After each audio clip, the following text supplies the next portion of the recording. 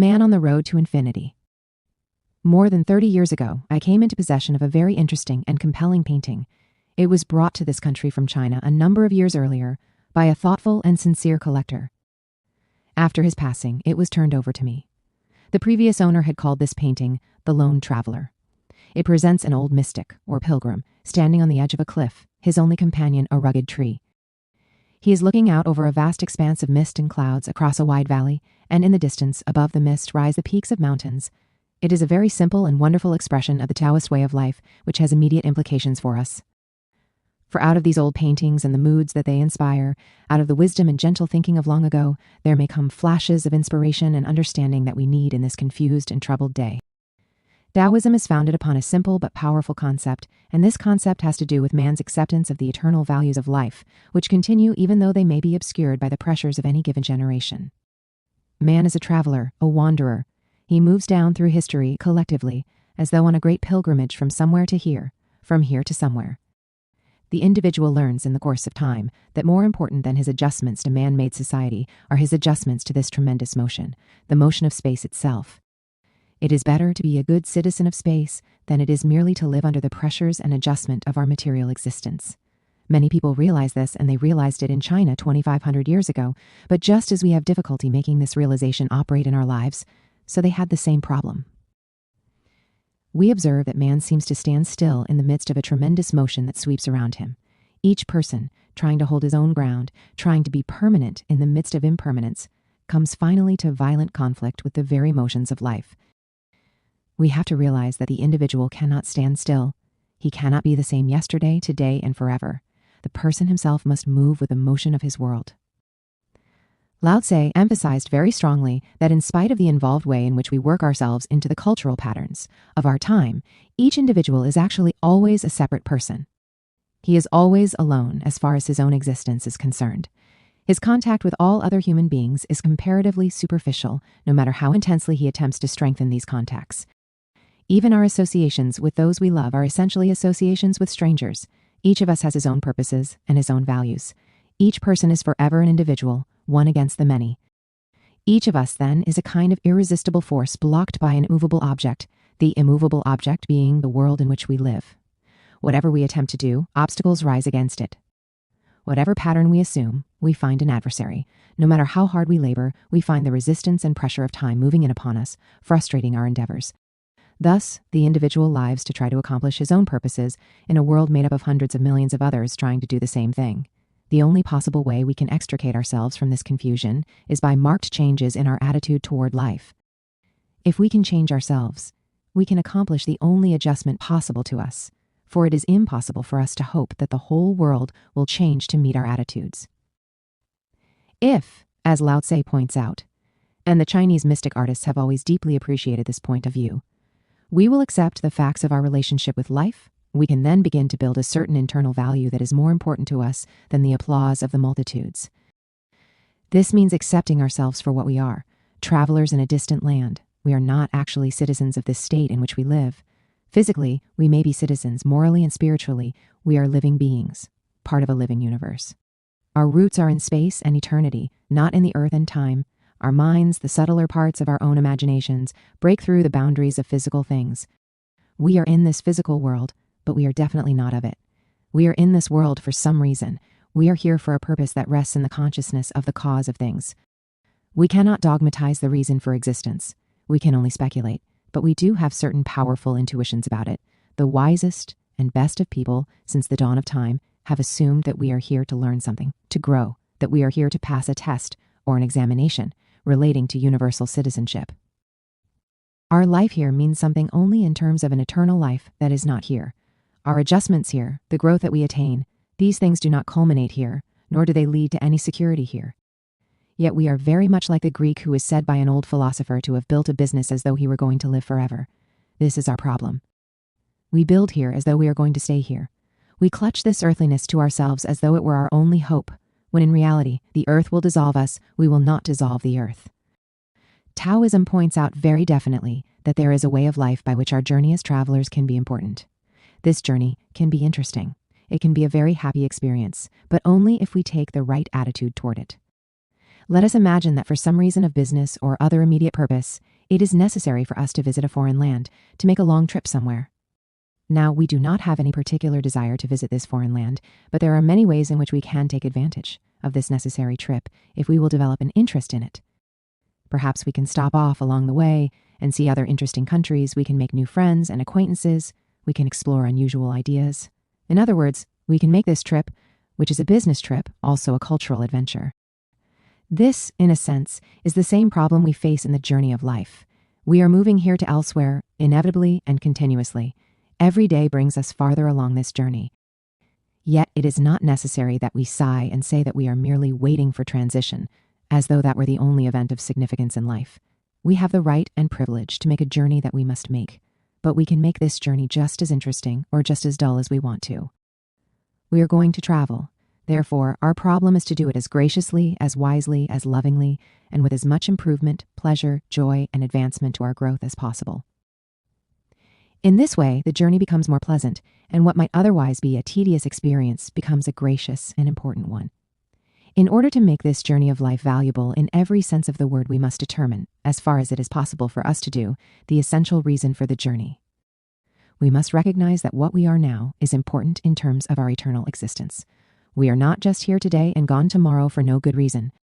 We are here with faculties and power to enjoy life.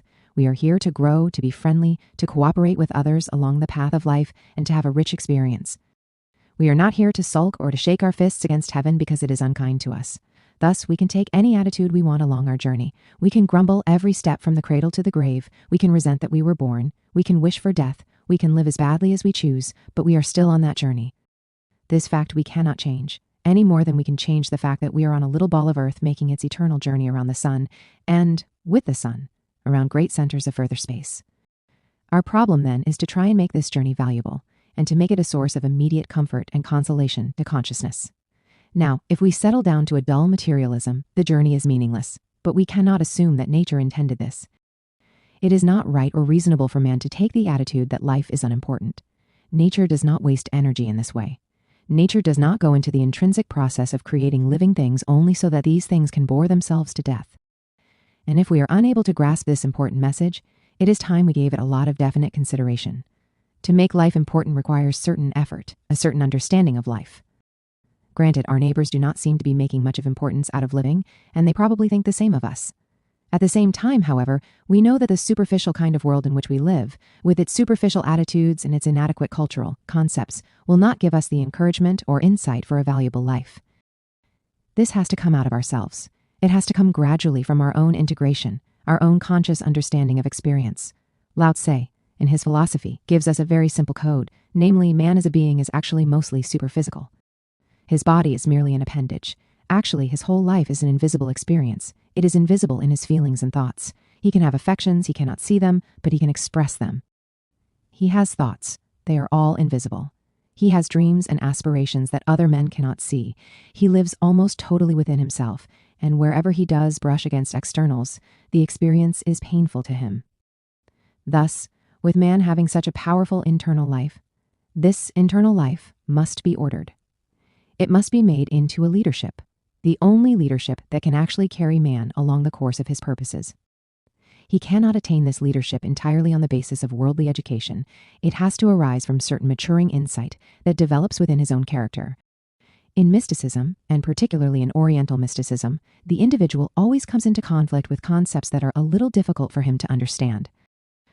When you tell a person that he has to remake his own life, that he has to get over the bad habits he has carefully cultivated for years, when you tell him that essential principles of his own temperament, which he has learned to cherish, are wrong, when you point out to him that his miseries are due, in large measure, to his own conduct, he gets very unhappy about the whole situation. He decides to go elsewhere for advice, to someone with a broader point of view. The average individual has a very simple code. He wants to do exactly as he pleases. Any effort to prevent this is merely to frustrate him. And when you try to tell him that he should change his ways, he will look at you a little hopelessly. Compromise is not the easy way. The individual who always does as he pleases is not following the easy course of life because he is constantly multiplying difficulties that will take all his resources to resolve. He will realize that adjustment is the easy way, not the difficult way, that this endless process of submitting to impulse the moment it arises in consciousness is not the easy way. It is not even a successful lazy way. Lao Tse takes the attitude, which I think someday psychology will take, that the abnormal is not the norm, that the individual is not by nature a confused, miserable creature. He has to attain this by careful coaching of his own mistakes. He has to be wrongly educated. He must be indoctrinated continuously with ideas that are not valuable and not right, and he must be pressed on by the force of circumstances in order to remain miserable. The simple situation that Lao Tse points out is that man is naturally a human being, endowed with those values that will make him a friendly, happy, well-adjusted person. Assuming that man is naturally good, then it is only necessary for him to be himself in order to be good. We must not change the basic energies in man, but the false concepts that result in the misuse of these energies. Ancient Chinese medicine, for example, assumed that health was normal. Today, we assume that health is abnormal and sickness is normal. In the psychological literature of today, we find books that advance the idea that man needs to have a bad temper. It is important to him. If he does not get angry occasionally, he is going to be sick, says the book. The truth of the matter is that if he is angry often enough, he is going to be sicker. This is not the answer, inasmuch as anger is not good to begin with. Therefore, whatever it produces cannot be ultimately good.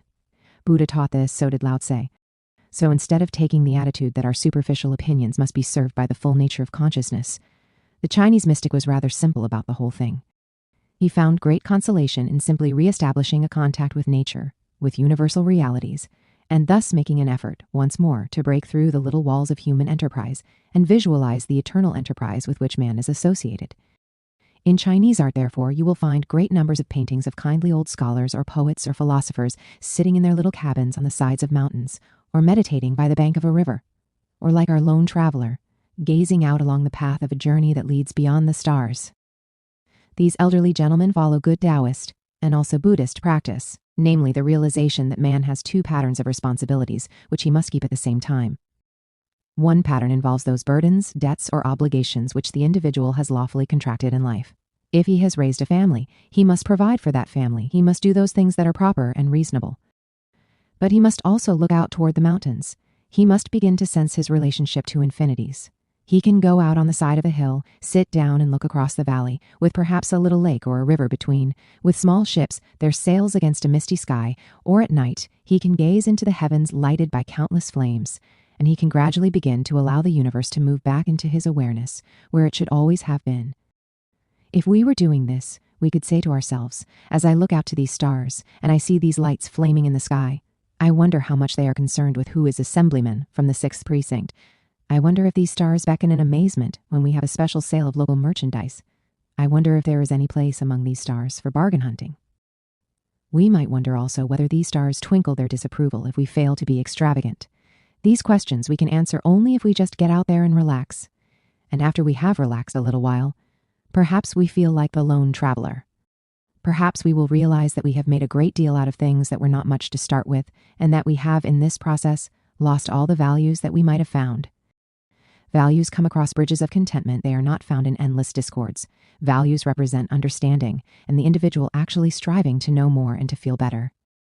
There is so little time for this in our way of life, yet there is plenty of time to waste. We are confronted today with what may become another major catastrophe in our national life, and that is this incessant determination to cut working hours. Most people want them cut. They would like not to work at all. But as we cut these hours of labor, what do we put in place of this labor? What do we do except give the individual more time for his own discontent? What have we solved? Can we demonstrate that these people who are going to work only 5 or 6 hours a day will immediately take those other 2 hours and use them for self-improvement? Have we any reasonable hope that this will be true? We will only have more spending in those hours because we have associated all pleasure with spending.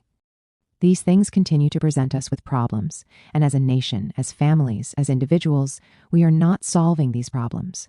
We drift along with them, and of course, our complaints are gradually silenced, as one by one the generation goes to sleep, and the future generation has no opportunity to really receive the benefit of the experience that went before it. So perhaps we should go out again and sit by the side of the hill and try to work this problem out in terms of our relationship with infinite existence itself. If we do not make some relationship with life and eternity, we are not going to have much pleasure here and now. And sitting there on the side of the mountain, looking out across the vistas of space, certain things can happen to us, and we can begin to understand something of Chinese philosophy. In the Chinese doctrine, there are two forces constantly operating in space, the yang and the yin. The yang is the principle of continual and eternal bestowal. It is forever giving. The yin is forever accepting. Therefore, the life of the individual is a process of learning how to give and how to receive. It is a process of learning how to accept that which descends from superiors, and how in turn to bestow that which we are and that which we have. This struggle to accept and to give locks most people in a terrible emergency. We do not understand or appreciate the laws of gracious acceptance and gracious giving. These two principles, instead of being happy expressions of our lives, become problems in our psychic existence. The simple basic rules governing life now hurt us because we have not learned to understand them. We have not learned to obey them or to accept their meaning. To be a Taoist in our time, then, is to begin to realize that each person is a complete, self-sustaining entity. In spite of pressures, in spite of the high cost of living, our destiny is almost completely in our own hands. This means that each person has to solve his own life, and he must do this in terms of enriching it, of making it useful, valuable, and acceptable to himself. If he is satisfied with a very poor life, then he must expect the consequences of this psychic poverty. Very few people want to be dull. They simply attain this state by not trying to be anything else. Most people do not really want to complain, yet they find complaint practically their only self-expression. They do not want to be ignorant, but it is very easy to assume that nobody knows anyway, therefore all effort to learn is a waste of time. One by one, disillusionments move in upon us, until it is difficult to maintain a point of view that is adequate to our psychological requirements. On this basis, we can try to work out a program of life that will make things better for us. First of all, we have to realize that all inevitables are unchangeable, that there are factors and forces in life which we cannot change, and which we must learn to accept. In these instances, we follow the yin quality. As the earth accepts the light of the sun, so the wise man must accept the light of heaven.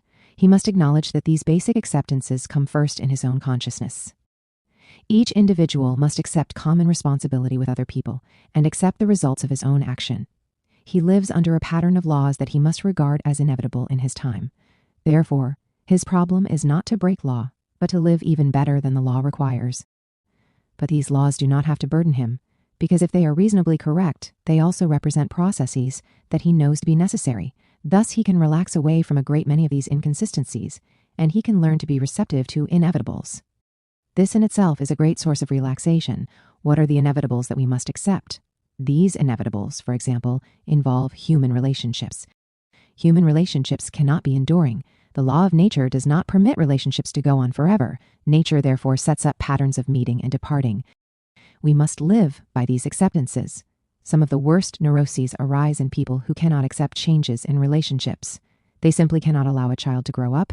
They cannot allow a son to marry according to his own convictions. They cannot allow any of the things that they think make them happy to be changed by the eternal motion of things.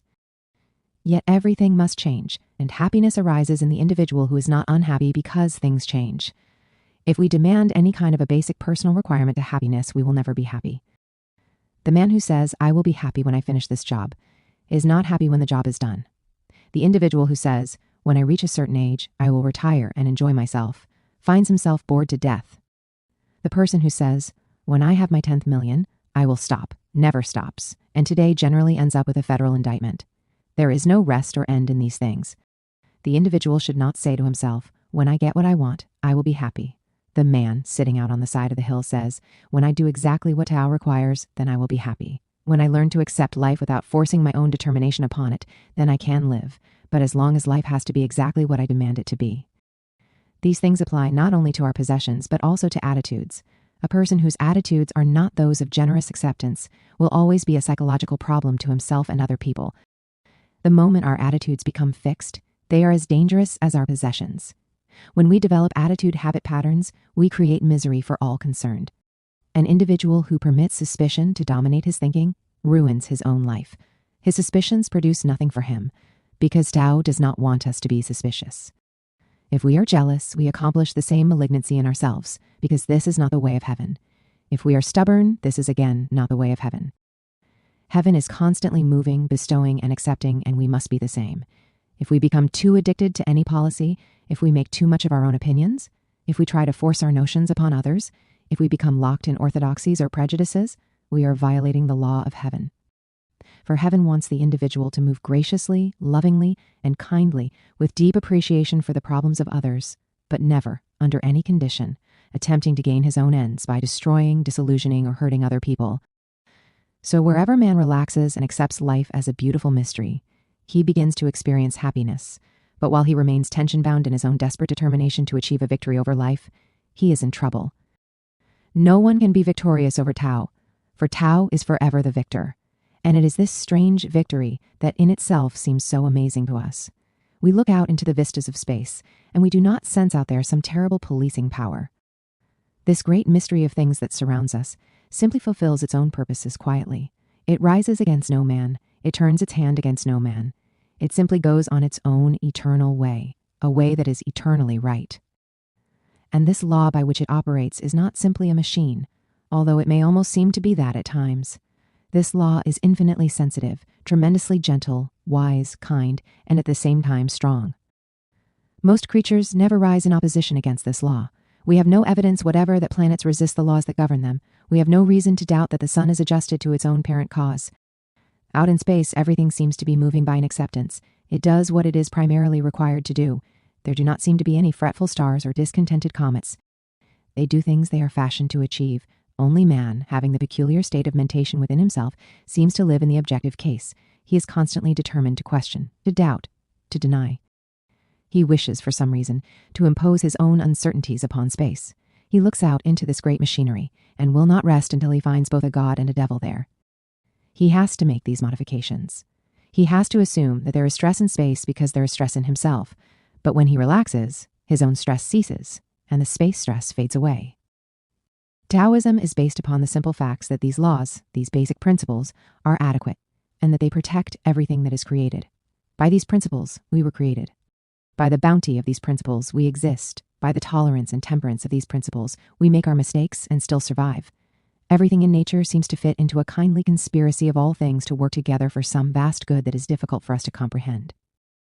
As lone wanderers in this world, we will sometime experience the need to take this quiet view toward life.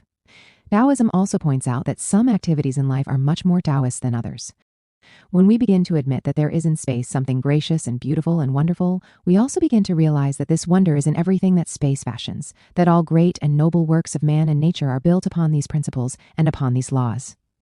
Thus, in the cultivation of our internal maturity, we begin to turn our attention from those things that are profitable in the material sense to those things that are satisfying in terms of soul consciousness. We find that there is much more to be gained from the quiet reading of a good book of poems than from arguing with a neighbor. We realize also that the contemplation of a beautiful picture is much more valuable and useful to us than the careful perpetuation of a fragment of choice gossip. We gradually learn the importance of creativity and find that if we can fashion and make things, even if it is only some simple little object, this is better for us than to spend time tearing down the reputation of someone against whom we have developed a strong hatred. Always in Taoism, creativity, experience of appreciation, acceptance into ourselves of beauty, truth, and graciousness. These things are far more important than the perpetuation of feuds, than grief over loss, fear of the future, or worry about the pressures of the day. If we can find creative outlet or even contemplative activity, we gain not only a certain mental liberation from our negative habits, but something begins to awaken in us. For out of all beauty, man begins to discover the principle of beauty. Out of the constant contact with the graciousness of great achievement, he begins to realize that the proof of true nobility is that the individual himself is a superior person in the quality of his understanding. All the way through life, we find tremendous time exhausted in the perpetuation of grievance. Some people cannot get over their regrets and live with them for 30, 40, or 50 years. Others say, yes, I can get over my long regrets, but I can't get over my immediate antagonisms. These antagonisms flash up in us, regardless of what our intentions may be. Somebody appears to, or actually does, cause us some injury or some unhappiness, and we feel inevitably impelled to snap back, or we wish that we had, which can be about as bad. If, however, we have really begun to cultivate an insight into value, we will not feel like doing this. We will try, rather, to understand this other person's difficult relationships with space also. We will learn to appreciate that the individual is his own worst enemy, that it is not necessary for any individual to be an enemy to anyone. Nature, in its own way, penalizes those who make mistakes, but it does so wisely and seldom beyond the capacity of the person to accept the correction. But when others move in upon nature and try to take over, then everyone is a little the worse for the pressures that result. I believe that it is perfectly possible to start with small children and point out to them that the most valuable experience of their lives is this experience of being friendly with themselves and their own hearts. this experience of learning to know a little more of life by feeling about life. And as we grow older and problems become a little more stressful, this ability to set aside moments for the quiet contemplation of our place in eternity becomes more and more important. Actually, our whole journey through life is aimed at the rediscovery of our true place in space. We must somehow restore ourselves to that lost citizenship of which, according to some scriptures, we were deprived by original sin. Whatever was the cause, man is, in some way, a kind of lost creature. He is lost in an area where there is nothing but God, and this is the strangest part of it. He is not lost on the outskirts of some inferno, but in the midst of a universe in which nothing can be lost. The only reason he is lost is because he believes that he is. He is never any further from eternity or from God than at any other time. Even his mistakes do not take God away from him. Rather, he himself departs from an acceptance of God. The reason why divine power is not immediately available to all men is only the wall that men themselves build around it. They have not the skill or understanding to simply relax and allow the infinite life that is infinitely here to have its perfect work in them. They build barriers of individuality and personality, of attitudes and purposes and convictions, and then they live behind these walls, trying to shut themselves out from an infinite and inevitable reality. Yet the very energy with which they create the barrier is itself part of the divine energy which is moving in space. As a traveler along the way, we can see that the road we are walking is merely a road through space. The great values never have become less, but we have created great fronts or foregrounds in which we seem to see the near as more important than the great. Little by little, we have locked ourselves into districts and areas, locked ourselves into the problems of real estate and mortgages, but we are still in a world in which values are eternal. We can buy and sell property till the end of time, but the land belongs only to the Lord, and no one else will ever actually own it. Certainly, we can buy it, get a deed for it, and sell it to someone else who will also buy it, and get a deed for it and sell it to someone else, but we are never going to own it. Actually, we cannot even own a painting or a beautiful flower. We can share with its life, and we may be able to pay a little for more intimate association with that life. We may be able to buy that beautiful painting, and it may be a great joy to us. And as soon as we are dead, our children will sell it, because they cannot tolerate it. But regardless of this, it will again be bought by someone who loves it, and so it will go on in the keeping of people who love it. But what are they actually buying? They are buying something that can never be theirs, something for which, at best, they can only serve as custodians. That beautiful painting has been bought 100 times before. It has belonged to 100 previous owners who have loved it and have passed it on. So we may be one of those owners, but the painting will never belong to us, except in the sense of stewardship. Our great responsibility is to pass it on in as good condition as it came to us. It is the same with everything in life. We do not own anything we cannot. Our checkbook can tell us that we seem to own things, but actually, everything in the universe belongs to itself. The earth belongs to the earth, the stars belong to the stars, and the human soul belongs to the human soul, and all these other values that we try to create are like slavery. We try to force our ownership upon other human beings, and it fails. Everything that is false must fail. We must relax to these things. Whether we own 1 or 10 is not too important. The point is to enjoy the richness of the experience of sharing, or enjoying for a time that which must always belong to itself, whether it be a painting or our own children. If we get the right attitudes toward these things, our tensions are lowered, and life becomes much easier. So we can take our pilgrim staff and start out across the world, and as we travel, we can see either the houses or the towns. We can take the attitude of Plato, who advised men to climb up onto a mountain and look down at the whole village. Or we can take the attitude of Aristotle, who thought it was better to walk through the streets and become aware of the intimate things, but perhaps never realize the proportion of the town itself. We can look out upon space and see all the things that men have built, or we can look out into space and see all those values that were here before men came, and will be here after the last man goes. We can, if we wish, think of ourselves as builders of destiny, as formers of empires, and then read history and see how our toys fell apart. Or we can simply recognize this as a garden, a road, a pleasant place along the way of our journey, where we can pause to refresh ourselves and share in certain pleasures, and then go on. It is much like the caravan routes of ancient Asia, the roads that lead across the mountains and the valleys. These caravan roads existed to enable men to transport merchandise, but they also became the carriers of culture and the custodians of knowledge of the two great worlds separated by deserts and jungles. We are all on this kind of road, and it is very important that we get a good attitude about it. We must realize that we are never really going to be one with this road, in the sense that we will never really understand it. We will never actually be one with anyone whom we meet along this road. We cannot ever own the flower that grows there. We can pause for a moment and admire it and carry a memory of beauty as we go on, but we cannot stop. Everywhere this road leads on, a strange, inevitable pressure forces us to this road, which leads not only to the horizon, but upward and onward beyond the stars. Where this road goes, we do not know, but we are all traveling this road together. In this journey, we have the companionship of an infinite multitude with the same essential and inevitable procedure as ourselves. We are united with everything that lives because it was born as we were, because it is living with the same forces and energies that we have. Therefore, we have many things in common. We also have in common the tremendous conviction that beyond that sleep of death, there is another life. These things we count upon, we believe them. Yet in the presence of these great values that we have in common, how can we labor continuously in misunderstanding and discord? How can we impose upon each other, exploit each other, commit crimes against each other, when actually we are all simply travelers going from nowhere to nowhere, or from everywhere to everywhere? All of us must make the same journey along a simple road, and each of us, in his own way, is striving to find the answer to that journey, and trying to make the journey as happy and valuable as possible. With these tremendous things in common, why do we not understand each other? Why do we have to wage war? Why do we engage in all these misunderstandings of selfishness and ambition?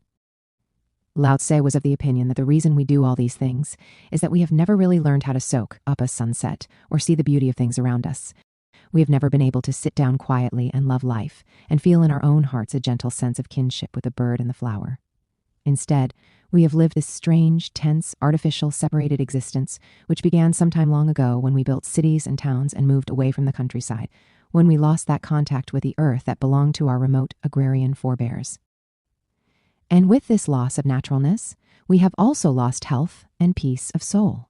We live a brittle existence, suffering from day to day, hurting and being hurt, in a universe where none of this is necessary. So instead of thinking ourselves as peculiar creatures entitled to special privileges and settling down here as though this were our home for all eternity, let us accept the Taoist symbolism that we are just lone travelers. We can be friendly and we can have friends, but we are still alone. And in this loneliness, we are seeking a reality which alone can bring peace and comfort to our hearts. Sometimes a flash of this reality is shared through another person. Perhaps from the words of Lao Tse himself, the thoughtful of 100 generations will gain inspiration and courage. Perhaps from the simple ministry of Jesus, millions of persons have found a peace that could never otherwise have been theirs. Perhaps we can do something for each other, but all we can really do is give a little hope, a little sense of faith that there is something to find, something worthwhile, something more beautiful than the pressures and sorrows of the day. When we have this kind of thinking, we will no longer enjoy nagging people or be happy about the fact that we have had a brilliant victory over some miserable adversary. We will begin to think in terms of the eternal victory of beauty and truth over darkness and ignorance. As we travel along this road toward that which is beyond, we also envision, in some way, what we think is beyond. We want to know where this lone traveler hopes finally to find rest. But perhaps the lone traveler is no longer burdened with the concept that heaven must be rest. To us, heaven is rest because we are weary, and we are weary because we are constantly making trouble for ourselves and each other. If we stopped doing this, perhaps we would not get tired. Perhaps the universe is just really full of fun. Perhaps it is much more interesting and wonderful to go on and to see the landscapes that lie beyond the present mountains. Perhaps when we get to the stars, we can look out upon still greater fields, where we shall see universes spread around us. We do not know exactly what may be there, but we have a very profound belief that as we get nearer and nearer to the infinite insight, the infinite being, the infinite purpose, we will come to happiness. We will come to peace of soul and peace of heart and mind.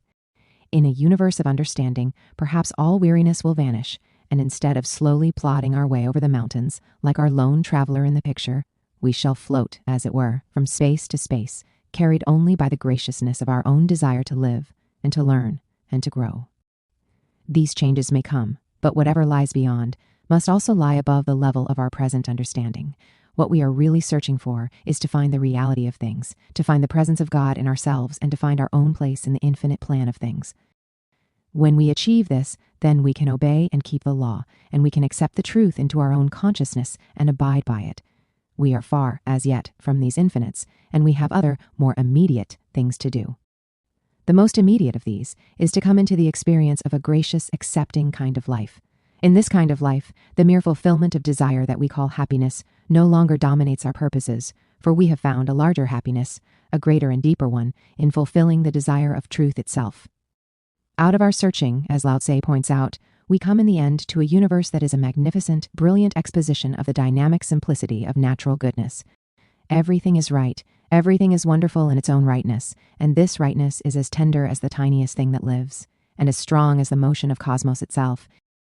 If we can experience something of this rightness, a little more of it every day, we will gradually come to a good life.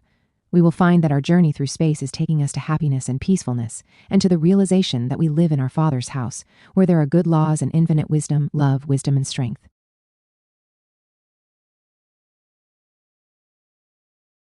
The search for truth is an experience of the part searching for wholeness. It is a discipline of acceptance. Although the term seeking is the best we know, truly we do not seek truth.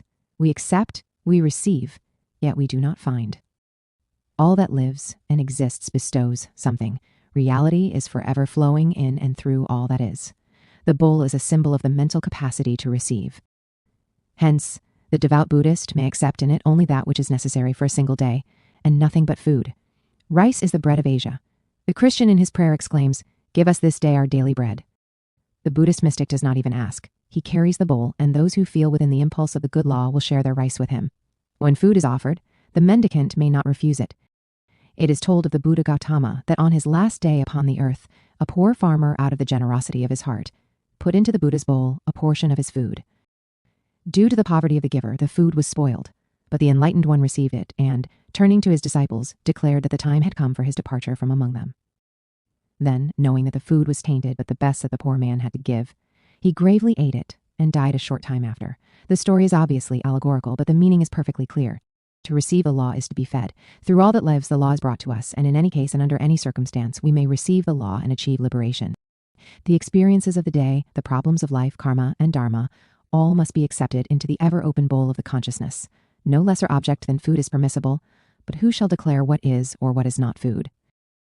At the end, experience is perfected in law. The one who has attained liberation turns the bowl over. When the law is perfected, then the time of receiving is past.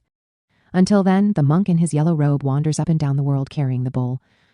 Read over several times, thoughtfully, this section, giving special attention to possible double meanings. These cannot always be pointed out, or the discipline itself will fail. The practice of concentration should be limited to a brief period, with special attention to regularity and continuity. If realization cannot be achieved by adjustment, the extension of the discipline is worthless. The disciple should concentrate for not more than 5 or 10 minutes at any one time, once daily. Truth is timeless. The advisable daily period, then, is 5 minutes, a number mystically associated with the control of the 5 sensory perceptions. Either mornings or evenings are suitable times.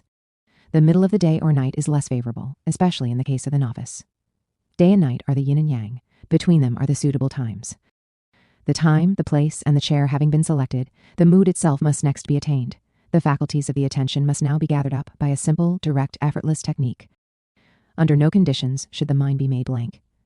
Nor should the disciple wait hopefully for thoughts to think themselves. It is too soon for the law to flow in with the forms. The artist must first paint his picture of the law. Choose an appropriate symbol. This symbol will be your mandala, and in most cases, its cultivation will require considerable time. Do not be discouraged if it takes many months to clarify this symbol. Do not change symbols frequently, and never give up one design for another until the law has been found.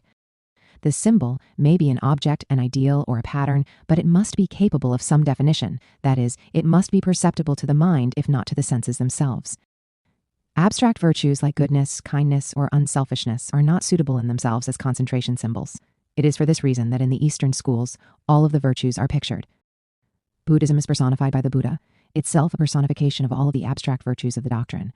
In Christianity, the perfection of Christian virtue is figured forth in the life, sacrifice, and death of Jesus the Christ.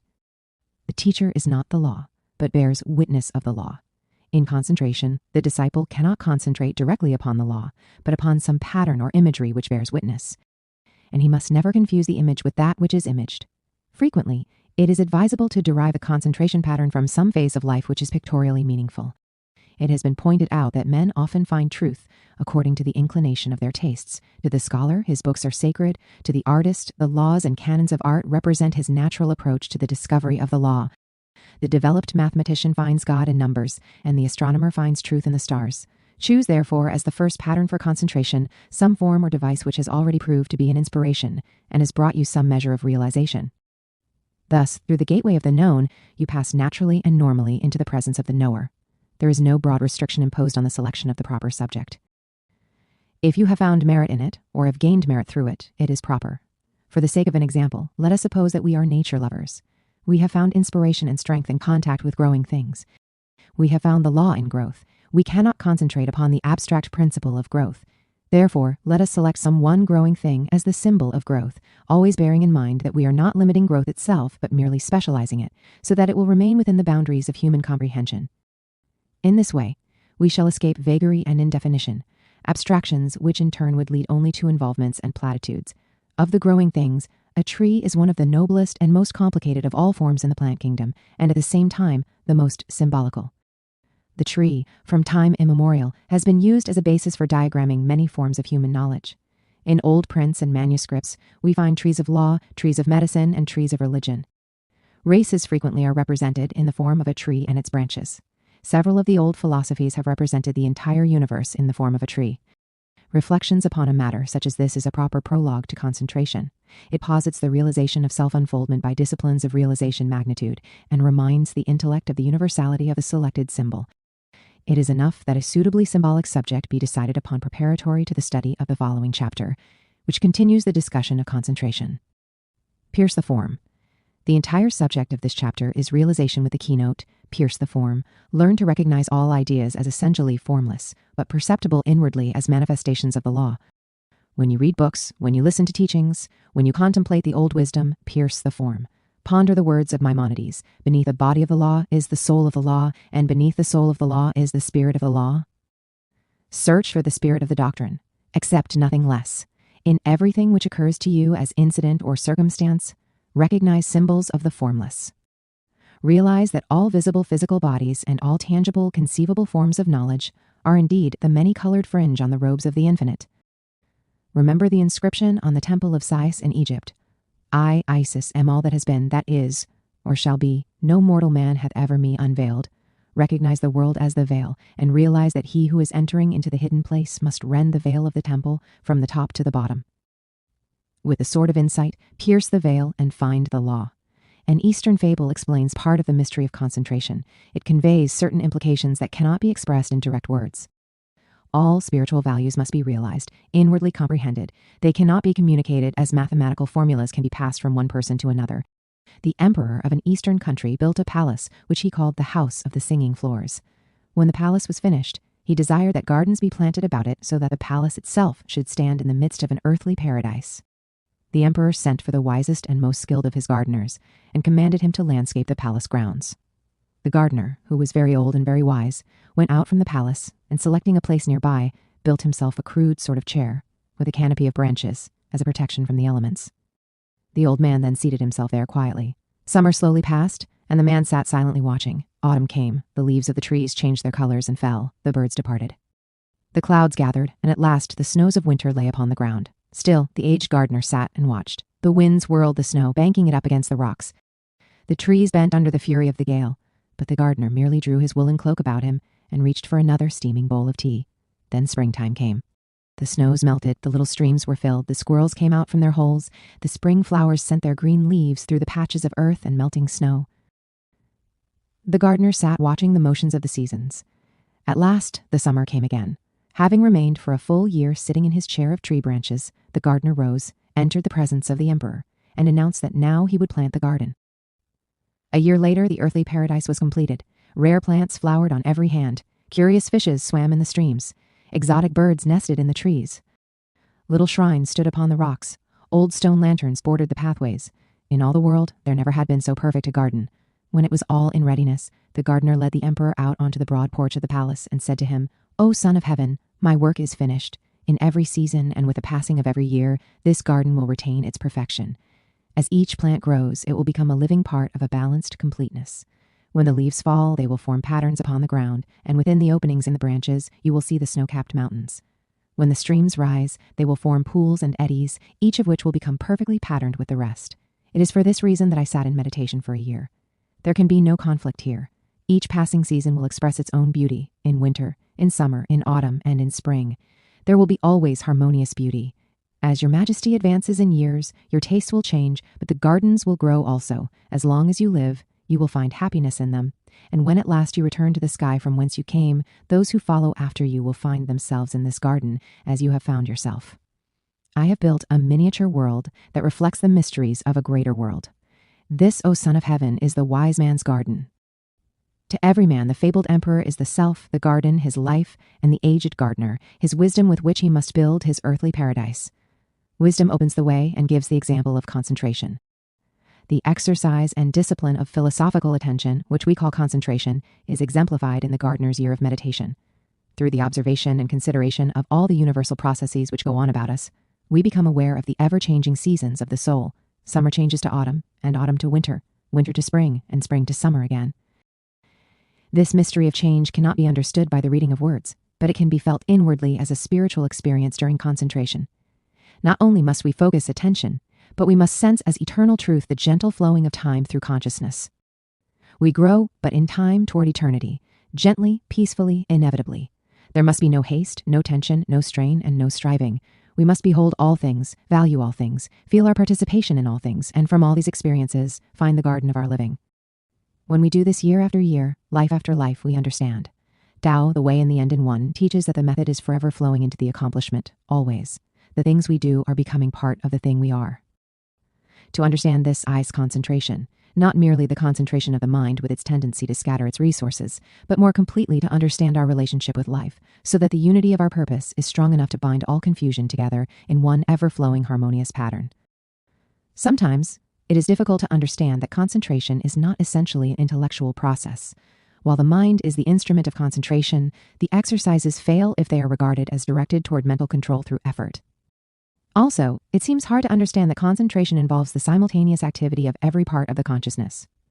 There must be attention without tension. There must be feeling without emotion, visualization without fixation, and all must be bound together by an inclusive one-pointedness of purpose, which does not include any inference of limitation. The process is more difficult to describe than it is to achieve, because it occurs simultaneously on different planes or levels. It depends for its success upon the capacity to realize the identity of the parts of one's own consciousness, for example, that feeling and thought are one, and that the things sensed are identical with the power to sense. There is no division between the flower and its beauty, the bird and its grace, or the river and its song. We may become aware of all values at the same time. This is properly termed spiritual perception. To the artist, the tree is form, to the woodcutter, it is fuel. The musician hears the rustle of its leaves. In it, the mystic sees growth. To the pilgrim, the tree is shelter. To the farmer, its fruit is life. To the squirrel that lives in its hollow trunk, it is protection. To the physician who makes medicine from its bark, it is healing. To the carpenter, it is walls and roof. The tree is all this and more to the sage in meditation beneath its branches. It is felt and known in all of its innumerable qualities and attributes. It is spiritual experience. It is law. It is God. It is truth. Concentration is the power or discipline by which all these values become simultaneously accessible as spiritual power. Most of all, it is realization. Truth brings to the wise man exactly what the wise man brings to truth. Therefore, truth is a sort of mystic fable, a living legend, which he interprets according to himself. Each finds in truth what he himself is. According to his own knowledge, he understands. Through the practice of concentration, the individual finds himself in all things and through all things. This is the reason why the old masters of the hidden road, as they were called in Korea, often gave contradictory definitions. Concentration, they would explain to their disciples, was a mental process. Then, in the very next breath, they would insist that the mind had no part in it. The very contradiction was part of the fable, part of the mystery. It confused the foolish, enlightened the wise. When Plato pointed to heaven as the abode of the gods, and Aristotle pointed to the earth as the abode of the gods, the confusion and contradiction seemed hopeless. Yet, it takes but a moment of real understanding to know that both were right, that all differences are proof of unity. The materialist will scoff and declare such reasoning to be little better than madness. But to the wise, the materialist is the maddest of all. Yet, the sage and the materialist are both right. Realization will prove this, for realization is forever finding the right and abiding with it. When you begin your practice of concentration, the rapidity of progress depends entirely upon the full understanding of what the discipline means. A bad start, that is, an effort inspired by inadequate comprehension, will result in years of comparatively fruitless striving.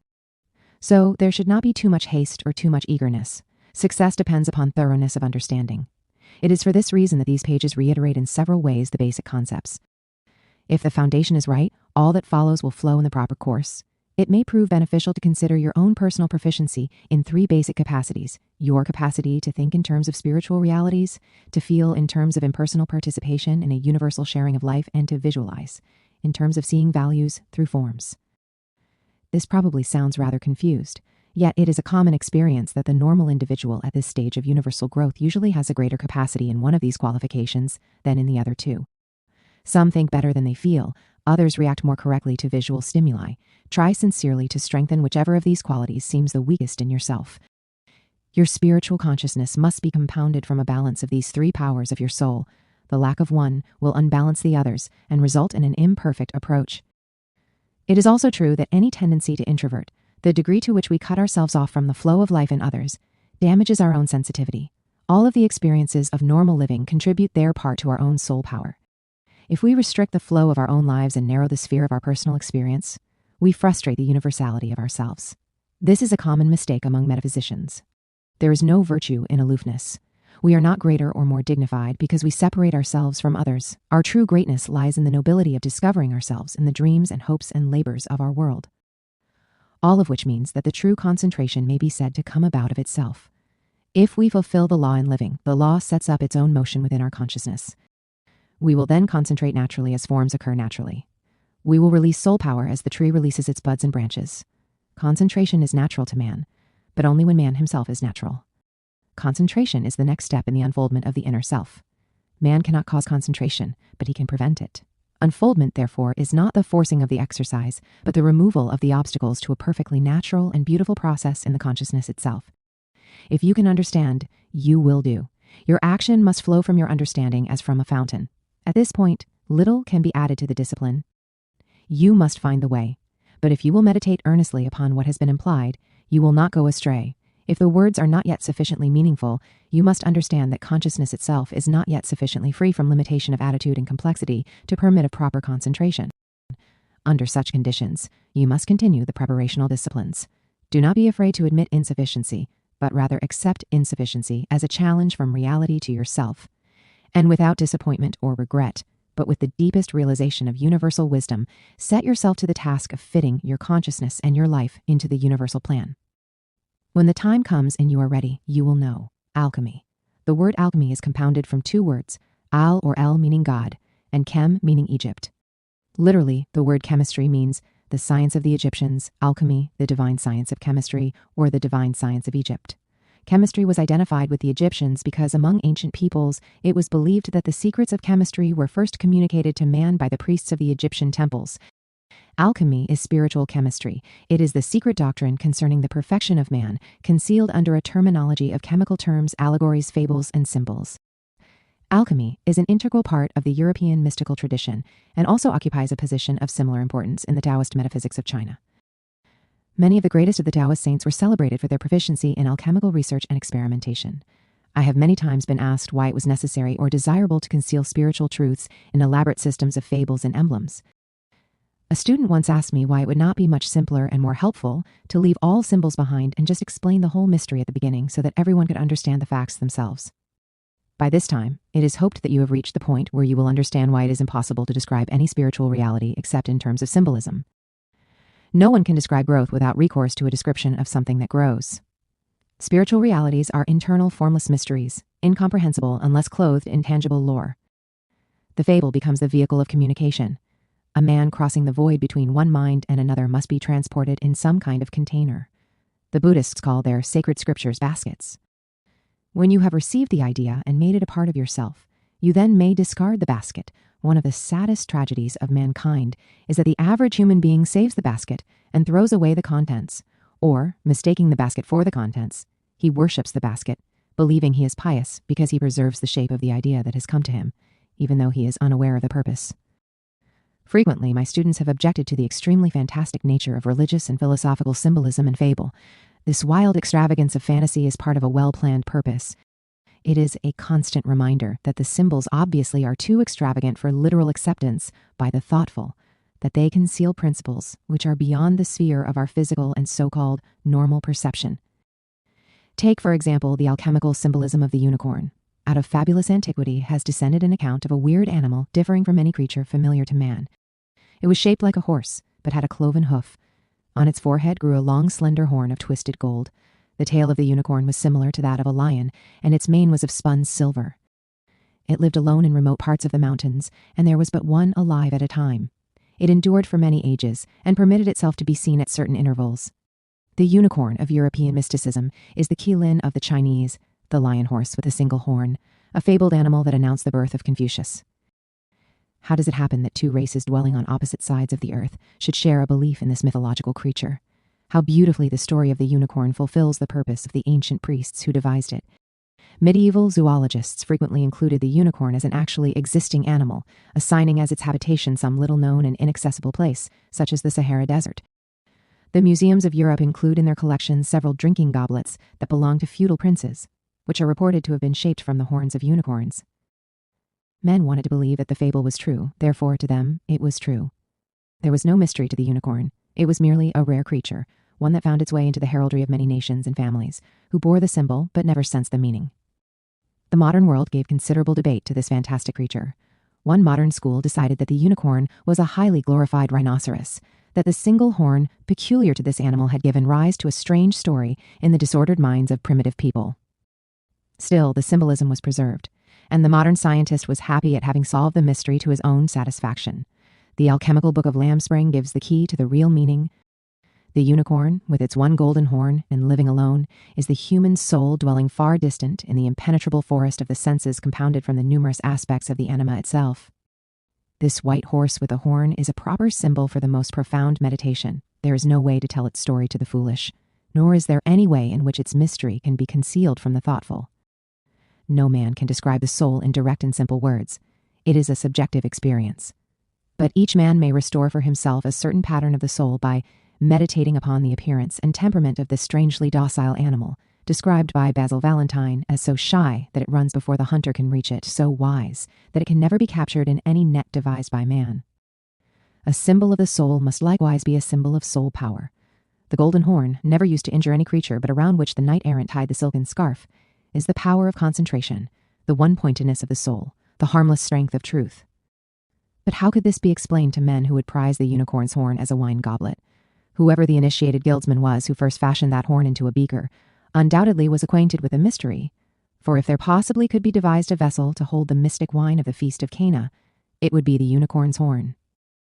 And so the mystery grows, each part fitting into the rest, each circumstance conveying an inference that literal words can only crucify and destroy. As the soul must be sought in the farthermost and the innermost intricacies of our lives, so truth will be found hidden in the mystery of symbols. Symbolism is the old appointed way of telling the story. The universe is the first symbol, man, the most perfect symbol, and truth, the hidden reality behind all symbols. Realization. The alchemists belong to that group of mystics who are said to follow the cycle of the quest, that is, their symbolism is based upon a search for something lost or hidden. The Knights of the Round Table seeking the Holy Grail, the Illuminati seeking the Pearl of Great Price, and the alchemists seeking the threefold elixir, all belong to the symbolism of pilgrimage. Truth is viewed as separated from man by a strange, intangible sense of distance, a space of time or place that must be crossed. But it is a distance of becoming, a search for that which is farthest from the known, but nearest to the self. It is indeed a foolish mortal who mistakes spiritual distances for material intervals or permits himself to dream of reality in terms of place. Alchemy is devoted to the quest of three hidden truths, which are three concealments of one truth. The first of the veils is the transmutation of metals, the second the discovery of a universal medicine, and the third the creation of the elixir of conscious immortality. There were two kinds of alchemists. To the first, alchemy was a superchemistry, the transmutation of metals a physical possibility, and the universal medicine an actual compound against disease, the elixir of life, a subtle fluid which could prolong physical existence indefinitely. To the second kind of alchemist, the three quests were entirely spiritual, and were to be attained only through the practice of the mystical disciplines, of realization that had descended from the ancient rites of the Egyptian temples.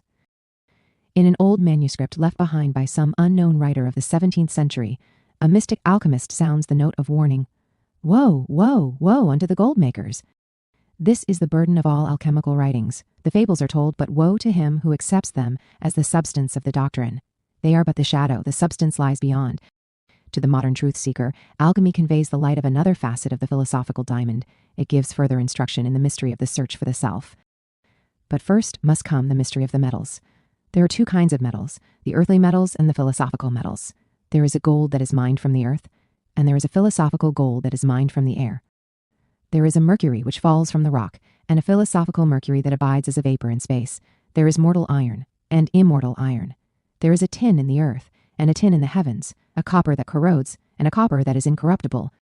There is a lead that is heavy and a lead that has no weight at all. In the formulas of alchemy, there are 7 sacred and profane metals, as in the formulas of theurgy, there are 7 parts of the soul, rational and irrational. The 7 irrational parts of the soul are the 7 base metals. The 7 rational parts of the soul are the 7 mysterious and perfect metals. Also, there are 7 sensory perceptions of the soul which extend outwardly from within to comprehend the order of the base metals. And there are 7 rational extensions of the soul which extend inwardly to contemplate the divine metals. In addition to the metals, there is vitriol, not the vitriol of chemistry, but the vitriol of the philosophers. It is the devourer of the metals, the slayer of the metallic souls. This vitriol is the indispensable solvent of the metallic principles. It destroys them as metals and mingles their essences. It dies with them and produces from their minglings the supreme mystery of the philosopher's stone. This is the stone Petra, the rock upon which must stand the temple of truth. This is the stone that the builders rejected, the stone that destroyed the giant of Nebuchadnezzar's dream. This is the sling stone of David, the white stone, the magical stone of the shed that gave Solomon power over all the worlds.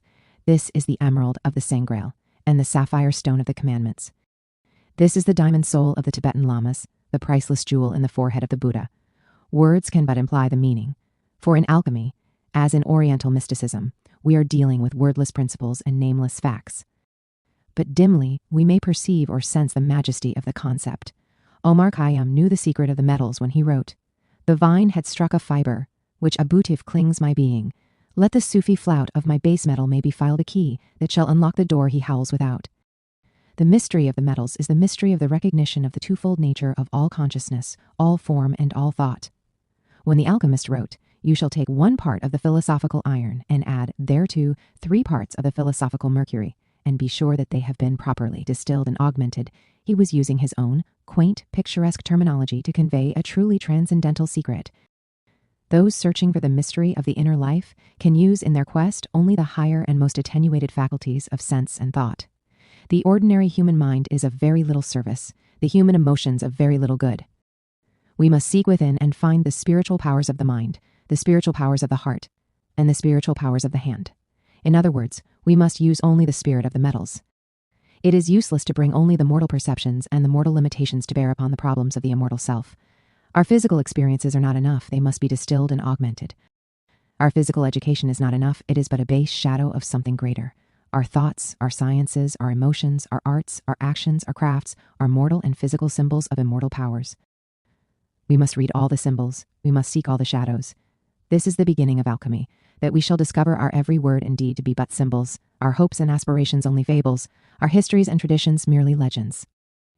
All that we know, like the symbol of the unicorn, is an indication of that which lies within. The almost inconceivable reality beyond all our experience and all our knowledge is an essential subject for our meditation. It must be a very sane and gentle meditation. It must not lead off into absurdities, but lead inward toward reality. Of all the fables in all the world, we ourselves are the most fantastic. We are a creature stranger than any sphinx or chimera. The sphinx has the head of a man, the body of a lion. But what of man himself? He has the spirit of a god, the soul of a mortal, the body of an animal. He has dreams of space, the longings of the air, and the motions of the cosmos. Yet he is bound down like some Gulliver chained by Lilliputians. He is, of all creatures, the most mysterious composite monster that dream ever fashioned. In the ancient temple of Serapis at Alexandria stood a gigantic image of the weeping god. His body was fashioned out of the twigs and branches of trees. His hair was grass and grain. His eyes were precious stones. His garments were made of metal, and his body was overcloaked in the skins of animals. He was crowned with the feathers of birds, flowers bloomed in his hands, and insects gathered honey from his mantle. This weeping god upon whose headlight shone down through the open roof of the temple is man himself, the symbol of all nature, who bears within him all questions and all answers. Thus, we learn from the story of alchemy that each must gather the elixir from all the lives that make up mankind, and compound therefrom the elixir of his own life. From all the secrets that are man shall be fashioned the secret power that shall save man. Retrospection. Retrospection is one of the best known of all philosophical disciplines, the Pythagorean exercise of retrospection. It is recorded that the members of the famous school of Crotona practiced a daily retrospection according to a formula laid down by the great master himself. Retrospection is the mental process of reliving in reverse order the incidents of the day. The purpose of retrospection is to discover the moral weight of action. The average person passing through the experiences of daily living is only partly aware of the significance of passing events. Some of the most valuable lessons go unnoticed. Failure to heed and observe, failure to discriminate and place right emphasis, and most of all, failure to be thoughtful. All these shortcomings deprive the consciousness of the experience of action. The result is that much valuable time is wasted. By means of retrospection, we may live again the incidents which have occurred. We may view them impartially. We may read our own actions as from a book. It is possible to see in greater perspective the intimate relationship between cause and effect. Theoretically, at least, retrospection enriches life, resulting in a greater thoroughness in thinking and feeling. More recently, the discipline of retrospection has been interpreted as a form of vicarious atonement. The person performing the retrospection sets himself up as a sort of judge and jury over his own actions. Reviewing the incidents of the day, he attempts to rationalize each of them. Subjecting his thoughts and emotions to a series of mental rewards and punishments, he sincerely regrets the mistakes he has made and with equal sincerity acknowledges and applauds his more commendable accomplishments. This technique is regarded as highly beneficial in neutralizing karma. Unfortunately, it does not appear that this form of retrospection was practiced by the Pythagoreans. So we have no rule of conduct laid down by the master in this particular. The practice of retrospection offers certain advantages if properly understood. But like most esoteric exercises, it has been gravely misunderstood by most of those who have attempted to use it. It is the natural purpose of the universe to keep the attention of man focused directly upon that hypothetical division of time which we call now. It is written in the scriptures, now is the accepted time. Present action is the focusing of all the accomplishments and propensities of consciousness upon the problem of the moment. The now eternally is drawing out of man his resourcefulness, his courage, his integrity, and his understanding. What we call time is so illusional that many philosophers have come to the conclusion that of all the dimensions of time, only the now is real. Any exercises which lure the point of consciousness away from the now are dangerous to those who are not well grounded in the disciplines of realization. He who lives in the future abides in a vagary of hope. He who lives in the past lives in the vagary of regret. Both hope and regret are inferior attitudes as compared to the active certainties of the now. A man working with a present problem is gaining much more of soul growth than can be achieved by dreaming of unborn tomorrows or moping over dead yesterdays. When we become very wise so that we are untroubled by memories and are unmoved by repining, we then may find profit in the contemplation of our own misdeeds. Until such time as we have gained this philosophical equilibrium, too much retrospection is likely to prove harmful. There is a certain fatalism about the past, and so little can be done to unmake or remake that which already has occurred. As we have done, we have done. We may desire heartily and sincerely to take back the hasty words we have spoken, but we have spoken them to the air, and the winds have carried them far beyond our reach. We never can bring them back. The kindly deed we might have performed is useless now. The occasion came and went. Performed tomorrow, it will be useless. The opportunity for experience which was offered and which we overlooked has passed on to others. We cannot lure it back. All we can do is settle back in the midst of our realization of failure and disappointment, discouraged by the helplessness and hopelessness of our miserable state. This negative attitude robs us in a very subtle way of a certain vitality. Realization is not a discipline of repentance. It is a positive statement of conviction. It flows along the impulse to do and to be, and it has little in common with vain regret. It is better for man to search for truth than it is for him to wrestle with his errors. Another problem that arises with the discipline of retrospection relates to the implications of self-correction.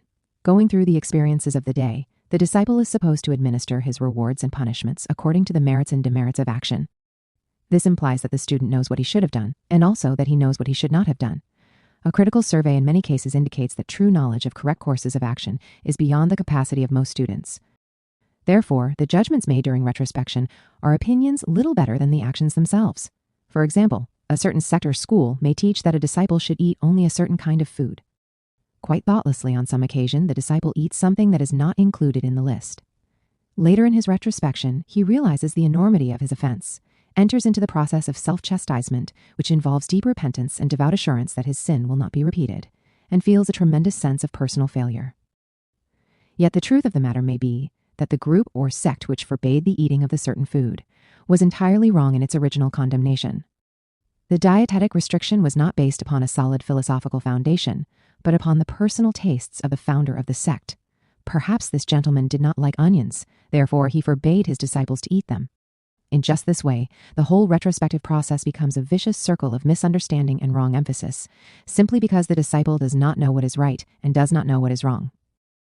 In the deeper systems of philosophy, the old teachers would have said that until the disciple actually knows what is right, retrospection is impossible, and when the disciple does know what is right, retrospection is unnecessary. There is little virtue in a discipline that leads only to an inferiority complex. Retrospection arises in all instances where the element of forgiveness of sin is present in a religious system. Here there is some compromise of basic integrity. If the human being believes that there is any escape from the consequences of action, the standard of living will be compromised. Thoughtfulness must come first, not afterwards. A little wisdom is more precious than an ocean of repentance. To do what is right first is to be wise, and so it is the first duty of the truth seeker to search for the right. Having performed an action according to the noblest standard of consciousness, there is no cause for regret. If a mistake has been made, universal law will reveal it through karma. There should be thoughtfulness, but not overemphasis upon the daily process of living. Often there is conflict between the larger vision and the smaller vision. I know individuals who have been possessed by regret and remorse for the greater part of a lifetime. Such persons sing their vices but never have found their virtues. All too often, their self-condemnation is based upon hopelessly inadequate standards of integrity. They are blaming themselves for faults which either do not exist or which have been highly magnified by popular ignorance. In advising the discipline of retrospection, I recommend a specially modified form of the exercise. This would agree almost exactly with the original Pythagorean formula. Appoint a few moments at the close of the day, become silent, relax, and permit the incidents of the day to flow through you as a series of pictures. It is customary in retrospection to reverse the order of the images, moving backward from last occurrences toward the beginning of the day. This is done in order that the relationship of effect and cause may be rendered more obvious by observing effects first and then tracing the causes of those effects backward along the line of incidents. If the retrospection can be performed without any personal involvement, without any sense that the incidents are occurring to ourselves, the retrospection becomes philosophically useful. We should see not the weaknesses of ourselves, but the strength of the law. We should not see ourselves as poor mortal sinners forever wrestling with the hosts of evil like Jacob with the angel, but rather we should see law molding us eternally into the shape and purpose of its own reality.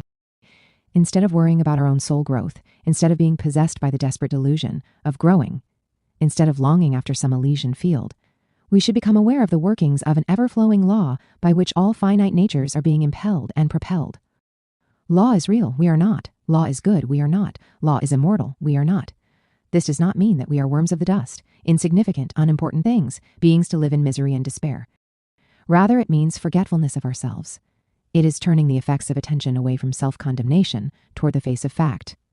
We know as a physical truth that he who forgets himself is happy. We are reminded of the biblical statement that the man who saves his life shall lose it. This applies especially in the field of religion. Throughout the whole world of belief, men are trying through their doctrines and their dogmas to save themselves. Through prayer and fasting, through rituals and dogmas with candles and pigsides, self-centered mortals are bending to the task of saving themselves. Through self-depreciation, through self-denial, with flagellation and austerity, with gifts and offerings, the rich and the poor, the humble and the great are seeking divine favor, always for the same reason, always inspired by the same fundamental motive, self-preservation. The soul must be saved, and strangely enough, the salvation of an immortal principle is made to depend upon the ill-founded opinions of a frail and mortal part, the human personality. Men meditate to save themselves, and they practice retrospection to save themselves. Always they are thinking of the self, always plotting and planning for the self. The lay disciple, falling into one of these pitfalls of the way, comes inevitably to the dual conclusion that not only is he worth saving, but that he is in dire and constant danger of being lost. In this wild game of saving and losing, of being redeemed and then relapsing, the beauty and nobility of living, it is the purpose of realization that consciousness shall flow away from the personality toward identification with law and reality. Posit the real, not the unreal. This is not a platitude, but a great spiritual truth. This parable, which originated somewhere in northern Asia and traveled far to be incorporated in the Christian traditions, is a statement of realization. It is applicable to the daily life of each disciple. By it we should judge others, and by the same rule we should judge ourselves. This does not mean that we should continue to cultivate old faults, but rather that we should strive to cultivate universal virtues. We should not excuse our own mistakes, but rather we should see through them and realize that they bear witness to a failure of adjustment between personal and universal understanding.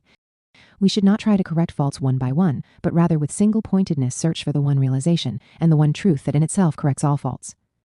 Retrospection is serviceable if through the aid of it we come closer to the one. But if we are not more aware of good because of the exercise, then the exercise is not good for us. Any discipline that makes us feel our own inferiority is as wrong as one which makes us feel our own superiority. Man is neither great nor small. He is a channel through which eternal principle is flowing. He may think he is great, and then he truly is small. He may think he is small, and then perhaps he is great. But knowing he is a witness to a greatness that is not his own, which abides forever in the innermost and the furthermost, he is a sage established in reality. If the retrospection appears to the consciousness as a practical method of growing, it may be practiced sparingly, but it should never become a crutch or an escape mechanism, should never be thought of as a compensation for action or inaction. If practiced at all, it should be keyed to the realization of works. Through observation and attention, we should become more aware of the workings of universals through us and in us.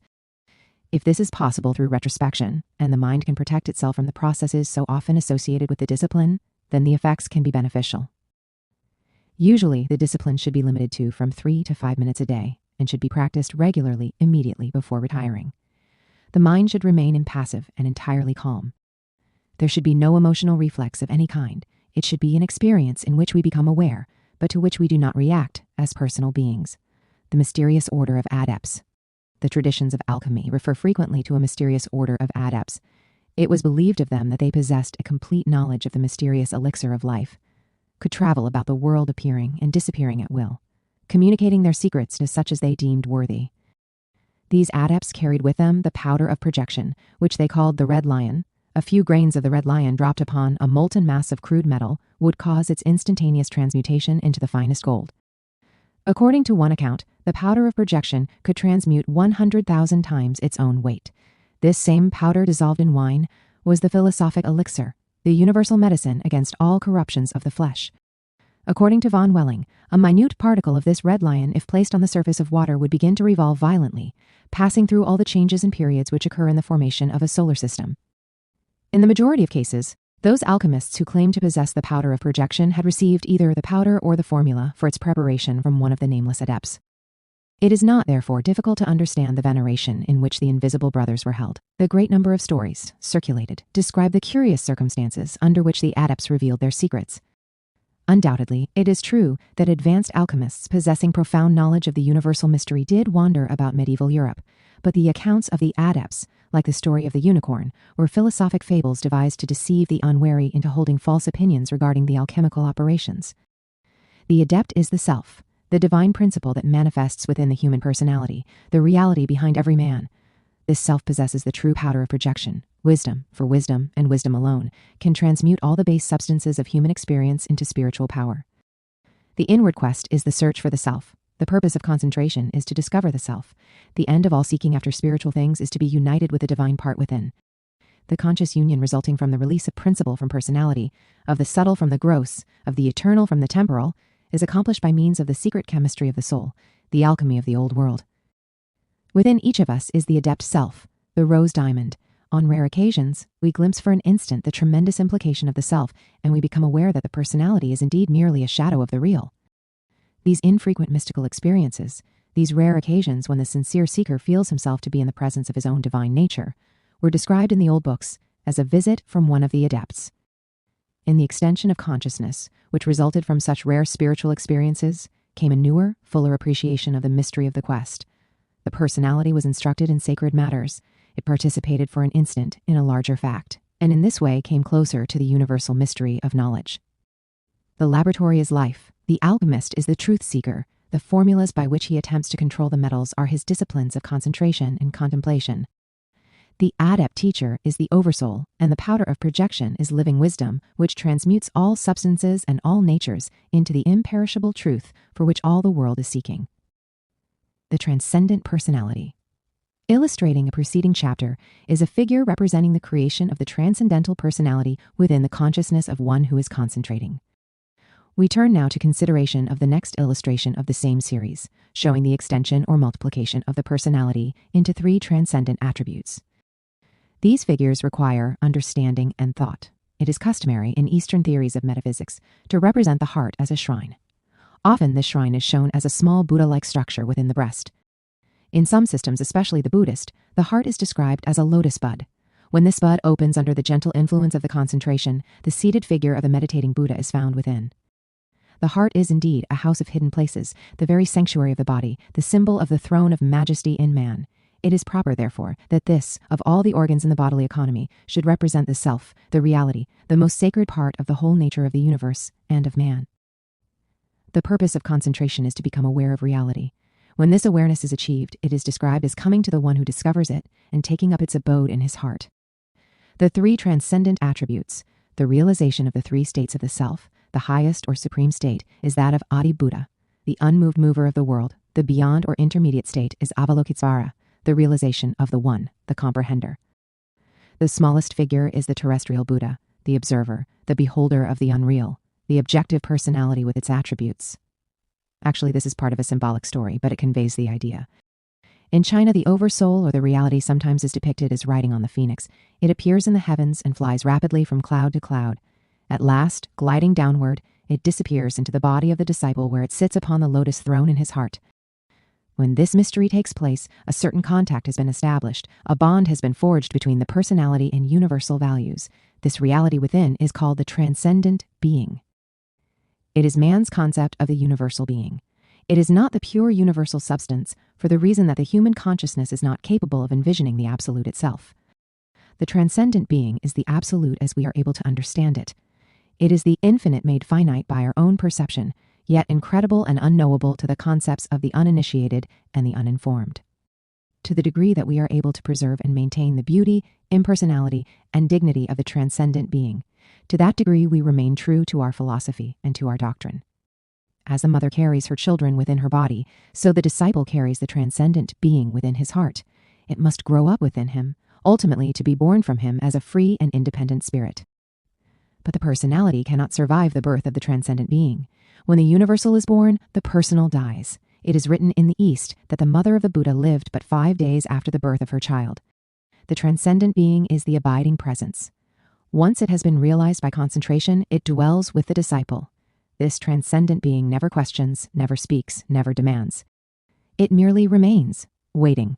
Understanding increases it. Lack of understanding apparently causes it to diminish. But through this, it gradually strengthens, becoming ever more dominant. It is variously figured in Eastern mysticism. Quite often, it is called the Maitreya, the Bodhisattva, which is to come. In this aspect, it is the universal Messiah. This is the true import of the Messianic doctrine. The coming Savior is the transcendent being. In China, Maitreya sometimes is represented as a very rotund, smiling personality whose body seems to be perpetually shaking with laughter. It is a happy spirit abiding in man. There is nothing depressing or introverting about it. It is the joy of realization, the peace that truth alone can bestow, a fortunate and desirable presence, the coming of which is to be marked by appropriate rejoicing. The disciple, having envisioned the real, that is, having become aware of his relationship to fact, is said to have attracted the transcendent being. From that time on, the being grows with the rapidity of the evolution of the disciple. This is Jacob Boehme's tree of the soul, which grows up in the heart until it fills the whole world. Gradually, the transcendent being increases until man's personality becomes merely a dying atom in the substance of this universal reality. Man begins his growth as a lowly creature like an atom in space. In the end, however, he achieves space. His consciousness is identified with space. He no longer is isolated but encloses space within himself. In the Brahmanic books, Krishna is described as towering far above Arjuna, his faithful disciple. The transcendent being, Krishna, has in this manner so increased that in comparison to it, the personality of the human creature is as nothing. The development of the transcendent being requires many lifetimes to consummate its final emancipation in a life of realization. If I can convey in some way to you the meaning of the transcendent being, you will share one of the choicest secrets of Eastern esotericism. Here again, we can make use of a fable. Once upon a time, there was an emperor who longed to have a son. Although he had many wives, Allah, in his infinite wisdom, gave him no sons. So the emperor resolved to go upon a pilgrimage to ask the advice and guidance of a great and noble saint who lived alone in the midst of a deep forest. After many days of journeying and numerous hardships and troubles, the king reached the hut of the hermit. Here he was nobly received by the holy Sufi. And to this aged and learned man, the great prince of the earth told the sad story of his longings, of his desire that an heir might be born to him. The Sufi listened to the sincerity of the king's appeal and said, "You shall have a son upon one condition." "Anything that you ask," replied the emperor, "on behalf of my kingdom. By Allah, whose name be praised, I swear it." Within the year, a son was born to the emperor. All his people gave thanks, and the king was prepared to fulfill his vow. The holy Sufi came into his presence, and the emperor said to him, "Ask what thou wilt." The Sufi replied, "While I sit quietly in my hut in the deep forest, I wish you to remove the forest and to build in its place a great city so that without leaving the little garden around my house, I may see the whole world go by and be among the concourse of peoples." So the emperor built the city just as the holy man had desired. In the very midst of the city, protected by a beautiful marble dome, was the little hut of the holy man with its square of earth. The holy man sat and watched the princes, the merchants, and the travelers from all over the world pass up and down before him. Several years had passed when he sent for the emperor. "I have seen enough," the saint observed firmly. "Remove the city." So the emperor took all of his people and all of the merchants and their shops and the palaces and the gardens and had them moved. What he could not move, he deserted. And the holy man was alone again in the silence, surrounded by the ghosts of an empty city. This is the legend of Fatehpur Sikri, the city of red stone and marble that today stands deserted. But it is more than a deserted city. It is the story of the transcendent being. The emperor is the truth seeker. The son he desires is his own immortality, continuance of himself as a spiritual truth. The holy man is the secret doctrine, the wisdom which finally becomes personified as the transcendent being. The pilgrimage to the holy man's hut in the forest is the practice of the disciplines. The city that the emperor builds represents the cycle of incarnations in which the pageantry of lives takes place. The concourse of people who pass to and fro before the holy man's hut represents the various personalities that comprise the cycle of incarnations. The holy man's hut, around which has been built the temple with its marble dome, is the abode of the transcendent being seated in the heart of the city, spectator to all that occurs. The transcendent being demands, after the passing of many years, that the city be moved and deserted, so that it may be left to sit alone in peaceful contemplation, the transcendent being having come into complete rulership over the life. Finally, nothing remains but the transcendent being, a creature built from the noblest hopes and aspirations, which is the real self. The ego of the personality is dissolved in a universal essence. Man no longer lives for himself or by himself. He exists to fulfill the impulses of the transcendent being. He lives to bear witness to the will and purpose of the universal spirit that has taken up its abode within him. Through contemplation and concentration, it is possible to realize the transcendent being as very real and entirely substantial. It is a substance akin to the substance of a fact, shrined within the Holy of Holies of man's temple. The transcendent being becomes purposeful living, and the objective personality becomes its willing and obedient servant. "I bow before the lotus throne," chants the enraptured Buddhist. He means just that. As a personal creature, he bows before the lotus throne of his own heart, where sits Sakyamuni, the light of Asia and of the world, the priceless jewel, the transcendent being. To feel oneself, or to realize oneself as the keeper of a sacred trust, is a great experience in consciousness.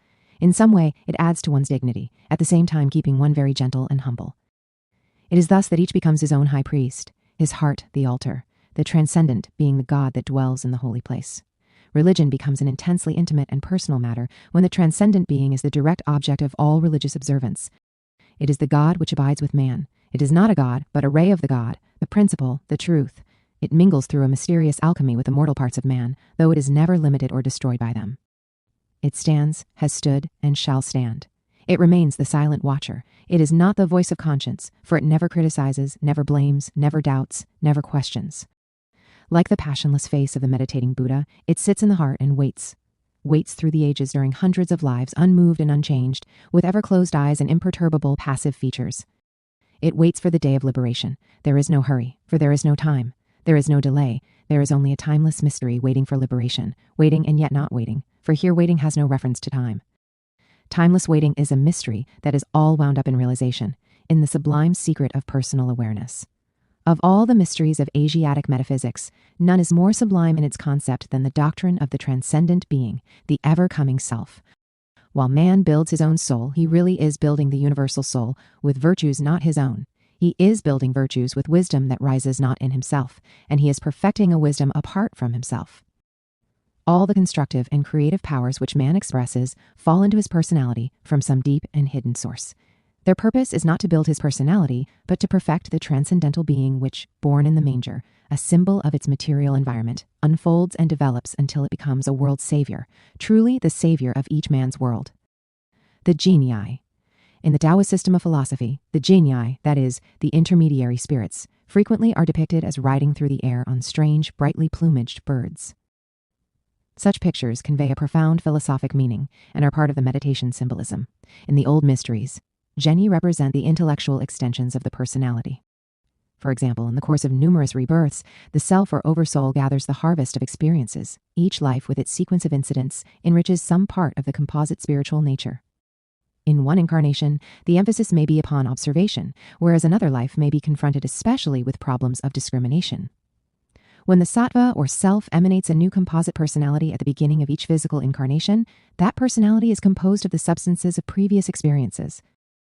Thus, the personality may be regarded either as a single entity or as a compound made up of numerous separate and distinct experience sequences. When considered as a single entity, the incarnating ego is called the personality, but when considered as a composite structure, it is made up of numerous separate experience cycles, which have been named the genii. These diverse experience principles, riding on the brilliant plumage of the thought birds, soar about through space, flying up and down the world, each living out its smaller cycle within the larger cycle of the complete life. The genii are usually depicted as grotesque little creatures, somewhat human in appearance, huddled up in voluminous cloaks and robes, carrying or accompanied by the particular symbols of the qualities which they represent.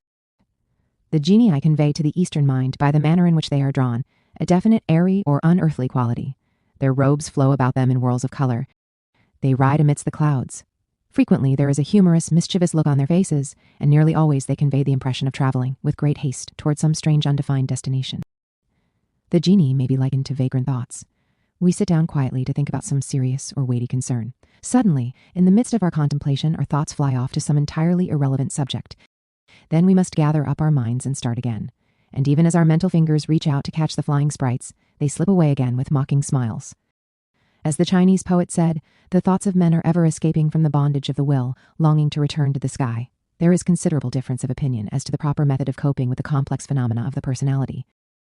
It has been usual in the Western systems of philosophy to attempt to point the mental processes into a single power, administered by the dictatorship of the will. All of the faculties of the intellect must become one-pointed and one-purposed, having no freedom of their own. The result is a constant struggle in the self to reconcile the contradictions which arise among the senses and perceptions. The Oriental mystic does not favor this technique of development. Rather, he prefers to permit the consciousness to flow outward along the magic airways of the mind. In the imperial collection of paintings on exhibition in Peking is one which illustrates the Oriental viewpoint. In the background of the painting is a dim blue haze of distant mountains, symbolizing the unknown elements toward which all life is ever seeking to escape. In the foreground is a thought genie seated astride a heron. Beside the genie, holding onto the flowing robes of the little spirit, is the figure of a philosopher riding off to the mountains. The whole painting is one of joy and adventure. The reason is flying away on the wings of its own fancies. To examine the subject more critically is to explore into one of the deepest mysteries of the contemplative life.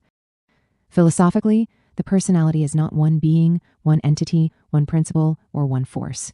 Each new personality that comes into birth is a gathering up of other lives of distant times and of diversified impulses. As the woodchopper comes home with a bundle of faggots on his back, so the body brings into birth a bundle of twigs, which it has gathered through innumerable incarnations. One of the great experiences of living is adjusting to the fact of internal diversity. Looking about him, man realizes that he is personally confronted with problems of adjustment. He must learn to mingle with a multitude of other human beings who make up his world. He must adjust to numerous temperaments, and he must develop patience, sympathy, understanding, and all those qualities, by which contact with others becomes just and harmonious.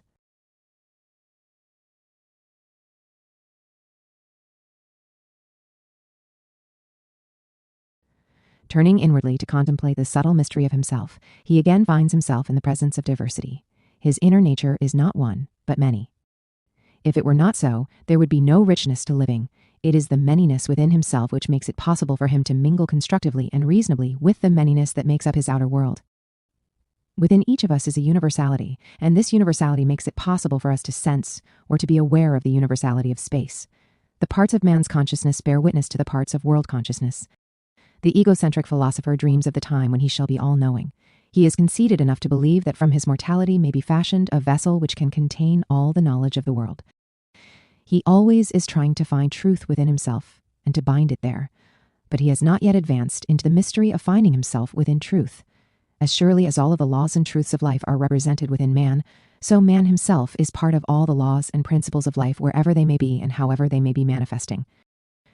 This brings us to a consideration of the extension of the personality along the lines of conscious impulse. The transcendent personality and spiritual alchemy. The transcendent personality is related to spiritual alchemy. Paracelsus, among others, refers to the mystery of the creation of artificial human beings. Such creatures were called homunculi, and usually are described as crystal-like in appearance, and as produced by art rather than by nature. Art is always to be understood as philosophical discipline, as contrasted to nature, which more slowly accomplishes the same ends by the gradual process of evolution. The homunculi were said to be born within eggs of glass. Their food was the universal medicine. They might not be shown to anyone who was not initiated, and they continued to exist as long as they received proper nourishment. They grew like human beings but never became old. Although the homunculus is often referred to in alchemical writings, no tract containing any complete discussion of the subject is known to exist. As a result, this entire cycle of symbolism and the meaning which it conceals has for the most part been ignored. It is extremely difficult to explain the subtle process taking place within the unfolding consciousness of the developing mystic. It is evident that as realization increases, the personality undergoes definite change and modification. Through growth, each becomes a new or different person, yet the old personality is still present. Nothing is lost, but something is added. This new something is an intangible personality made up of understanding, appreciation, realization, and many other attributes of soul power. If the disciple progresses normally in his unfoldment, this new and transcendent personality becomes his true self, more real, more tangible than the temperament and character with which he was born.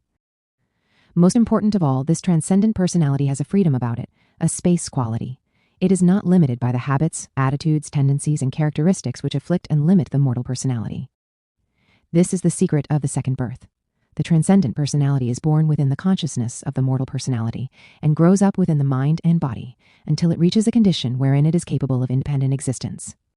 Having achieved its maturity, the transcendent personality, though still connected with nature which is the source of itself, becomes capable of independent existence and may go and come as it pleases through the numberless gateways of consciousness. For the transcendent personality, all walls are doors, and the whole world is a gate. This is the secret of Zen, which reveals how differently the East and the West view the mystery of life. The Occidental, seeking for salvation, has been taught that the gate which leads to eternal life is small and narrow, difficult to find. The Zen priest believes that the gate which leads to eternal life is so broad that it is no gate at all. It is everywhere. All life is forever flowing through it.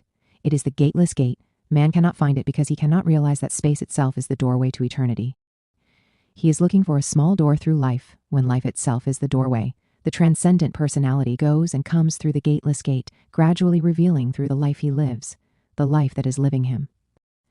For the purposes of meditation and realization, you should now attempt the gentle contemplation of the structure of the transcendent being. Realize in terms of freedom. Think not of life that is limited by state or estate, but rather of life lived in space.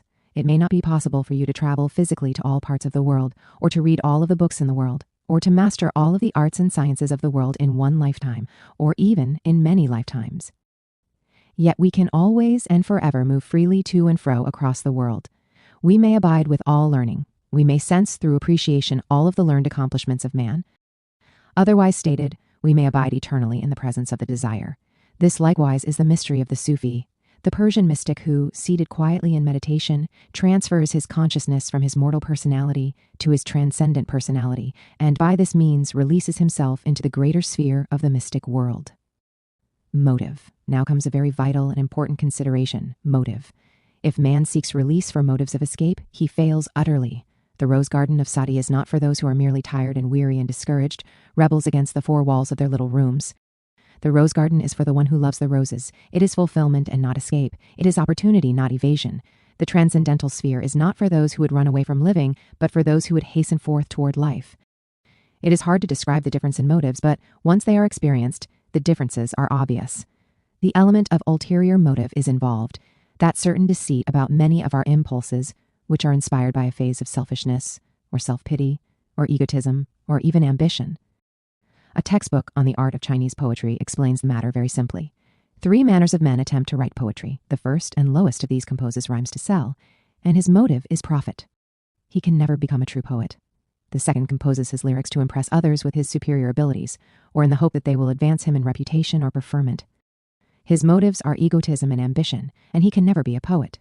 The third class, and their number is comparatively small, are impelled only by the universal impulse of beauty. Poetry writes itself through them. Desiring neither profit nor fame, but moved by an irresistible impulse to express poetry, they alone are the poets.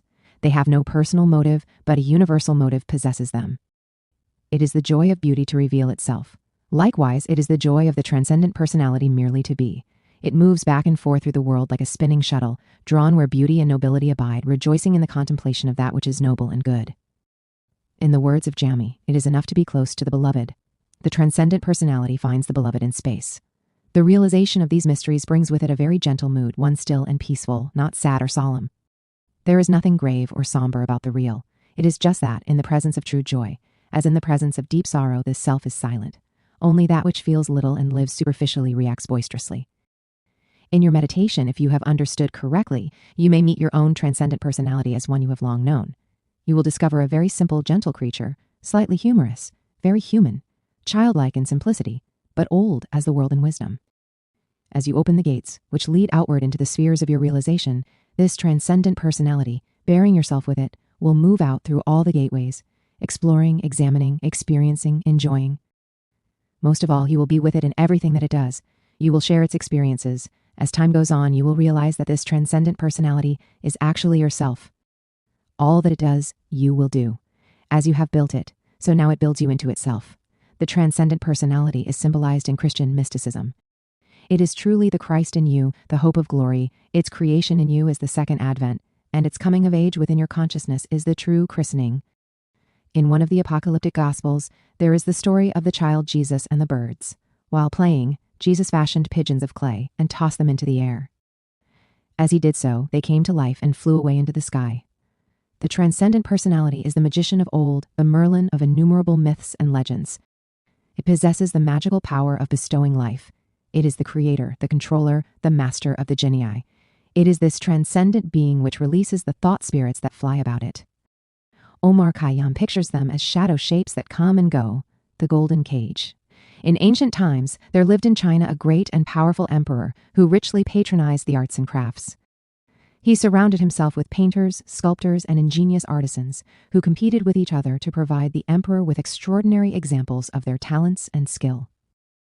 One of these craftsmen built a golden cage so intricate in its design and so perfect in its workmanship that the equal of it could not be found among all the treasures of the earth. The cage was fashioned in the likeness of a temple, its many roofs encrusted with jewels and its interior divided into numerous rooms with mechanical doors and gates. So delighted was the Son of Heaven at receiving this remarkable treasure that he immediately bestowed upon its designer, the Jade Button, and made him a prince of the empire.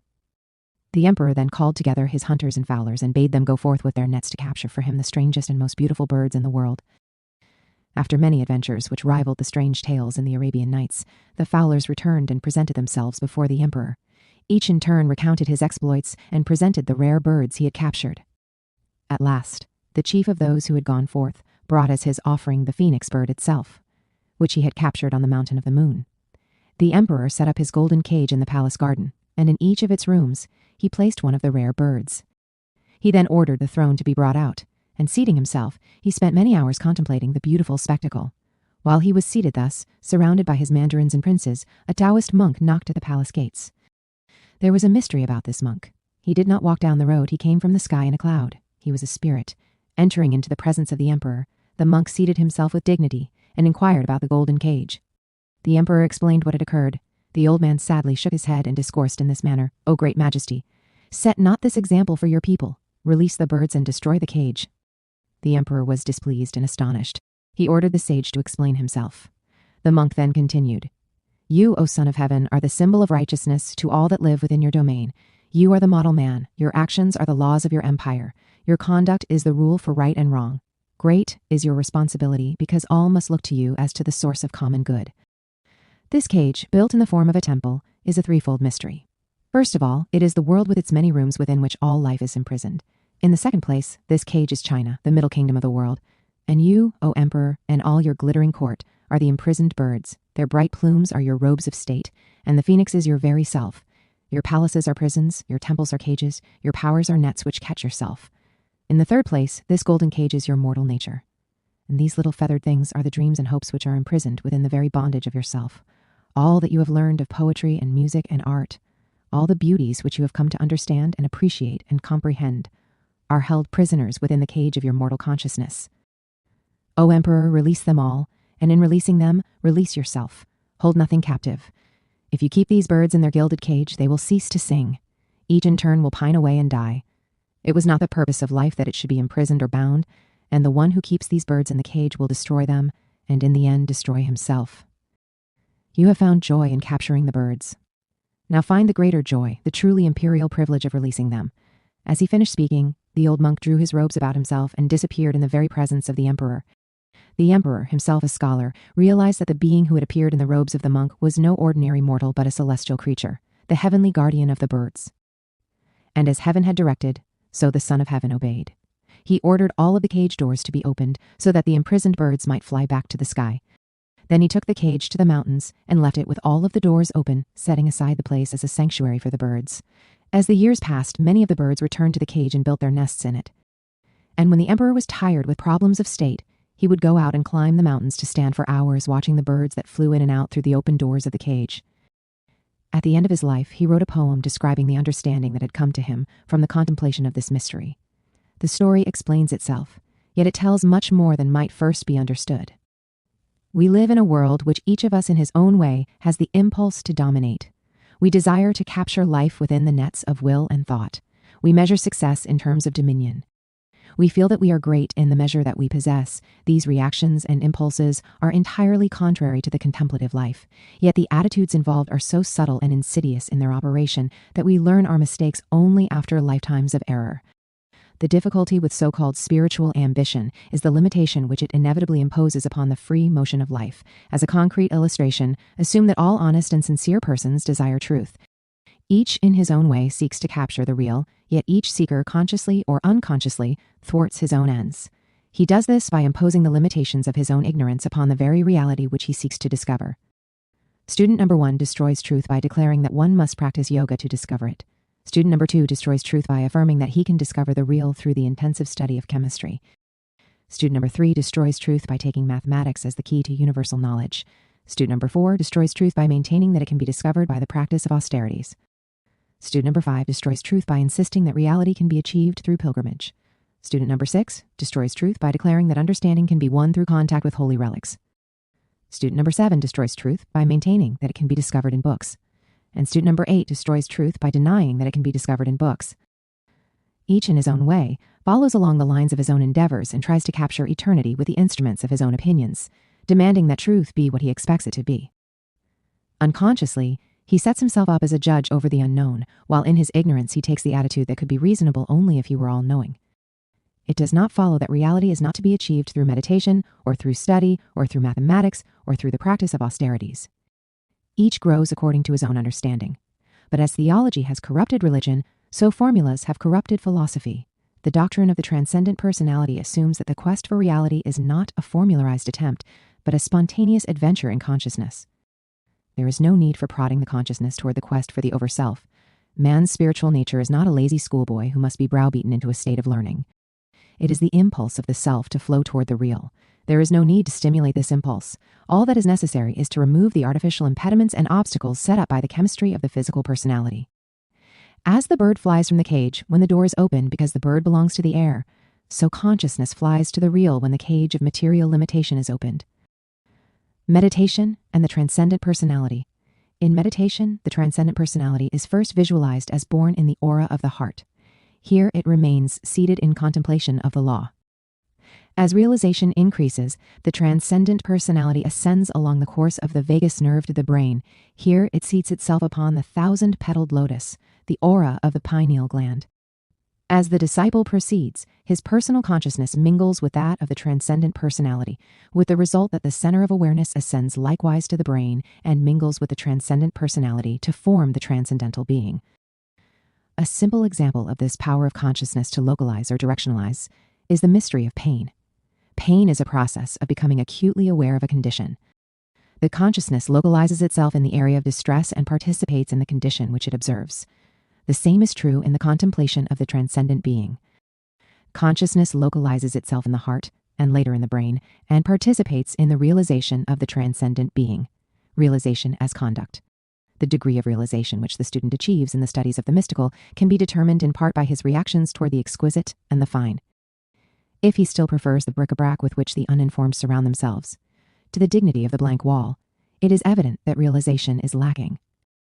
Take a man into an art gallery and ask him to point out the picture that he likes best. It will then be possible to tell the degree of his understanding.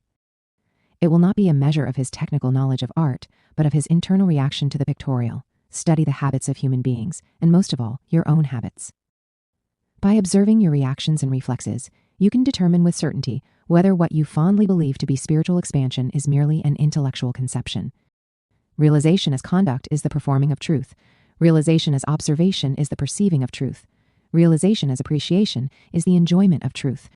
Realization as speech is the utterance of truth. Realization as meditation is the contemplation of truth. Realization as veneration is the acceptance of truth in a spiritual mystery. Discipline as truth is obedience to the law, and sight as truth is the discovery of reality in form, line, color, and composition. Thus, we have a measure of checking to make sure that our realization is not illusory.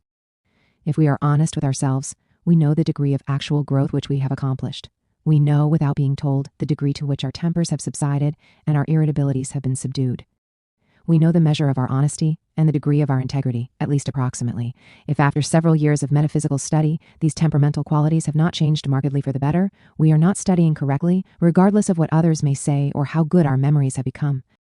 We have no real understanding unless our lives are better in practical terms.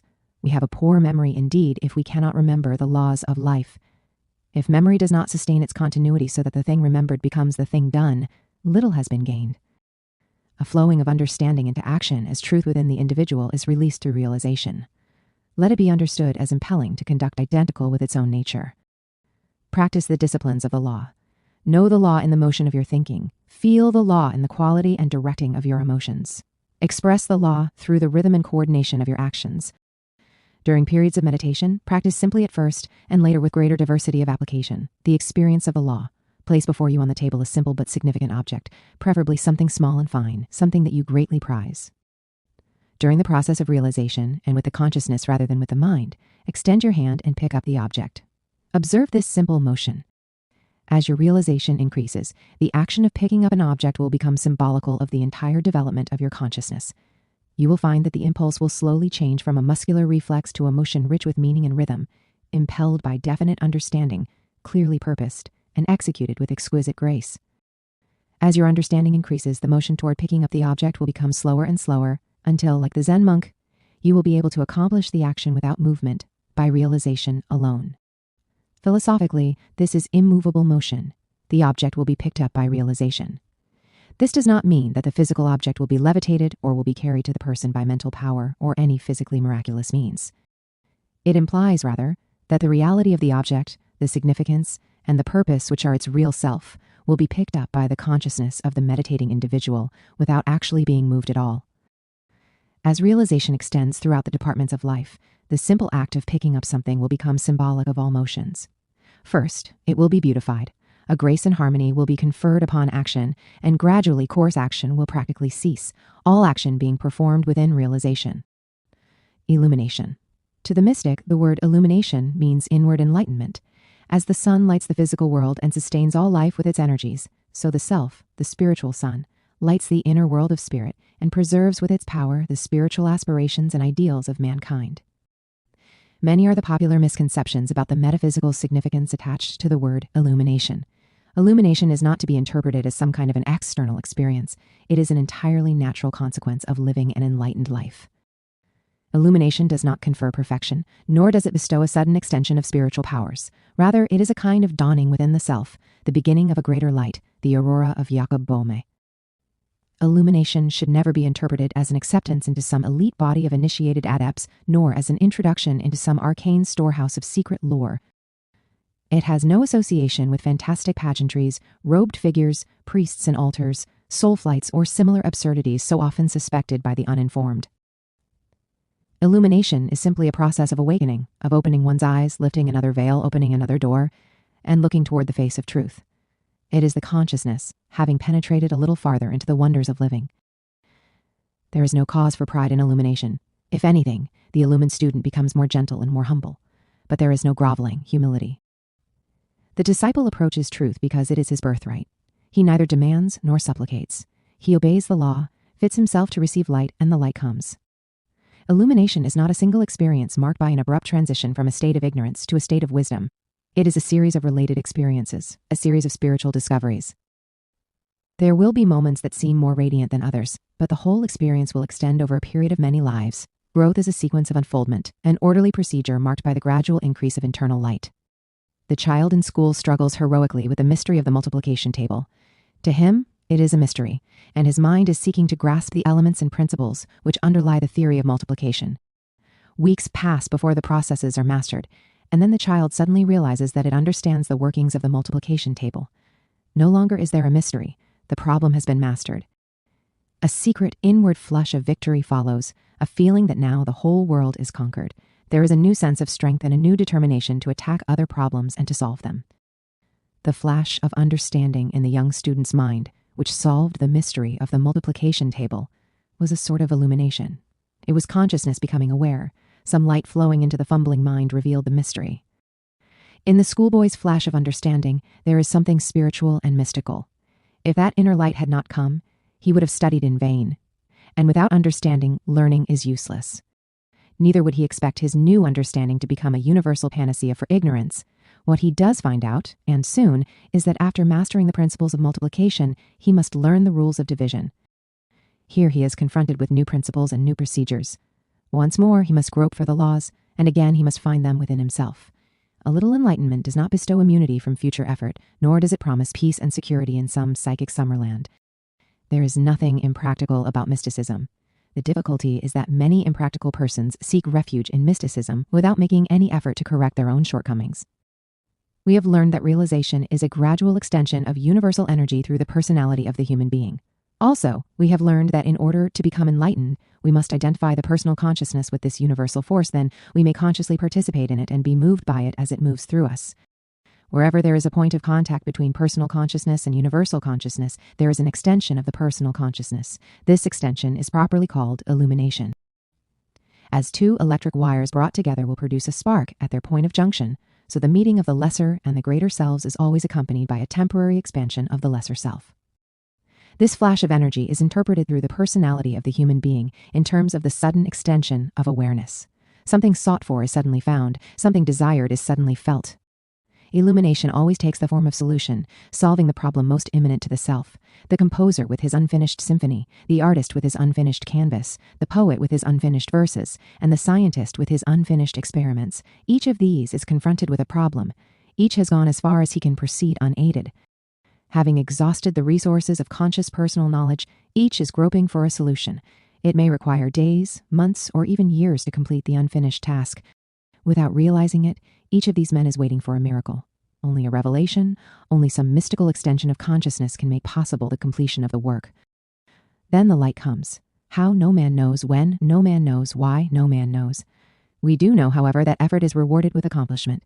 That which we earnestly desire and honestly strive after will come. We may see the answer as in a dream. It may flash into our minds. It may leap out at us in the motion of the millstream, in the ripples of a pool, or in the flight of a bird. The clue may come from the thoughtless words of a friend, the notion of some mere acquaintance. But within the reason, there is a little burst of awareness. The whole body and mind thrill with the acute knowledge that the answer is known, the solution is found. The experience of genius bears ample testimony that without consecration and perseverance, there can be no illumination. It is a reward for effort, not a substitute for effort. The philosophic life is in itself the noblest of all the arts. To live well is the supreme test of wisdom. It is impossible to perfect living without illumination. It is only in those moments of contact, during which the self is revealed, that the purpose of life can be more adequately realized. There can be no enlightened living without a realization of the reason for living. This reason cannot be supplied by the intellect, nor can it be discovered by the senses. The true reason for our existence can be found only through communion with the self. Only the self knows its own purposes. As personal beings, we are merely shadows cast by the self. As mortal creatures, we are the instruments by which the self accomplishes its purposes. Illumination comes when the instrument begins to discover the reason for which it was fashioned. Modern psychology has invented the term mystical experience to explain the mystery of illumination. Havelock Ellis, in summarizing the effect upon his life, which was produced by a mystical experience occurring to him, wrote in substance, "After this experience, nothing seemed to matter anymore. Everything was so supremely right, so entirely as it ought to be, that no longer was there any space for doubts, concern, or dissatisfaction." Havelock Ellis had glimpsed the law. For one brief second, he had looked out through the window of his personal self into the greater world that lay beyond. Light had come within. The mood could not be sustained. In a fraction of a second, it was gone, but the consequences of that mood were profound and lasting. No matter what he might say, no matter what others might say to him, no matter what conclusions might be reached by the 50 jarring sects, Havelock Ellis was sustained by a personal experience. Others argued, he knew. Others wondered, hoped, and feared, but he had experienced a certainty. He could not convey that certainty to any other living creature. If others ridiculed or disapproved, he could not confer his understanding or convince them. The certainty was his own, but he could not share it. He could state it, but he had no power to force conviction. To the earnest student, the desire for illumination may become a serious handicap. If you are too conscious of the ends you desire, you may become neglectful of the means by which you hope to achieve those ends. To exist from day to day longing to be illuminated is to fall almost certainly into the illusions of wishful thinking. If the longings stimulate the imagination, it will soon bring about pseudo-psychic experiences which to the hopeful and imaginative soul assume the proportions of cosmic enlightenment. Illumination can never come until the causes for it have been definitely established. It is the crowning effort. Do not wait for it. Do not hope for it. Do not wonder about it. Do not fear that it will not come. Develop realization, normalize and beautify life. And illumination will be the normal and natural consequence, not as a single episode, not one tremendous burst of enlightenment, but a steady release and increasing flow of understanding into and through the lower faculties of the reason. It has often been pointed out that tension and effort are detrimental to spiritual progress. This is especially true in so abstract and sensitive a subject as illumination. The story is told of a Zen monk studying in Kamakura who practiced the disciplines daily for 20 years in order to earn for himself the merit of illumination. At the end of that time, he was still untouched by the flame of the self. Discouraged at last, he climbed to the top of a tall pagoda, determined to cast himself off. He had given up all hope. Having come to the final resolution and being utterly resigned, he flung himself from the pagoda. As he fell, realization came, and so great was the enlightenment that manifested through him that he landed unhurt at the foot of the tower. He immediately rushed to the abbot for an explanation of this phenomenon. The old man listened gravely to the account and then nodded his approval and understanding. "My son," he explained, "for these 20 years you have tried to force the real. You have dominated that which will not obey the orders of any living thing. You have desperately striven to discover that which no man can discover. Truth must discover you. At last, having failed in all your efforts to grasp the formless aspect of light, you became utterly discouraged. You gave up. You relaxed. You tried no longer. In your very desperation, you came to a state of peace. Life was purposeless without reality. You no longer desired to live. For an instant, all of your psychic organisms were calm. And in that instant, the 20 years of your discipline bore fruit. The light came. You were no longer plagued with the intensity of your own desires, that which could come only during desirelessness. Detachment is truly a part of the mystic disciplines. Too many beginners in metaphysical matters are longing after liberation. Too few are performing the disciplines of liberation. There is no liberation except through realization and illumination. These are the only escapes from the wheel of the law, yet they are not really methods of escape. More correctly, they are the outgrowing of the limitations by which most mortals are afflicted. As birth is the only entrance into the physical life, so enlightenment is the only entrance into the spiritual life. However, we must not desire too intensely after spiritual release, or we shall cheat ourselves out of some part of physical experience. For the philosopher, all things in good time. Without undue haste and without undue delay, without regret and without anxiety, the mind established in wisdom flows toward the real. Under such conditions, illumination is as natural as life itself. And only when it is entirely natural is it real. So-called illumination produced in any other way and by any other means can be but hallucination. The disciple can protect himself in one regard. He can constantly ask himself whether the spirituality which he believes he has achieved is consistent with what he knows about his own spiritual integrity. If he seems to know more than he is, to be wiser than his virtues, to be more advanced than the standard of his thinking and living, then he certainly is deceiving himself. His progress is not real but imaginary, and he should set himself immediately to the task of correcting conditions before delusions further confuse him. We are not worthy of enlightenment merely because we desire it, but only when we have won it, and there are so few who are willing to earn.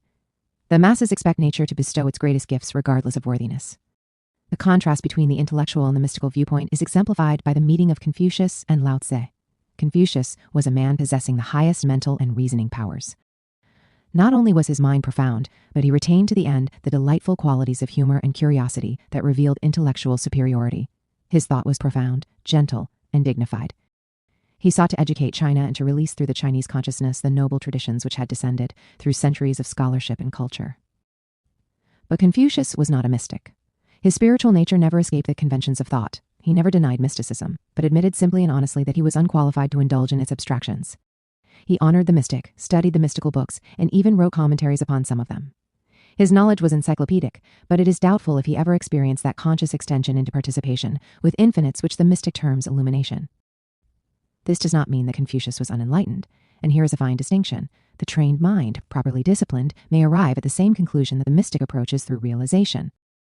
The difference lies in the degree of conscious participation in the known. The intellectual approaches truth as something possessing form and dimension outside of his own nature. But the mystic approach to truth is that of consciousness finding itself as formless and dimensionless reality. Lao Tse, in his life, his teaching, and his personality, was completely the mystic. He moved through his world untouched by the literalisms of life.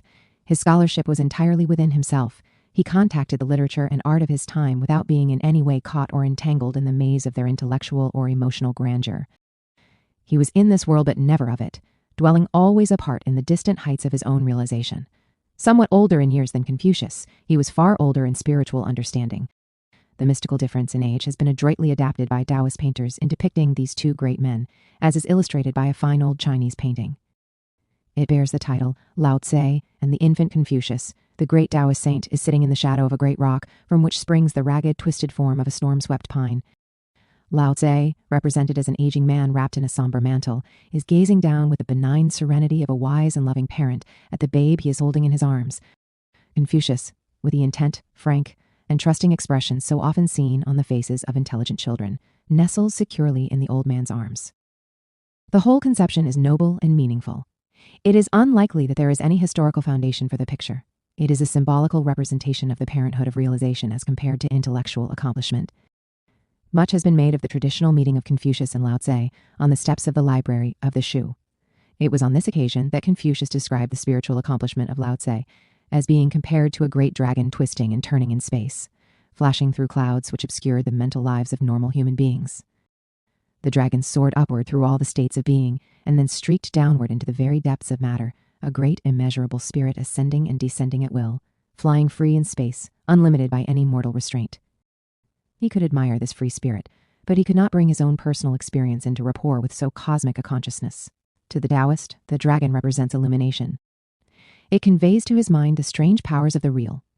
It is the only creature in the Taoist mythological system that is entirely self-sustained, inhabiting the great field of Tao itself. The dragon is space's consciousness. It dwells in the absolute, moving back and forth with perfect freedom in the limitless vistas of reality. Space, or Tao, is eternally moved by the tides of law. Within it are all shapes, all forms, all motions. This mystery is expressed by representing universal extension as a sea of currents and energies filled with nebulous whirling and patterns designed to express immense cosmic processes. Here, self-nourished and unique, one without a second, dwells the dragon, expressing in its form the infinite courage of realization which sustains itself in the mystic ocean of the universal self. Lao Tse perceived instantly with mystical penetration that Confucius was incapable of the mystical comprehension. The men met, performed the formalities, conversed for a little time, and parted. Lao Tse returned to the gray walls of his library, and Confucius to the secluded grove where he discoursed with his disciples. There is no record of any opinion that Lao Tse may have expressed as the result of his meeting with the greatest scholar of his time. But Confucius described to his disciples his impressions of Lao Tse. He was profoundly affected and sought earnestly to find some spirit of mysticism within himself. He had the greatness to recognize greatness, but not the realization to share in the lofty speculations of the initiated mystic. This brings to consideration two important Taoist doctrines concerning illumination. The first is courage, and the second is sufficiency. Courage is understood to mean that strength of purpose by which the consciousness steadfastly approaches the real. Realization. The consciousness steadfastly approaches the real. Here realization must support the quest. It is not sufficient to desire truth. It is necessary to strengthen desire with the courage of conviction. Truth brings not only liberation, but undreamed of responsibilities to the self. That which is realized becomes the absolute law of living. There can be no departure from inward reality. Once man knows, he must do, or else his knowledge will torture him. Failure to think, to act, and to live that which is realized, or any effort on the part of the lower nature to compromise realization, produces a desperate conflict within the life. It is an axiom that that which is realized is naturally performed. But we must remember that for the average person, realization is imperfect, and the moments of conscious extension are separated from each other by relapses into what may be termed human interludes. Only the most highly evolved mystic, who has devoted many lives to the unfoldment of the mystical disciplines within himself, can continuously maintain his realization. The intermittent flashes of greatness, termed by the Taoists the blinking of the dragon's eye, result in a material condition requiring a high measure of personal courage. There must first be the courage and dedication to depart from the errors of other men and to devote the life to a reality which is beyond the understanding of associates and friends. Then there must be the courage to face the inevitable failures of good intentions. There must be realization deep and true enough to accept these backslidings without emotional intemperance. There must be no self-condemnation, no interludes of remorse, no periods of despair. Realization must be true enough to sustain the consciousness and tranquility throughout success and failure, which alternate in the life of the disciple. To lose tranquility in what some feel to be the right aims of self-censure is again to fall into error. As surely as there must be no spiritual ambition, so there must be no spiritual remorse. The quest for the real must become a continuous, gentle effort. All things in nature will accomplish realization in the fullness of time. Nothing can hasten law. It is its own speed. Nothing can be delayed beyond the limitations imposed by the immaturity which is intrinsic to all mortal creatures. The second Taoist doctrine concerning illumination emphasizes the necessity for sufficiency. The doctrine creates itself, sustains itself, abides by itself, moves impelled by its own nature, and has no home but space. This attacks the fundamental human impulse toward dependency. Even religion subtly inculcates a doctrine of dependency. Man is ever searching for a strength outside of himself upon which he can cast his burdens. Many persons studying mysticism are seeking for some source of security to which they can turn in time of trouble.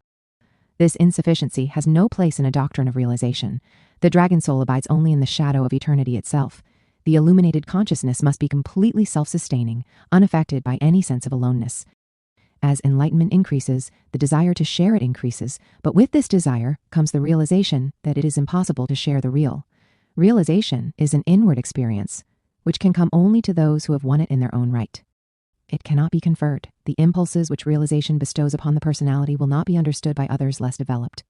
Lao Tse dwelt in the old libraries, wandering like a ghost up and down through the passageways, surrounded by thoughts of other men, yet untouched by those thoughts. In like manner, the mystic, though bound physically to the life of his world, must understand the freedom of his inner life, or he will be very much alone. A few will venerate him from afar, but none will understand him. Jesus, praying in the Garden of Gethsemane, was alone. His disciples could not keep one vigil with him. Their realization could not go with him into the presence of the Father. Realization brings with it sufficiency, but unless the growth toward it be entirely natural and unaffected by ambition, the disciple will find it difficult to maintain sufficiency without leaning on some error for support. His realization will not be continuous enough in its earlier stages to prevent some conflict between the personal and impersonal phases of his life. He must recognize and realize the difference between freedom and aloneness. The man who is alone has a certain freedom which he often fails to appreciate. The man who is free finds in his freedom an aloneness that is often difficult to bear. If such conflict arises, it must be met by realization. When realization is highly developed, time and place cease. Time and place are intimately involved in the pattern of relationships. When time and place have been absorbed by realization, then aloneness and distance are gone. As Confucius said of Lao Tse's spirit, realization moves back and forth, up and down, in and out. The interlude of aloneness lies in the critical amount of adjustment between personal and universal consciousness. Universal consciousness cannot be alone because it is part of everything. It is a participation in life which forever precludes any acceptance of isolation. But this realization is not easily achieved. It is because of certain great problems such as these that I have so carefully emphasized the necessity of developing realization by gentle and normal means. If the development be entirely correct, the motion of the consciousness will be so gradual and so normal that these abrupt interruptions will be passed through almost without incident. Universality will increase to the same degree that the personality decreases, with a corresponding decrease in stress and strain. If for any reason the effort at development is forced, and the flow of consciousness is interrupted by mental or emotional complexes, then such problems as aloneness will inevitably manifest themselves. If this occurs, you should slow your forward motion and gather up the loose ends which enthusiasm or spiritual ambition has caused you to overlook. Proceed no further in the extension of some one part of your consciousness until your realization is sufficient to assure the continuity and normalcy of your living. Not to make such correction will result in misery and temporary failure. Your aloneness may cause you to rush ahead into unwise attachments or to falsely glorify as a spiritual virtue your sense of isolation. The latter course of action produces the hermit, the recluse, and the fanatic, who believe that there is some spiritual virtue in frustration. Such a course of action renders consciousness less suitable for normal realization, and usually ends in a stalemate. From the foregoing, it will become more evident how delicate are the adjustments which are necessary to a normal spiritual growth. When we realize that most students of mysticism are not even aware of the necessity for these adjustments, it is not difficult to understand why most of them turn out to be impractical and intolerant. It is not the failure of mysticism itself, but the failure of the disciple to bring to the subject an adequate background of general knowledge and normal viewpoint. Each must protect himself with his own understanding against what the unbeliever has rather appropriately termed sickly mysticism. It is unfortunate that the world has been trained to accept as virtuous traits of character which are not necessarily superior. The Hindu holy man sitting on a bed of spikes gains a certain popular sanctity because he endures physical discomfort for his belief. It is perfectly proper to respect his sincerity, but not to admire his understanding. The same attitude is appropriate toward the Christian saints and religious leaders. To shorten one's life and to multiply one's sufferings may reflect devotion, but certainly such actions should not be set up as standards for normal spiritual development. The intention may be right, but the realization that is the true spiritual development must be comparatively slight. It is much more appropriate to the ideals of mysticism to symbolize growth by a beautiful, spontaneous, happy unfoldment, like that of the opening flower, than to do so by an example of cruelty which would accomplish heaven by afflicting its own body with a heartless despotism. So be not deceived by the standards of spirituality which others set up. Do not try to emulate the lives of others, even though they may have a high reputation for sanctity. Search for realization associated with beauty, gentleness, peace, and simple dignity. Spiritual progress is not to be achieved by any creed of cruel action or by the heartless inhibition of normal impulses. This realization is your contemplation of the mystery of illumination. Try to experience inwardly a sense of gentle awakening. Go out into the dawn and meditate upon the daily awakening of the world. See how the darkness gives way to a dim light which slowly spreads across the surface of the earth. Observe how this light gradually brings into life all the sleeping wonders of nature. Then the rising of the sun, its own rays reaching into the very consciousness of living creatures, until each stirs and again takes up the tasks of the day. There is no conflict, no struggle. There is light in the world and the acceptance of light as natural, as normal as the simple awakening of that which has known light and darkness before. Illumination is a dawn within the self. The light of the spirit brings into life the innumerable aspects of realization. An empire of effort awakens, and all life continues its search for peace. As the Buddhist disciplines lead to nirvana, or absorption into the universal self, and the yoga philosophy teaches a union with universals through samadhi, so the Taoist doctrines of China have as their goal the identification of consciousness with Tao, the supreme principle of life. To the Chinese understanding, there are two modes or conditions of Tao, its relative and its absolute aspects. Every living creature at every step of its evolution participates to some degree in the mystery of Tao. This participation is relative adjustment, the partaking of Tao. In distinction to this continuous process of adjustment is the ultimate identification with Tao. All growing results in growth. All growth ends in Tao. As absolute Tao is beyond definition, it cannot be contemplated by the intellect. It cannot even be attained by the mind. It may be symbolized, set up as a goal, recognized as an ultimate, yet it eludes definition. Tao is. This fact is the supreme reality which the mind is capable of framing. What Tao is can only be experienced through the mystical disciplines of realization and illumination. When Lao Tse departed from China, riding on his green water buffalo, he stopped for a short time with the keeper of the northern gate of the Great Wall. It was on this occasion that he compiled the Tao Te Ching, his only literary production. This brief thesis, containing only 5,000 characters, is the foundation of all Taoist metaphysical speculation. It is principally concerned with an effort to expound that which is knowable by the human intellect concerning the mystery of Tao. Having delivered this writing to the guardian of the northern gate, Lao Tse rode off into the mysterious depths of the Gobi Desert, and was never again seen by mortal eyes. He left behind him the mysterious symbol of Tao as the law, the way, the means, and the end, one comprehensive idea that embraces both the seeker and the sought, the means and the end. We live in Tao, we desire Tao, we attempt to understand Tao, we strive to become Tao, and at the end of all seeking, we are Tao. It is evident that so mystical a speculation cannot be grasped by the mind which has been trained to the contemplation of formal and tangible matters. We lack the equipment to enable us to visualize in the abstract. To understand, we must bestow form and dimension. To formalize or limit Tao is a philosophical impossibility. Therefore, it remains like the mysterious swirling clouds, a force and a principle realized yet not realized. Its immanence is recognized as necessary, but unrecognizable in its very nature. Buddha and Socrates both refused to attempt a definition of absolute being. Each gave the same reasons. In the first place, it was impossible, and in the second place, even were it possible, such definition would not be useful to the evolution of human consciousness. The mind, groping with an abstraction beyond its comprehension, will inevitably fall into error. It would invest reality with the limitations and disfigurements of its own imperfect perspective. The mind would then worship these distortions as realities and lapse into error. What the intellect cannot understand, it misunderstands. Religious misunderstandings are especially unfortunate, even tragic.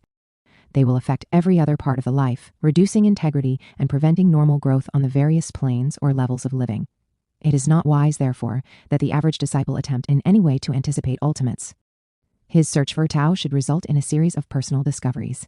Each new aspect of Tao should dawn upon him. It should come as a beautiful experience in the personal extension and impersonal awakening of the self.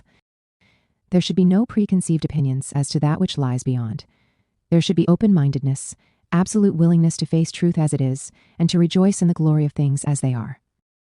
Tao cannot be theologized. It cannot even be taught, but it can be known. The disciplines of meditation and realization are not statements of Tao per se, rather they are an invitation to the Taoist life. They will gradually lead toward the real, but cannot be understood as definitions of reality. Earlier you have had the attempt to explain something of the mystery of the transcendental being, how the spirit of the personality is separated from the grosser parts to become an eighth sense. The transcendental being is the bridge between the objective and the subjective parts of man. Across this bridge, the more refined parts of man may pass to and fro, but it is not strong enough to support the grosser aspects of the personality. In the Nordic mythology, the transcendental being is the Bifrost Bridge, the bridge of rainbows which connects Midgard, the abode of man, with Asgard, the abode of the heroes. Across this heroic bridge, Odin of the single eye passes to and fro. The other gods and goddesses of the mundane order frequently accompany him, all except Thor, the Thunderer. Thor was of such gigantic structure and so heavy of stride that beneath his tread the bridge shook and threatened to collapse. This charming allegory is the story of the difference between the personality and its principles. Thor of the mighty hammer, the destroyer of giants, is the human mind, the objective intellect. The mind is the conqueror of the mundane world, but it is not allowed upon the Bifrost Bridge. The mind analyzes, criticizes, and divides. It is constantly given to opinions and attitudes. Its very processes shatter the subtle stuff of human aspiration. Soul power is too fragile in its early stages to bear the weight of mental criticism and intellectual analysis. Thus it is written in the Eastern classics that the mind is the slayer of the real. As the Minotaur wandered raging in the Cretan labyrinth, so the intellect roams the world, exploring, searching, affirming and denying, building up and tearing down, conquering and being conquered, living and dying according to the laws inherent in itself. As long as there is mind, there will be division. As long as there is division, intellect will contemplate and accept division. While intellect rules, there is discord. But when the self rules the intellect, there is order, relationship, pattern, and purpose. It is mind that has taught death, and according to the scriptures, death is the last great enemy. Death is a belief in limitation, a conception of existence based upon mental experience, and by which the eternity of life is denied. Though all the selves may come and go, may be born and die, the self is imperishable. There is no conflict between reality and time. The conflict is in the mind. Reality is timeless. There is no conflict in the self between good and evil. Evil is in the mind. Good is eternal. There is no conflict in the self between ignorance and wisdom. Ignorance is a conception of the mind. Wisdom is eternal. To perceive that the mind is the interposer of doubt, the very source of the impulse of negation, the root of fear, the origin of unbelief and disbelief, to discover through realization that weakness is not in the self but in the mind, is to emerge victorious from life's greatest battle. Armageddon is the war against the shadows that have been set up by thought. To refer again to our Nordic myths, in the last great day, the Gotterdammerung, the twilight of the gods, the heroic souls prepare themselves to do battle against the powers of darkness. And what are these powers? The armies of the shadow, the souls of the dead, wraiths riding in ships of mist, horrid apparitions loosed from the caves of hell, monsters from under the earth, deceivers, false witnesses and false prophets, a host of vagaries riding in the ship of fools. This is the pageantry of the lower mind, the mind which has filled the world with false doctrines, and then bound man with them, the mind which has filled the air with demons and the earth with shadows, the mind which has conjured up fearsome ghouls and then prostrated itself before the productions of its own fears. The struggle between the self and its lower selves, between realization and opinion, between illumination and thought. This is the last great war. Each must fight this battle within his own nature. Before he can proceed, he must emerge victorious from his battle with his own thoughts. It is a strange war, the strangest war of all. Man must fight without fighting. For if he opposes ignorance with any impulse of the will, his realization fades away and he is left helpless. His victory must be in the simple fact of knowing, which scatters the ghosts opposing him. There is no struggle or warfare between light and darkness. When light comes, darkness fades away. Man wins by the steadfastness of his light. His victory is a gentle attainment of truth. His enemy cannot strike back. Shadows and unrealities have no power except that which is bestowed upon them by one of the numerous attributes of ignorance. As ignorance ceases, the adversary is left powerless, but the ghosts do not return to their caverns and their grottos. All vanish together in the presence of the knower. The disciple must understand this without falling into further error. His realization of the unreality of the mundane order of life must not lead him into the illusion of denial. Thoughts cannot be destroyed by denying their existence or by refusing to accept them. There is not sufficient strength or courage in any man to impel him to think down the thoughts of his world. This is why so many reformers fail. They oppose one thought with another. They try to impose an intellectual formula upon an intellectual chaos, and their formula is torn to pieces by the mind of the world that can be conquered by realization alone. In the presence of wisdom, the world mind is powerless. Possibly, this is why the world persecutes its dreamers, its mystics, its seers, its sages, and its saints. It knows that they possess a power greater than all the scheming of man. The intellect, like the fabled Herod, would protect itself by destroying the firstborn powers of the soul. The philosophy of Mahatma Gandhi, the doctrine of harmlessness, is centered about the one fundamental truth, the inevitable victory of soul power over physical power. Again, realization must direct the course of action. The mind has its functions and its purposes. It cannot be ignored or denied, nor its significance neutralized by a gesture. Thoughts have their place in the plan. It is realization that must put all things in their proper places. The impractical mystic, clinging to only part of the truth, develops cults of absolutism based upon the ignoring of the mind and its phenomena.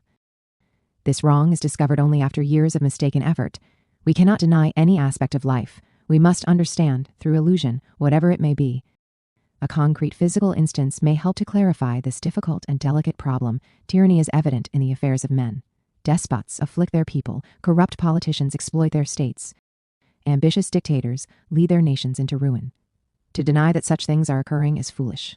On the other hand, to accept the reality of tyranny, exploitation, and despotism is equally foolish. Where, then, is the middle ground of fact? How should a person, feeling the weight of the afflictions with which our material world is burdened, react to the conditions of his environment? The solution lies with his own inner adjustment. If his consciousness is dominated by the principle of intellect, he will accept the reality of the failure and seek to reform or oppose it. He can follow no other course for the reason that he has no other instrument of understanding with which to meet the problems. That is real to us, which is similar to our own understanding. There can be no other standard of reality. If, however, through the development of realization and the practice of the philosophic disciplines, the disciple moves his inward foundation across the antaskarana, the bridge of consciousness, the world pattern changes because he brings a different degree of realization to that pattern. The unreality of tyranny, despotism, and exploitation is now accepted as a fact. From that time on, the destructive forces of the lower world can exercise no influence upon the enlightened self.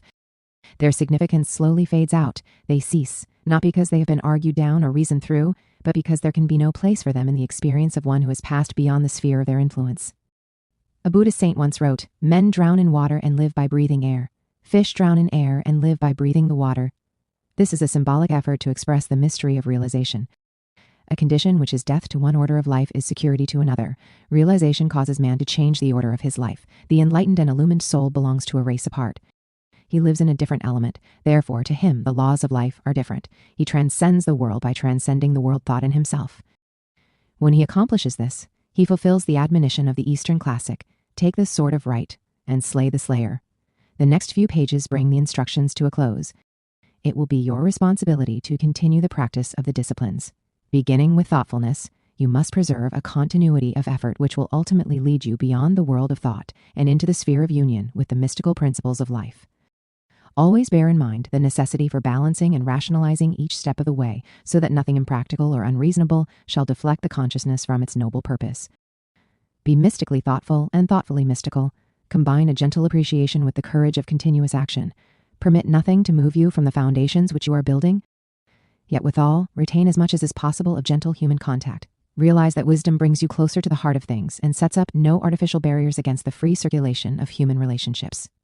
Do not spend too great an amount of time attempting to visualize some nirvanic state at the end of effort. Do not dream of release as freedom desired because it is the end of striving. Remember that the means and the end are one.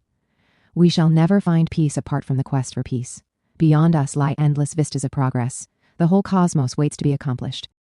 Man's growing understanding and his unfolding consciousness go on in their ageless search for union with the immense principle which sustains all the mysteries of the world. It is not yet our time to contemplate finalities. The incomprehensible fascinates and intrigues, but cannot satisfy. Our greatest peace comes from the recognition of our present place in the plan. When we know that we are trying, when we have the solid assurance that according to our various lights we are earnestly seeking and sincerely practicing the disciplines, we enjoy what Aristotle called well-being. Right mindfulness is the direction of attention to those matters which are first in importance. Strive for a mood of mystic thoughtfulness, not merely intellectual analysis, but a kind of quickened appreciation which causes us to be attentive to the significance of living. There was once an old Chinese scholar who enjoyed the patronage of a certain mandarin. This mandarin, in a moment of generosity, presented the scholar with a bullock cart. Now a bullock cart is one of the slowest methods of transportation yet devised. The ambling ox never hastens his gait, but plods along only slightly more rapidly than the average man walks. The Chinese philosopher rode in the cart the first day, but thereafter walked ahead, leading the ox. When asked why he did not make use of the conveyance, the scholar replied that his newly acquired vehicle was destroying his perspective on life. Lapsing into a truly Taoist viewpoint, he explained himself thus: a journey, regardless of its length, is not a motion from place to place, but an experience in moving through space from place to place. In other words, man grows not as a result of arriving at his journey's end, but by the mystery of the journey itself. He learns most who travels slowly. The sage went on to describe the adventures of his daily travel. He observed the woods at the roadside and stopped to contemplate some small natural creature fulfilling its tasks according to the impulse of instinct. Every step of his journey was alive with living purpose. Each of the objects which attracted his attention was a sermon. Each embodied spiritual truth, and each bore witness to some phase of the divine law. To hasten was to be deprived of the privilege of contact with life. It was to place the journey upon a different footing. In the comfort of his ox cart, the sage could travel, but when he went on foot, he experienced. With true Oriental politeness, he compromised. He took the cart with him, but walked so that he might continue to experience his daily contact with life, and at the same time might not evade the implication that he must also experience possession of the ox cart. To have rejected or returned the cart would have been, from the Taoist viewpoint, to avoid the responsibility of possession. There is a fine point in spiritual ethics in such a dilemma. Each student would have to solve the matter in his own way, but there is no virtue in rejection, and no virtue in the performance of error to please a friend. The most important lesson taught by the fable is that which relates to the simple journey of the day, to make the journey not because we are striving to cover a distance, but because we rejoice in a series of experiences, each of which is precious in itself. It is common in religion for the spiritual-minded to dream of the journey's end. This is a false dreaming. Rather, we should be attentive to all with which we come in contact along the way. Each day of living is an experience in mystical discipline, presenting new opportunities for realization, new evidence of the spiritual purpose that stands behind the worlds. The mystic is unfolding himself not because he is primarily aware of some specific goal, but because he is supremely happy in the joy of growing, and in the knowledge that he is fulfilling the destiny that was appointed to him at the beginning of all things. To preserve a normal viewpoint in troubled times demands a high appreciation of the dignity and significance of imminent. Do not become discouraged once you begin the disciplines. They must become as much a part of your life as eating or sleeping. They belong to you. They must be practiced from now on throughout time, not merely as a ritual but as a quality of yourself, with the same acceptance of them as is expressed by the natural processes of eating and digesting of food. After a time, you will no longer realize that you are practicing a discipline. It will be part of your life. You will instinctively include realization in all the modes and moods of your existence. It will be as natural to realize as to think, as normal to understand as to feel. Awareness and thoughtfulness will become part of you, and altogether your inward education will result in a great responsiveness to life, which is the basis of true greatness. Under such conditions, it will be impossible for you to determine with certainty where realization mingles with illumination, for each is a part of the other. You never will know the time when you transcend thought and rise into the mindless vistas of true spiritual apperception. Yet as you proceed, all of the transcendental processes which you are building up will manifest themselves, until from their blending and mingling will come the true enlightenment of the initiated sage.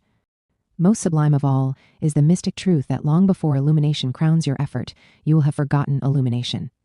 You will be so absorbed in the experiencing of God that, like the Sufi in his rapture, you will forget to be mindful of yourself. The time will never come when you will rapturously exclaim, "I am illuminated." You will never stand aside to marvel at your own superiority. You will never ponder thoughtfully as to whether you are ready for nirvana, nor will you ever ask yourself what lies beyond the world. As realization brings these great extensions of consciousness to you, you will be so perfectly conditioned to receive them that you will neither wonder nor be surprised. You will be neither glad nor sorry in the terms of human emotion. You will experience merely an extension of the law of cause and effect. Illumination will come because it is necessary. You will need it in order that you may continue to experience your participation in reality. The mystical disciplines are the natural human way to truth. They are available to all men, and each who attempts the living of them is rewarded according to his integrity and his continuity.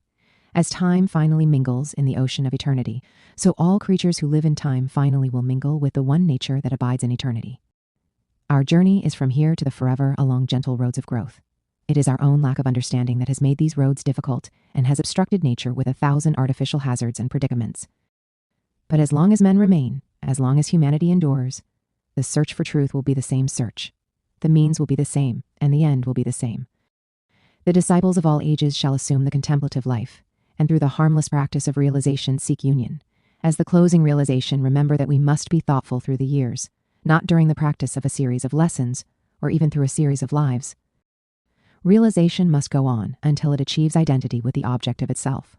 Let your realization through all this time that simply, naturally, gently, normally, and happily, you are growing up through the many to the one, and that you are accomplishing this through the gradual processes of discovering as a series of joyous experiences the one in each of the many. Realization is the conscious understanding of the unity of life, and of the unity of the living self with the deathless cause which abides in the innermost parts of the world. Be patient, and in all things be kind, and time and eternity will be patient and kind through you.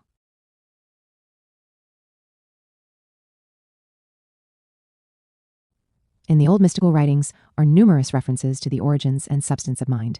The following brief statements are representative of the opinions of the ancient initiated philosophers, both Eastern and Western.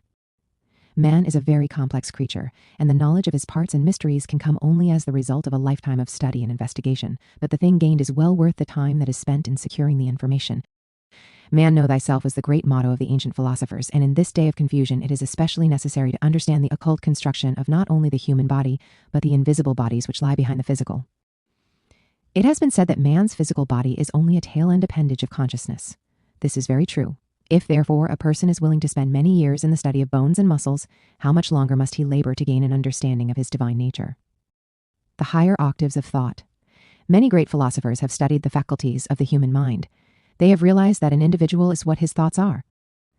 They have realized also that thinking is the result of the combinations of centers of thought in the mental body of man, and that individuality and the existing differences of mental outlook are the results of the thousands of combinations that can be made by grouping the 43 faculties of the human mind into various geometric patterns. We divide these faculties into 7 groups and list them as they have been studied for years. Amativeness. This is generally called love, but true love is higher than the physical world and belongs to the spiritual worlds. Sexuality, the sexual instinct, the desire to reproduce kind. This is the most primitive instinct of the human mind and is the first that savage human creatures cultivated. Philoprogenitiveness. This includes the love of children, pets, and relatives. We find many persons who love their own children because they belong to them, but who are thoughtless of others not attached by the bond of relationship. Friendship. This is the supreme bond. Friendship is the one and only true relationship. Without friendship, all relations fail, and with it, all other bonds are glorified. True friendship is priceless, but it is seldom found in this civilization, where selfishness is destroying nearly all the finer sentiments. Inhabitiveness. This manifests as love of places that are made dear by memories, love of home and places we remember from childhood, love of country and a desire to defend the home and the country. Continuity. This is the ability to stick at a thing until it has been completed. It is the least developed faculty in the Western world.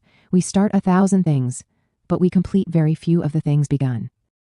Vitativeness. This function measures the hold on life. When this faculty is strong, an individual can almost eat nails with impunity, but if it is weak, the life will be short in spite of the greatest care. Executiveness. This is the power of rulership. This faculty leads and controls those who have it less developed. It often adds a hardness to the nature. Alimentiveness. This center in the mind controls the love of food, drink, and the comfortable things of life. Acquisitiveness. This area tends to make the miser. It hoards up and seeks to accumulate. It loves to amass for the sheer love of amassing. Secretiveness. The love of hiding away. Sometimes this mental trend results in persons becoming hermits and recluses. Caution, a saturnine timidity, an unwillingness to take chances. In its best form, this faculty gives prudence. If overdeveloped, it results in failure for lack of initiative. Approbativeness. When this area is well developed, it gives a desire to be popular. It turns the attention to dress, neatness of person, love of jewelry, and trinkets for self-adornment. Self-esteem. The best side of this faculty gives trust and faith in the integrity of self. It places self above conditions and environments.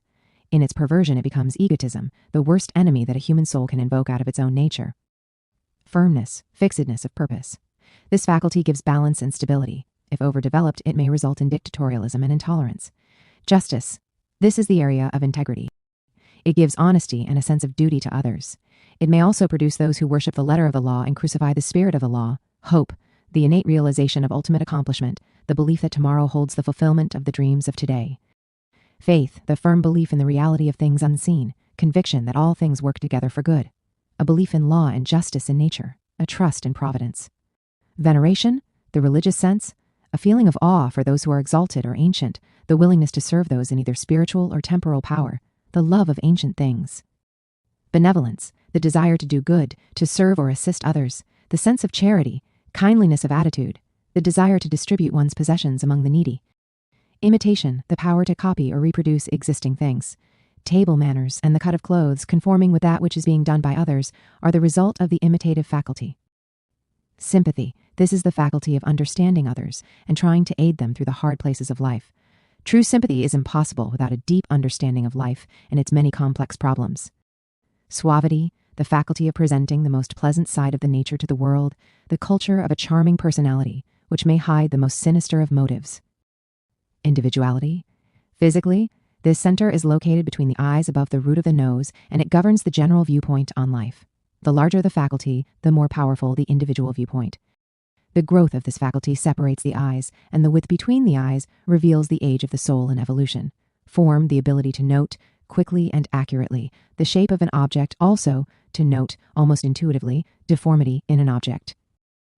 Size, the ability to measure the mass of a thing. It is also the faculty which makes it possible to estimate the distance from one place to another.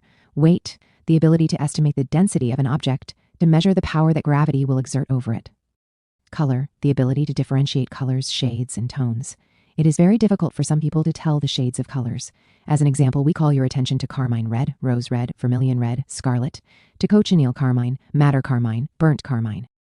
These shades and tones can be finely distinguished only where color faculty is highly developed. Order, this is the faculty that systematizes the functions of life. It establishes chains of sequences and gives neatness to the habits of the individual. Number, the power to count and calculate, to arrange figures, and to master mathematics easily is given by a strong development of this faculty. Motion, the ability to judge the rate of motion of an object, or the desire to travel, dance, ride, or move about. This faculty gives the wanderlust. Experience, this faculty stores up mental impressions from the past and is the historian of the human mind. It also brings forth its information when needed as a guide to future activity.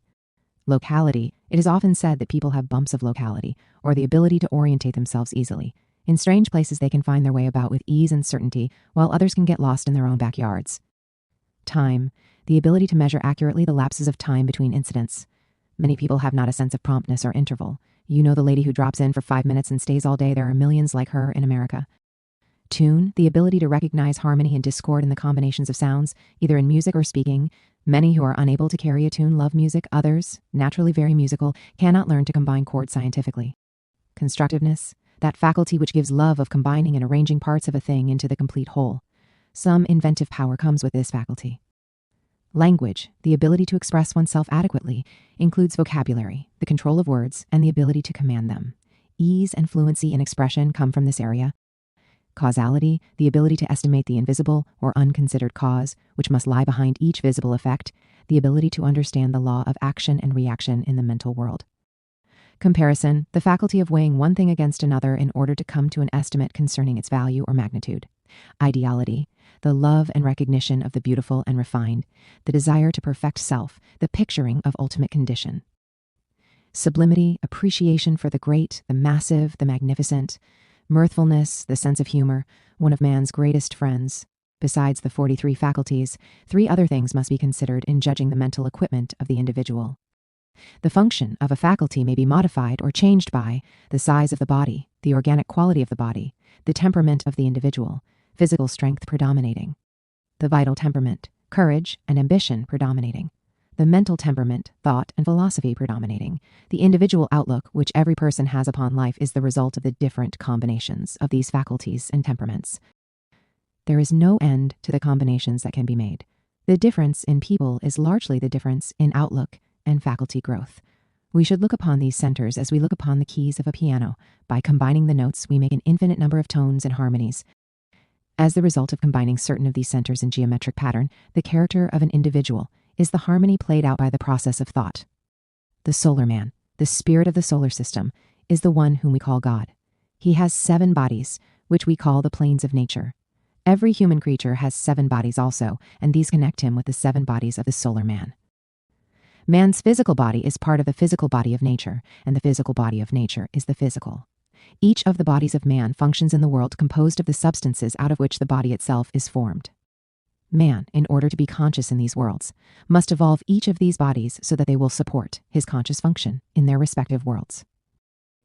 For example, we realize the physical body is subject to the laws of the physical world. One of the chief of these laws is gravitation. The physical body can never function anywhere except in the physical world. The consciousness of the individual may be awake in the invisible spheres and may travel in the higher worlds, but its physical body must always be left behind. The chronicles of the life of every individual are recorded and preserved in what are called the seed atoms.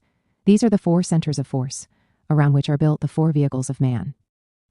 Man's 4 bodies are the physical, the vital, the emotional, the mental. Each of these has its own seed atom. Most people think of the seed atoms as tiny granules, but in reality they are vortices of force, twisting, spinning, and whirling. Each of these vortices forms a nucleus around which the 4 bodies of man are built as he comes into physical incarnation. Each of these seed atoms has a peculiar faculty, which is not that of memory, but that of preserving, in an unbroken chain and in proper sequence, all records of incidents through which the respective bodies have passed. Thus, the physical seed atom, which is located in the heart, preserves a record of all the incidents of physical life. The vital seed atom, in the solar plexus, preserves the records of all uses made of the vital energies. The astral seed atom, in the liver, keeps an unbroken history of all expressions of feeling and emotion, while the mental seed atom, in the brain, keeps tab on our thoughts and preserves them within its own subtle substance, whence any information can be brought to light again when it is necessary. As man's bodies are built around these seed atoms, these records are carried from life to life, and the sum total or balance is carried forward in each of these seed atoms and molds the new physical form or astral form into a vehicle expressing the debits and credits brought forward in the seed atoms. For example, the monk in his cell spent years illuminating an ancient vellum. Month after month he labored, never stirring from his rough oak stool. His mind and soul were glorified, but he neglected his physical body. He forgot to exercise it and to strengthen its parts and members. This neglect was recorded in the seed atom, and future bodies built around the atom would express the neglect which the memory of the body centers preserved. In this way, a mystic bookkeeping system preserves the records of debits and credits and implants upon the center of each of the bodies the records of the activities of its respective forms. The totals are carried forward so that man's physical body, today, in its perfections and imperfections, bears witness to the records of previous incidents recorded in the seed atoms. The same is true of his mental body, and as each preserves its own records and grows through the activity of its own particular form, we can understand why some people have a strong mental nature and a weak physical nature. This inequality of function proves that at some time undue emphasis was laid upon the mental nature and the physical was neglected. We have told you already that the grand man, the spirit of our solar system, has 7 bodies, which are called the planes of nature. His physical body is called the physical plane, his vital body is called the etheric plane, his astral body is called the astral world, and his mental body is called the mental world. These worlds are spheres of substance, separated from each other by the rates of vibration of their tiny particles. Man, the little universe, has a body that functions in each of these 4 lower planes. The 4th or highest plane which man can function in is called the mental world. This mental world is the mind body of the solar god. Man has a limited area of mental substance which he calls his mind. This area is a tiny bit of the great mental area, composed of all minds, which is called the mental body of God. The mystery schools, by means of 4 initiations, teach man how to function consciously in the 4 worlds of nature. In the 4th initiation, they teach him how to use the little area of consciousness, which he calls his mind, as a vehicle by which he can function consciously within the mental body of the grand man. In other words, he is taught how to wander around in the mind of God. This may seem a very peculiar idea, and yet the system of accomplishing this has been taught by the Egyptians, Chinese Hindus, Chaldeans, and early Christians for thousands of years. Can you imagine yourself, a tiny germ of mental plasma, wandering around amid the vaulted arches and spans of universal thought, thinking with the mind of the eternal thinker, unhampered by physical brain fallacies? Let us imagine for a moment that one of the tiny cells in your physical body, by a special series of culture, was given the privilege to wander around in your mind. This little cell would live normally about 15 seconds, during which time it would be born, mature, and grow old. Therefore, its memory, allowing that it has an active one, would probably cover the span of 12 seconds, which would be equivalent to 75 or 80 years of human life. This little cell, if it could read your mind, would know things that happened years ago, while its own age is only 15 seconds. That is, of course, if it could use your memory to look them up with. Now, in comparison to the age of nature, man is 15 seconds old. With his own little mind, he can look back over 50 or 75 years, or if he be a white-crested patriarch, he might remember 85 or 90 years. But nature has been building and unfolding this planet for nearly 300 million years. There is a way by which man, the tiny microbe, may learn to remember things that had ceased to be on this little planet, eternities before he was born. The records in the mind of the planetary man, his house of memories in which the planet remembers that which happened to itself, are called in the mysteries, the Akashic records. It is by means of these records that the history of planets and worlds and races, long forgotten in the physical world, can be traced and described intelligently and with absolute knowledge of the subject on hand. These records are not engraved on stone, but are composed of the living, scintillating substances of planetary mind stuff. They are the living records of the history and unfoldment of nature. With your own mind, you can remember back through the important incidents of life. You can remember where you lived. Your joys and sorrows are stored away in the human house of memory. In the same way, the planet remembers, and in the house of planetary memory is stored a vast living library of thoughts and thought pictures, which a few, because of their special preparation and training, are permitted to read and profit by. Now, the average individual not only has his memories, but also has his ideals, and he is making at least a few plans concerning things to come. He has, in a hazy way, the outline of tomorrow. As it is true with the individual, so it is true with nature, for this far-seeing power, which molds all things, dwells not only in the past, but also in the unborn tomorrow. So, one who is able to wander about in the world of thought may pass from the house of yesterday into the creative faculties of tomorrow, and here a plan is formulating in the divine mind for things which are to come. And here the tiny figure in the midst of a magnitude of thought may see the plans for God's tomorrow, which with men may be 100 million years. So, we repeat, it is a very wonderful thing to wander around in the mind of God with those faculties awake which enable man to cognize the scheme of divinity, which to most creatures is a sealed book. To those who are interested in developing some of the latent powers of the mind, we recommend a simple form of exercise, which is more far-reaching in its effect than the student realizes. One of the great curses of our modern civilization is its thoughtlessness. Very few people really consider the importance of everyday life. They pay no attention to their own actions, failing to realize that their activity today gives birth to the reactions of tomorrow. Many of these reactions are unfortunate and undesirable, as the causes of them set in action today are thoughtless and inconsistent. Life is the great study. Books, manuscripts, and lectures drop out of sight and are of little importance when compared to the greater education which is to be gained from a careful consideration of the problems of everyday existence. In the mystery schools, there is an exercise which is called retrospection. This is performed after the closing of the work of the day, just before the student goes to sleep. It consists of devoting a few minutes to a careful analysis of the day that is done, a weighing and considering of the decisions that have been made, of the viewpoints which have been held. The exercise should consist of an unprejudiced, impersonal, constructive criticism. It should be neither a justification of mistakes, nor an unkind, destructive abuse of self. It should be impartial, philosophic, impersonal. Among people who have faced death by drowning, fire, or other sudden means, it is well known that in those few seconds when it seems that life is done, there flashes before the mind in a panorama the entire life of the individual, back to early childhood. Many people say they have lived 50 years in 5 seconds. This is, of course, the record implanted in the seed atoms, but it is interesting to note that all of the incidents are reversed. The last things that happened are the first to appear, and instead of living from childhood to maturity, the panorama begins at maturity and leads back to childhood. In the practice of retrospection, the same system is used. Instead of beginning the day in the morning, the student begins it with the evening and goes backward, incident by incident, including in his exercise even the simplest and most trivial points, such as remembering which door he went out of a room by and which shoe he took off first. These points are trivial, but in the training of the mind, the disciple is taught to realize that great things are made up of aggregations of trivia. A great many people, interested along these mystical lines, spend all their time meditating and concentrating, and neglecting their daily responsibilities. I saw in a northern newspaper an item where a woman was sentenced by the judge in a very peculiar way. The court forbade her to go to church more than 3 times a week. The idea of neglecting responsibilities in an attempt to be a great soul is erroneous and foolish, but most people can afford 10 minutes a day to be spent in the training of mind and soul. Retrospection produces 2 decided results. The first is the improvement of memory. I have a number of friends who have taken trick memory courses. The system is something like this. If you will learn 10,000 words by memory, they will help you to remember 15 that you will need every day. But as most people forget the memory system, little is attained thereby. The best way to develop memory is by learning to develop the faculty of memory. This is gained by intensifying the subconscious cognition of incidents through going over them and deeply reasoning out their value.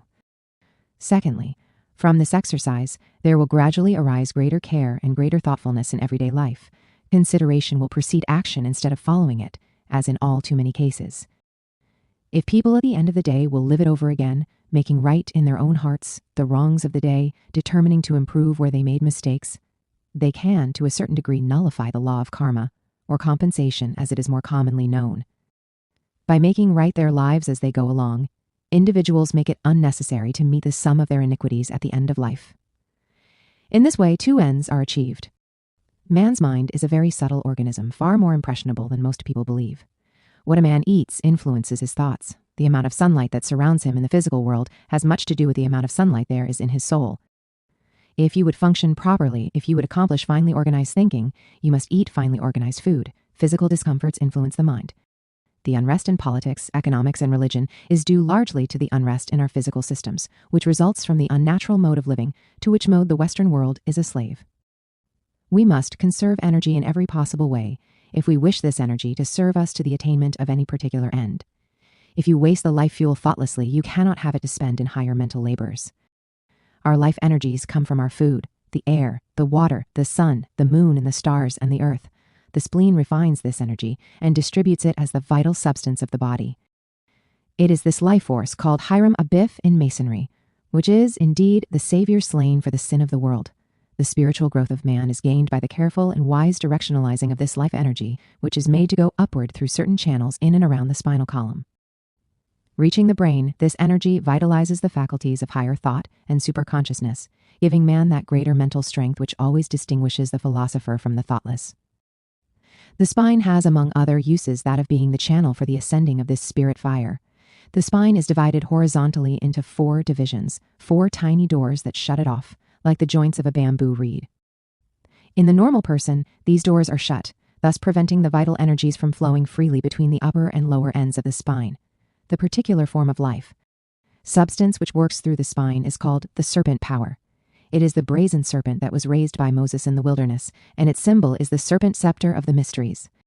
The disciple is taught the processes by means of which this serpent is awakened from its sleep in the cave and is caused to crawl up the spinal cord as a ball of fire. This can be felt by the disciple as a decided warmth, sometimes to a degree of serious discomfort. As this fire passes up the spine, it burns away the gates which close the segments and form protections against the devitalization of the mental energies. In the disciple, this energy can be seen ascending the spine with a glow of light, which finally protrudes from the crown of the head in the form of a long pencil-like shaft. At last this fire, burning through the 4th gate, enters the brain itself as a consuming flame. Here, it either coalesces with the higher mental faculties if they have been trained to receive it, or else it burns out the entire brain, leaving only spiritual ash and resulting in the complete mental breakdown of the disciple. The worst part of this is that there is no cure known for that particular type of breakdown. That which has been completely destroyed cannot be rebuilt. In the ages that have passed, man was androgynous. He reproduced his species by cell fission. He broke into parts, and each of these grew to the proportion of the original unit. Slowly, he developed his present human form, and even then he produced his kind out of himself. Both poles of the creative circuit met in the generative system, and the new form was born there between the poles. It was Lucifer who turned one end of this creative force upward to create a mind. With this came responsibility, and by means of this new power which made him like a god, man sent sin and death out into his world. Man was no longer a complete self-creating unit, for now only one pole was left in the generative system. This was accomplished by turning alternate poles into the brain. In some, the positive pole was turned upward and the negative downward. In others, the negative pole was turned upward and the positive pole was turned downward. In this way, male and female were created in the nature of the personality.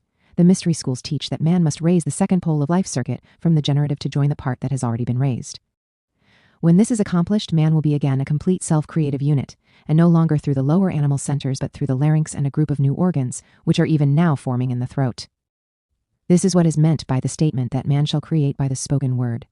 The knowledge of this was concealed under the symbol of the serpent, and those who raised the brazen serpent in the wilderness were given immortal life. Let us now go back to the subject discussed in the 2nd paragraph of this chapter. The goddess Kundalini twists her way to the brain as the result of certain forms of concentration, but woe to the student who does not first prepare himself for her coming.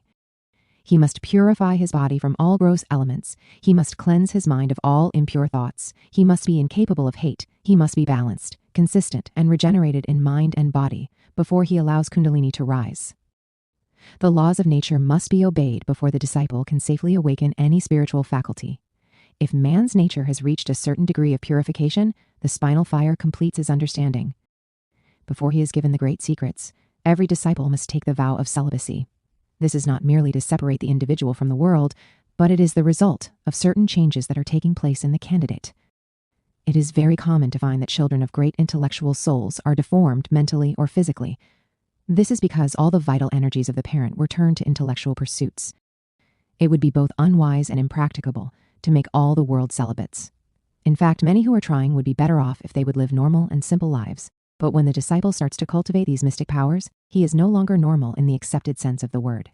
He is in the world, but he is no longer of it. Woe to him if he tries to return to the materiality he has left behind. By God, we here mean a grouping of all the superphysical powers of nature. There are other dimensions beyond the fourth, but they are out of our area of understanding. The fourth dimension measures the relationship of form to its own source of life. The thing traveling towards the source of itself must go along a fourth dimensional line, the dot retiring into the center of itself. The relationship between heaven and earth does away with the relationships and dimensions which men have established to measure the material universe. Heaven is not in any particular locality in relationship to the physical world. In the East, the nirvanic plane is recognized as the outer sheath of a planetary system. It is the link that connects the planets one with the other, and also a link between the planets and the sun. Those who reach the end of their planetary incarnations rest in nirvana until the dissolution of the planet at the end of the day of manifestation. In principle, all things are one, but they are divided from each other by the walls of personality. When the wall of personality is dissolved, the individual again becomes part of everything. In entering nirvana, the soul steps out of its own personality and becomes part of the personality of everything. The qualities that it evolved are then urges toward accomplishment in the nature of all creatures having a nirvanic body. The one who enters nirvana is still conscious, still an individuality, in the same way that God is an individual. His spirit is broken up to become the spirits of all the living things in his universe, but still he is one, and in a lesser way, in nirvana, the consciousness of the great initiate is spread all through the nirvanic plane where it manifests as spiritual urges in the souls of countless creatures, yet it is still conscious. But instead of having a body as we see it, his body is all bodies together, for the liberated one continues his progress and growth in the hearts and souls of his fellow creatures. A soul about to retire from the wheel of birth and death comes one last time as a world savior, and preaches his great sermon, telling the physical world the sum of all the wisdom he gained in reaching that exalted position. This is his swan song. He then retires into the soul of all things. He can never come again, except through the souls and actions of his disciples. The experience that this one gained in his pilgrimage is broken up and fed to the ignorant and possessionless. The soul retires behind the veil of Maya. It is possible for one of the higher teachers to connect his own mind to that of his student so that the latter will think with the mind of the teacher and not with his own mind. The student will actually do his own thinking, but he will have the mental power of the master at his disposal. The result is that he will transcend himself for a period of time without, in many cases, understanding where his knowledge comes from. As an example, let us suppose that the disciple, in order to understand certain points he is studying, when the time comes, he asks the help of his teacher, and a second later, he feels himself hurtling through space. A few seconds later, he is walking around amid the craters and caverns of this seemingly dead world. He investigates the things he came to study and then wills that he return to Earth. He is again picked up and whirled through space. As things clear around him, he is sitting in his physical home once more.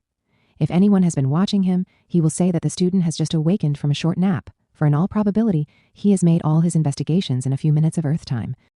The disciple will feel that he has been to the moon, but if he will think a minute, he will realize the impossibility of such a thing, as it requires a much higher degree of attainment than he possesses to accomplish such a feat. What really happened was this. The master has, in his higher initiation, actually visited the moon. He, therefore, knows exactly what the surface of it resembles.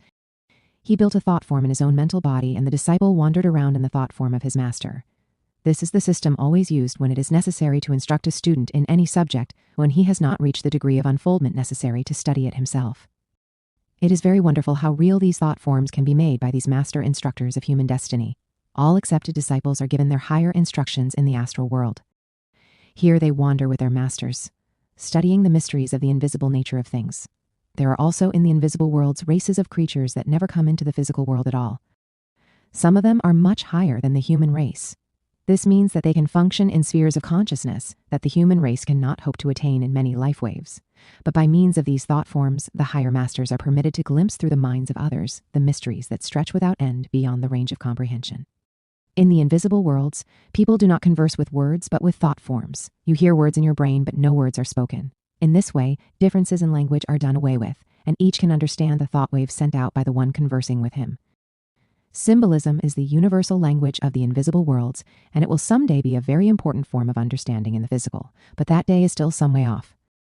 This method of thinking with the mind of the teacher is not mediumship, for the student is neither hypnotized nor possessed. His consciousness is not interfered with, but he is linked up with a great source of supply, and for a time he borrows the memory of a person further advanced than himself. This practice is never done, however, without the personal supervision of the master, who is permitted because of his greater understanding to do things that the lower disciples are forbidden to attempt alone.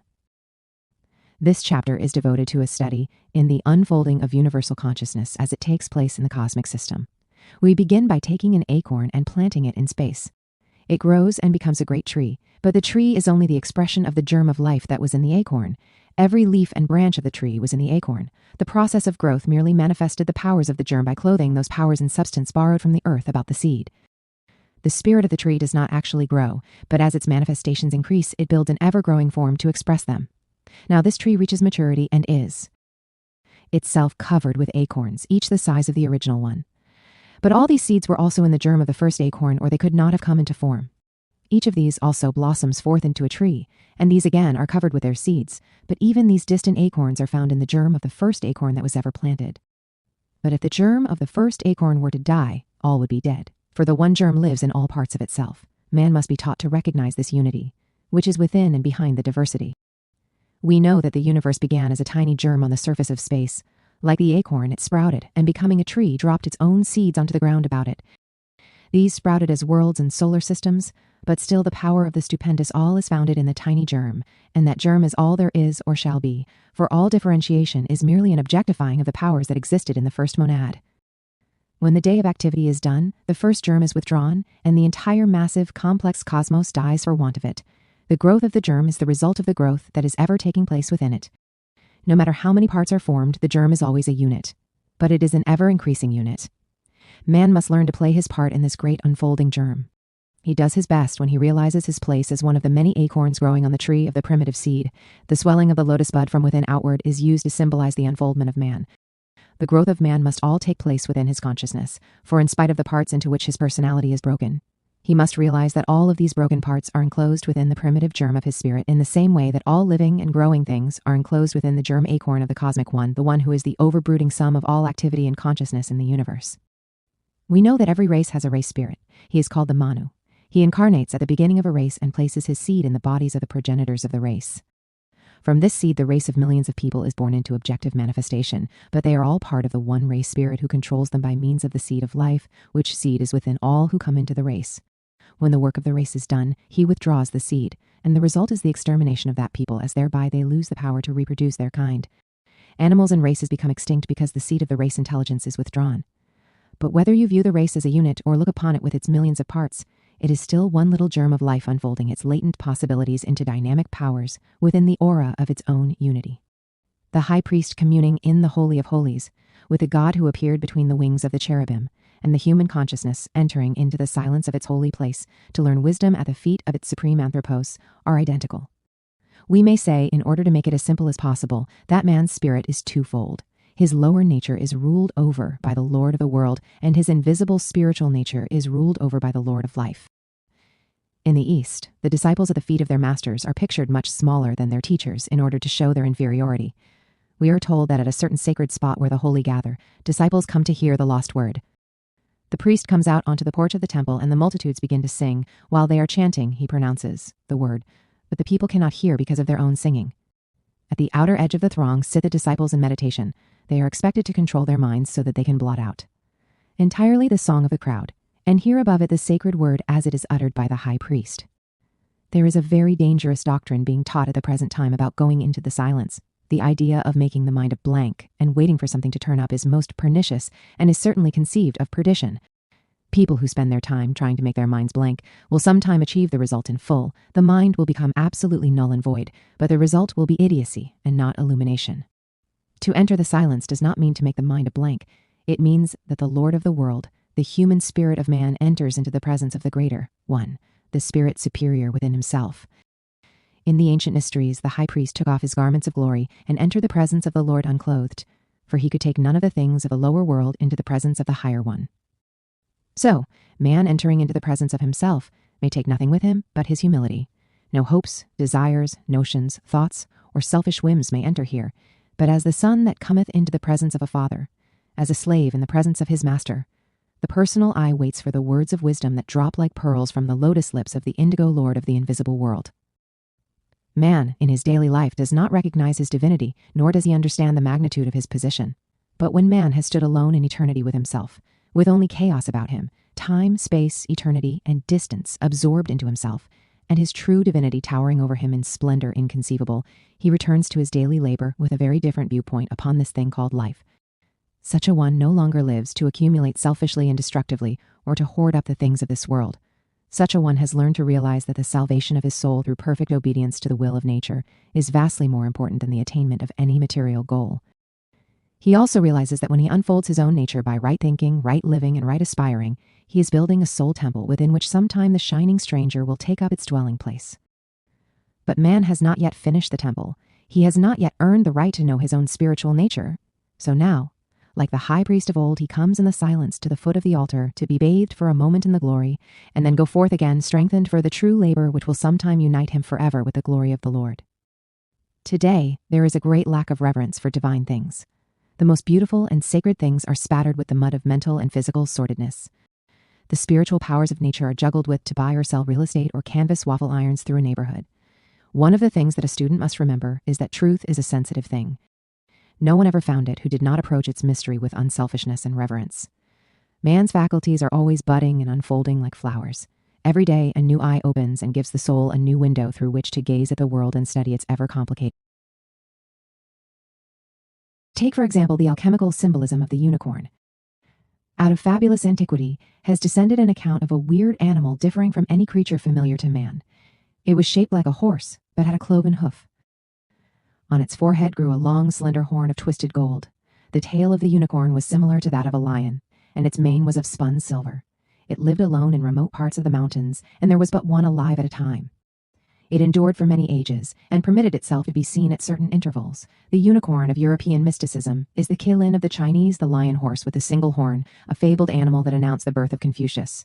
How does it happen that two races dwelling on opposite sides of the earth should share a belief in this mythological creature? How beautifully the story of the unicorn fulfills the purpose of the ancient priests who devised it. Medieval zoologists frequently included the unicorn as an actually existing animal, assigning as its habitation some little known and inaccessible place, such as the Sahara Desert. The museums of Europe include in their collections several drinking goblets that belong to feudal princes, which are reported to have been shaped from the horns of unicorns. Men wanted to believe that the fable was true, therefore to them, it was true. There was no mystery to the unicorn. It was merely a rare creature, one that found its way into the heraldry of many nations and families who bore the symbol, but never sensed the meaning. The modern world gave considerable debate to this fantastic creature. One modern school decided that the unicorn was a highly glorified rhinoceros, that the single horn peculiar to this animal had given rise to a strange story in the disordered minds of primitive people. Still, the symbolism was preserved, and the modern scientist was happy at having solved the mystery to his own satisfaction. The alchemical Book of Lambspring gives the key to the real meaning. The unicorn, with its one golden horn and living alone, is the human soul dwelling far distant in the impenetrable forest of the senses, compounded from the numerous aspects of the anima itself. This white horse with a horn is a proper symbol for the most profound meditation. There is no way to tell its story to the foolish, nor is there any way in which its mystery can be concealed from the thoughtful. No man can describe the soul in direct and simple words. It is a subjective experience. But each man may restore for himself a certain pattern of the soul by meditating upon the appearance and temperament of this strangely docile animal, described by Basil Valentine as so shy that it runs before the hunter can reach it, so wise that it can never be captured in any net devised by man. A symbol of the soul must likewise be a symbol of soul power. The golden horn, never used to injure any creature but around which the knight-errant tied the silken scarf, is the power of concentration, the one-pointedness of the soul, the harmless strength of truth. But how could this be explained to men who would prize the unicorn's horn as a wine goblet? Whoever the initiated guildsman was who first fashioned that horn into a beaker undoubtedly was acquainted with the mystery. For if there possibly could be devised a vessel to hold the mystic wine of the Feast of Cana, it would be the unicorn's horn. And so the mystery grows, each part fitting into the rest, each circumstance conveying an inference that literal words can only crucify and destroy. As the soul must be sought in the farthermost and the innermost intricacies of our lives, so truth will be found hidden in the mystery of symbols. Symbolism is the old appointed way of telling the story. The universe is the first symbol, man, the most perfect symbol, and truth, the hidden reality behind all symbols. Mystics who are said to follow the cycle of the quest based upon a search for something lost or hidden all belong to the symbolism of pilgrimage. Truth is viewed as separated from man by a strange, intangible sense of distance, a space of time or place that must be crossed. But it is a distance of becoming, a search for that which is farthest from the known, but nearest to the self. It is indeed a foolish mortal who mistakes spiritual distances for material intervals or permits himself to dream of reality in terms of place. Alchemy is devoted to the quest of three hidden truths, which are three concealments of one truth. The first of the veils is the transmutation of metals, the second the discovery of a universal medicine, and the third the creation of the elixir of conscious immortality. In an old manuscript left behind by some unknown writer of the 17th century, a mystic alchemist sounds the note of warning, "Woe, woe, woe unto the gold makers." This is the burden of all alchemical writings. The fables are told, but woe to him who accepts them as the substance of the doctrine. They are but the shadow, the substance lies beyond. To the modern truth seeker, alchemy conveys the light of another facet of the philosophical diamond. It gives further instruction in the mystery of the search for the self. But first must come the mystery of the metals. There are two kinds of metals, the earthly metals and the philosophical metals. There is a gold that is mined from the earth, and there is a philosophical gold that is mined from the air. There is a mercury which falls from the rock, and a philosophical mercury that abides as a vapor in space. There is mortal iron and immortal iron. There is a tin in the earth, and a tin in the heavens, a copper that corrodes, and a copper that is incorruptible. There is a lead that is heavy, and a lead that has no weight at all. Words can but imply the meaning, for in alchemy, as in Oriental mysticism, we are dealing with wordless principles and nameless facts.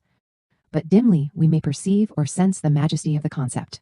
Omar Khayyam knew the secret of the metals when he wrote, "The vine had struck a fiber, which a boutif clings my being. Let the Sufi flout of my base metal may be filed a key that shall unlock the door he howls without." The mystery of the metals is the mystery of the recognition of the twofold nature of all consciousness, all form, and all thought. When the alchemist wrote, "You shall take one part of the philosophical iron and add thereto 3 parts of the philosophical mercury, and be sure that they have been properly distilled and augmented," he was using his own quaint, picturesque terminology to convey a truly transcendental secret. Those searching for the mystery of the inner life can use in their quest only the higher and most attenuated faculties of sense and thought. The ordinary human mind is of very little service, the human emotions of very little good. We must seek within and find the spiritual powers of the mind, the spiritual powers of the heart, and the spiritual powers of the hand. In other words, we must use only the spirit of the metals. It is useless to bring only the mortal perceptions and the mortal limitations to bear upon the problems of the immortal self. Our physical experiences are not enough, they must be distilled and augmented. Our physical education is not enough, it is but a base shadow of something greater. Our thoughts, our sciences, our emotions, our arts, our actions, our crafts, are mortal and physical symbols of immortal powers. We must read all the symbols, we must seek all the shadows. This is the beginning of alchemy, that we shall discover our every word and deed to be but symbols, our hopes and aspirations only fables, our histories and traditions merely legends. All that we know, like the symbol of the unicorn, is an indication of that which lies within. The almost inconceivable reality beyond all our experience and all our knowledge is an essential subject for our meditation. It must be a very sane and gentle meditation.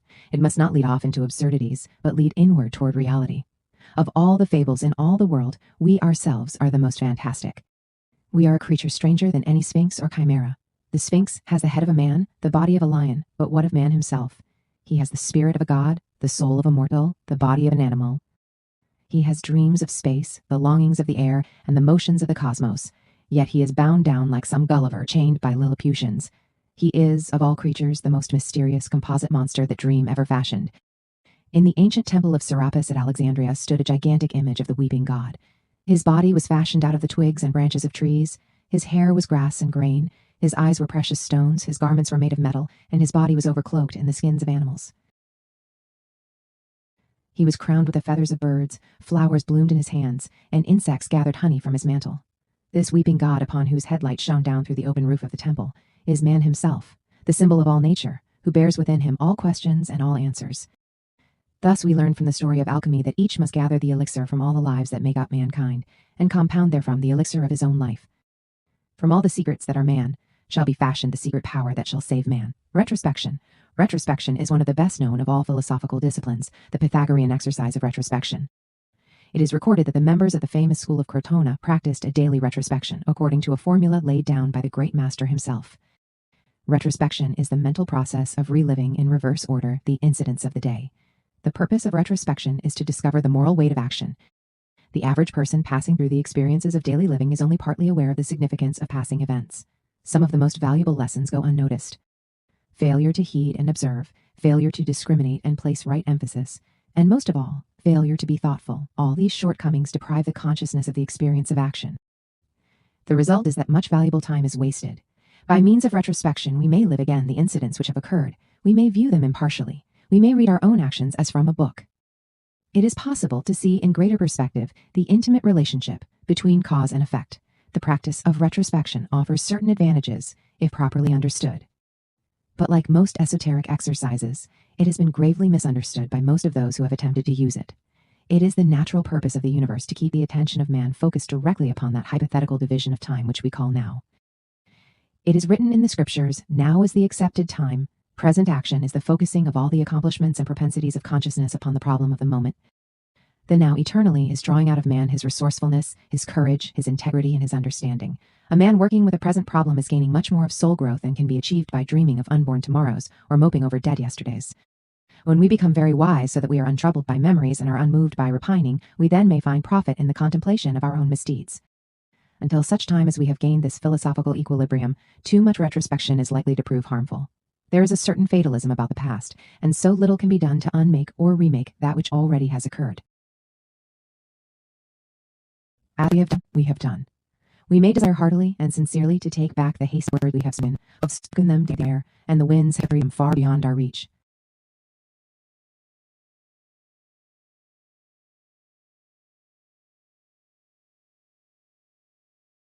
We never can bring them back. The kindly deed we might have performed is useless now. The occasion came and went. Performed tomorrow, it will be useless. The opportunity for experience which was offered and which we overlooked has passed on to others. We cannot lure it back. All we can do is settle back in the midst of our realization of failure and disappointment, discouraged by the helplessness and hopelessness of our miserable state. This negative attitude robs us in a very subtle way of a certain vitality. Realization is not a discipline of repentance, it is a positive statement of conviction. Retrospection arises in all instances where the element of forgiveness of sin is present in a religious system. Here there is some compromise of basic integrity. If the human being believes that there is any escape from the consequences of action, the standard of living will be compromised. Thoughtfulness must come first, not afterwards. A little wisdom is more precious than an ocean of repentance. To do what is right first is to be wise, and so it is the first duty of the truth seeker to search for the right. Having performed an action according to the noblest standard of consciousness, there is no cause for regret. If a mistake has been made, universal law will reveal it through karma. There should be thoughtfulness, but not overemphasis upon the daily process of living. Often there is conflict between the larger vision and the smaller vision. I know individuals who have been possessed by regret and remorse for the greater part of a lifetime. Such persons sing their vices, but never have found their virtues. If the retrospection can be performed without any personal involvement, without any sense that the incidents are occurring to ourselves, the retrospection becomes philosophically useful. We should see not the weaknesses of ourselves, but the strength of the law. We should not see ourselves as poor mortal sinners forever wrestling with the hosts of evil like Jacob with the angel, but rather we should see law molding us eternally into the shape and purpose of its own reality. Throughout the whole world of belief, men are trying through their doctrines and their dogmas to save themselves. Through prayer and fasting, through rituals and dogmas with candles and picksides, self-centered mortals are bending to the task of saving themselves. Through self-depreciation, through self-denial, with flagellation and austerity, with gifts and offerings, the rich and the poor, the humble and the great are seeking divine favor, always for the same reason, always inspired by the same fundamental motive, self-preservation. The soul must be saved, and strangely enough, the salvation of an immortal principle is made to depend upon the ill-founded opinions of a frail and mortal part, the human personality. Men meditate to save themselves, and they practice retrospection to save themselves. Always they are thinking of the self, always plotting and planning for the self. The lay disciple, falling into one of these pitfalls of the way, comes inevitably to the dual conclusion that not only is he worth saving, but that he is in dire and constant danger of being lost. In this wild game of saving and losing, of being redeemed and then relapsing, the beauty and nobility of living. It is the purpose of realization that consciousness shall flow away from the personality toward identification with law and reality. Posit the real, not the unreal. This is not a platitude, but a great spiritual truth, this parable, which originated somewhere in Northern Asia and traveled far to be incorporated in the Christian traditions, is a statement of realization. It is applicable to the daily life of each disciple. By it we should judge others, and by the same rule we should judge ourselves. This does not mean that we should continue to cultivate old faults, but rather that we should strive to cultivate universal virtues. We should not excuse our own mistakes, but rather we should see through them and realize that they bear witness to a failure of adjustment between personal and universal understanding. We should not try to correct faults one by one, but rather with single-pointedness search for the one realization and the one truth that in itself corrects all faults. Retrospection is serviceable if through the aid of it we come closer to the one. But if we are not more aware of good because of the exercise, then the exercise is not good for us. Any discipline that makes us feel our own inferiority is as wrong as one which makes us feel our own superiority. Man is neither great nor small. He is a channel through which eternal principle is flowing. He may think he is great, and then he truly.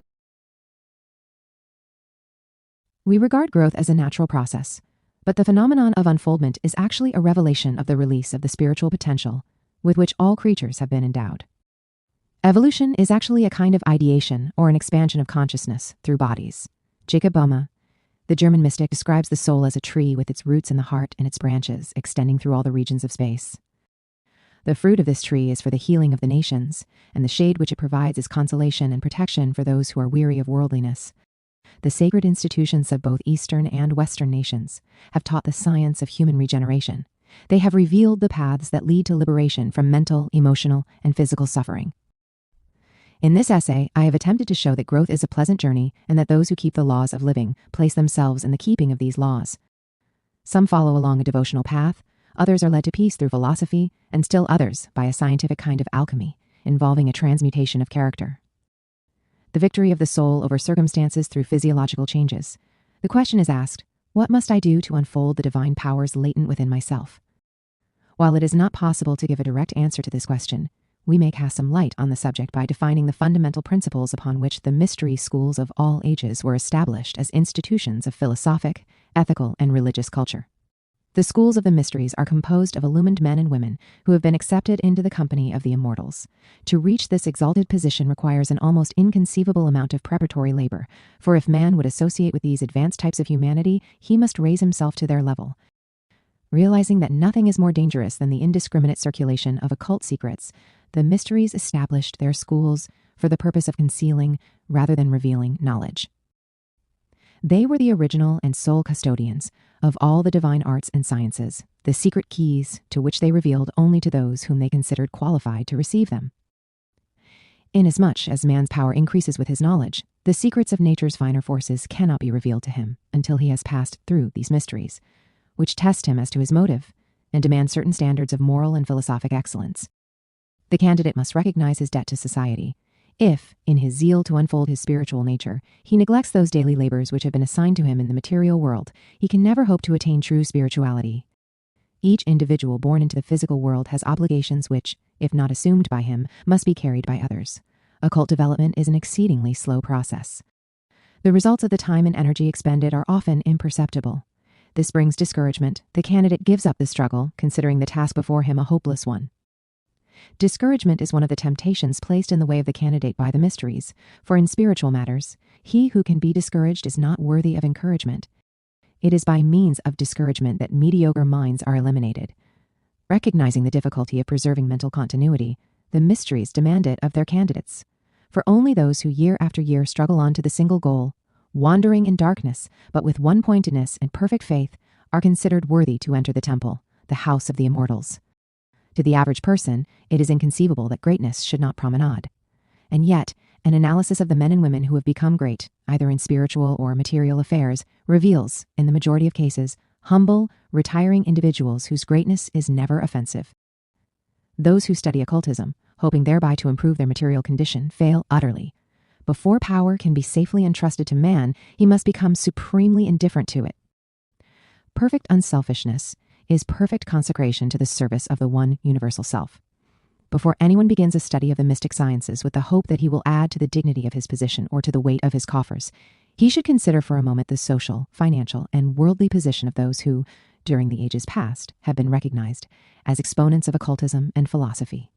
In order to serve more effectively, a few initiates were placed in positions of world power. But with this increased dignity came increased responsibility. The crown of spiritual adeptship is a far heavier one than the crown of material rulership. The use of occultism for the gratification of personal ends constitutes black magic. It is for these reasons that the applicant is asked, what motive urges you to take up these arts and sciences? Is it your supreme and all-ensouling desire to be of unselfish service to humanity? To these questions, some reply, gladly will I die for truth.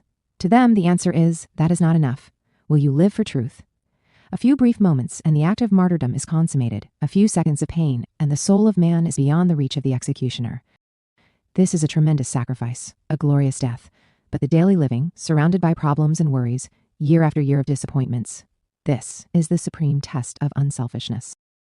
Until the soul can find perfect joy in giving, perfect companionship in aloneness, perfect sufficiency in the power of truth, perfect abundance in the gratitude of the few and the scorn of the many, until such a state is reached, the disciple is not ready to leave the broad road on which the world walks and take the thorn-lined path which leads to conscious immortality. Years are spent by the masters testing the hearts of candidates. Those who begin spiritual unfoldment find difficulties of all kinds rising before them. The even tenor of human existence is shattered. Temptations of all kinds confront the seeker, and it is only when he rises triumphant above them all that he is usable in the great plan of human progress. In a man of little mind, selfishness is a small sin. Should that man develop a great mind and control the destinies of thousands, the small sin becomes a great menace. The impotent selfishness of ignorance becomes the potent tyranny of power. As the candidate obeys the laws imposed upon him by the mysteries, and as he is faithful in his discharge of the new duties which he is assuming, he gradually and sequentially unfolds the various parts of himself. His faculties become so sensitized that he is able to see at each step of his growth that which is essential for him to see, and sense that which is essential for him to sense. Clairvoyance is an effect and not a cause. It is the result of certain adjustments of the life and a gradual regeneration of the bodily parts and members. True occult growth is so slow that it is almost imperceptible, the faculties unfolding from within outward like the petals of a flower.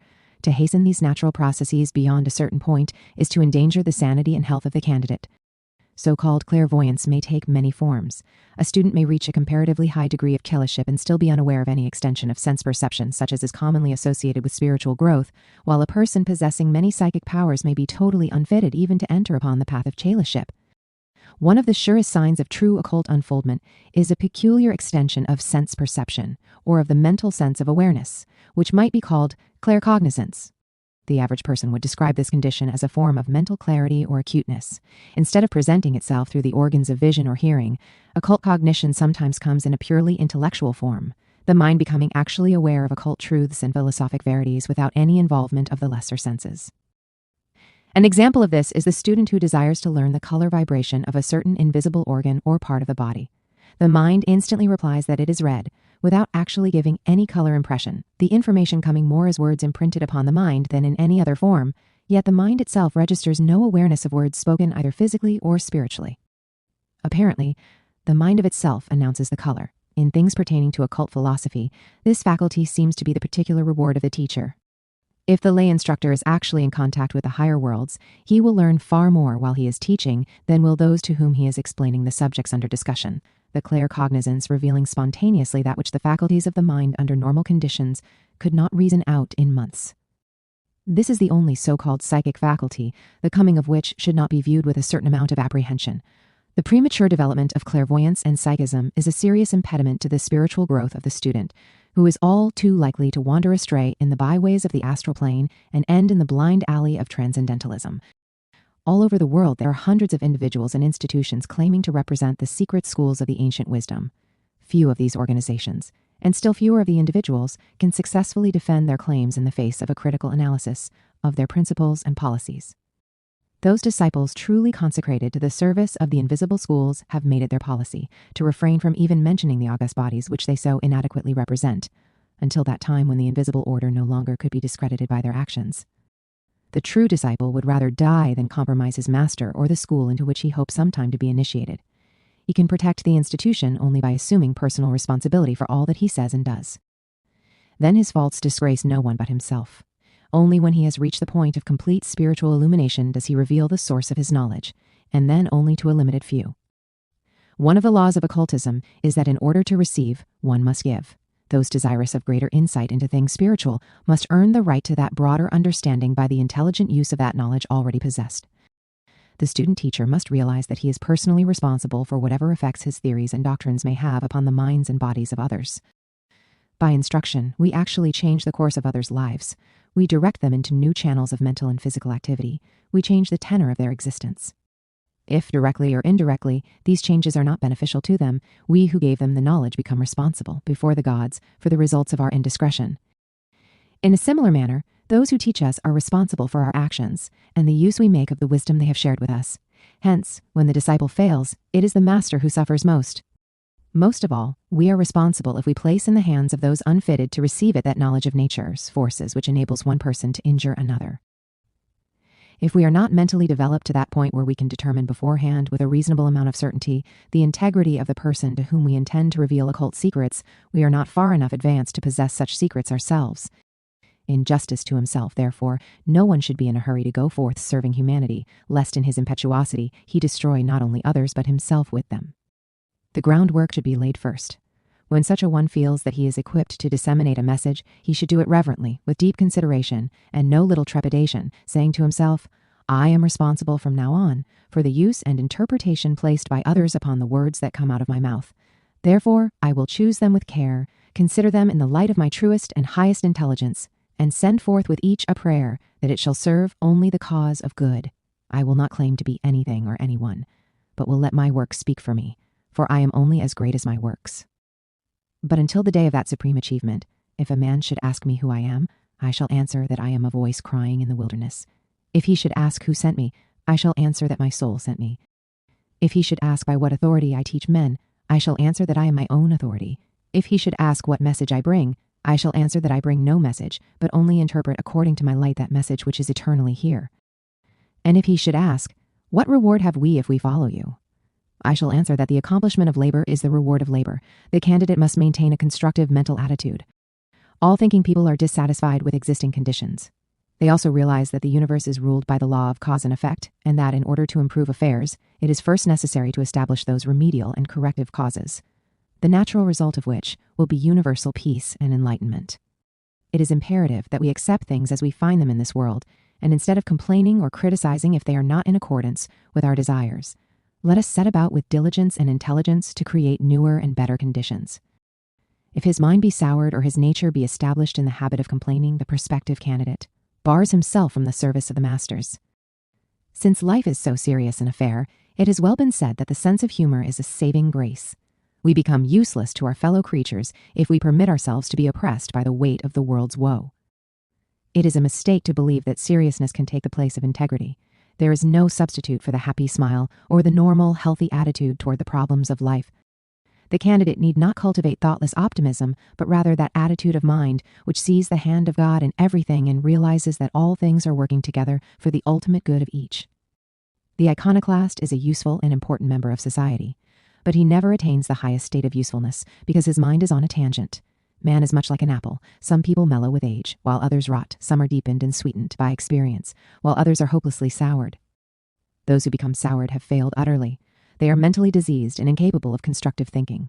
Sourness is often the result of self-pity, one of the most subtle and terrible forms of egotism. It is egotism that makes people actually believe that they are so important that nature singles them out to heap infirmities upon them.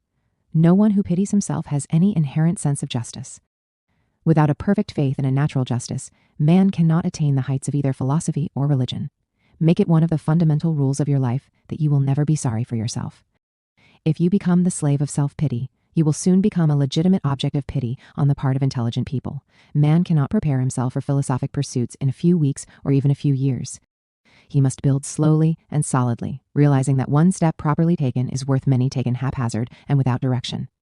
When the general self-improvement is fairly well advanced, it is then time for the student to prepare himself along certain special lines of endeavor which will peculiarly fit him for occult attainment.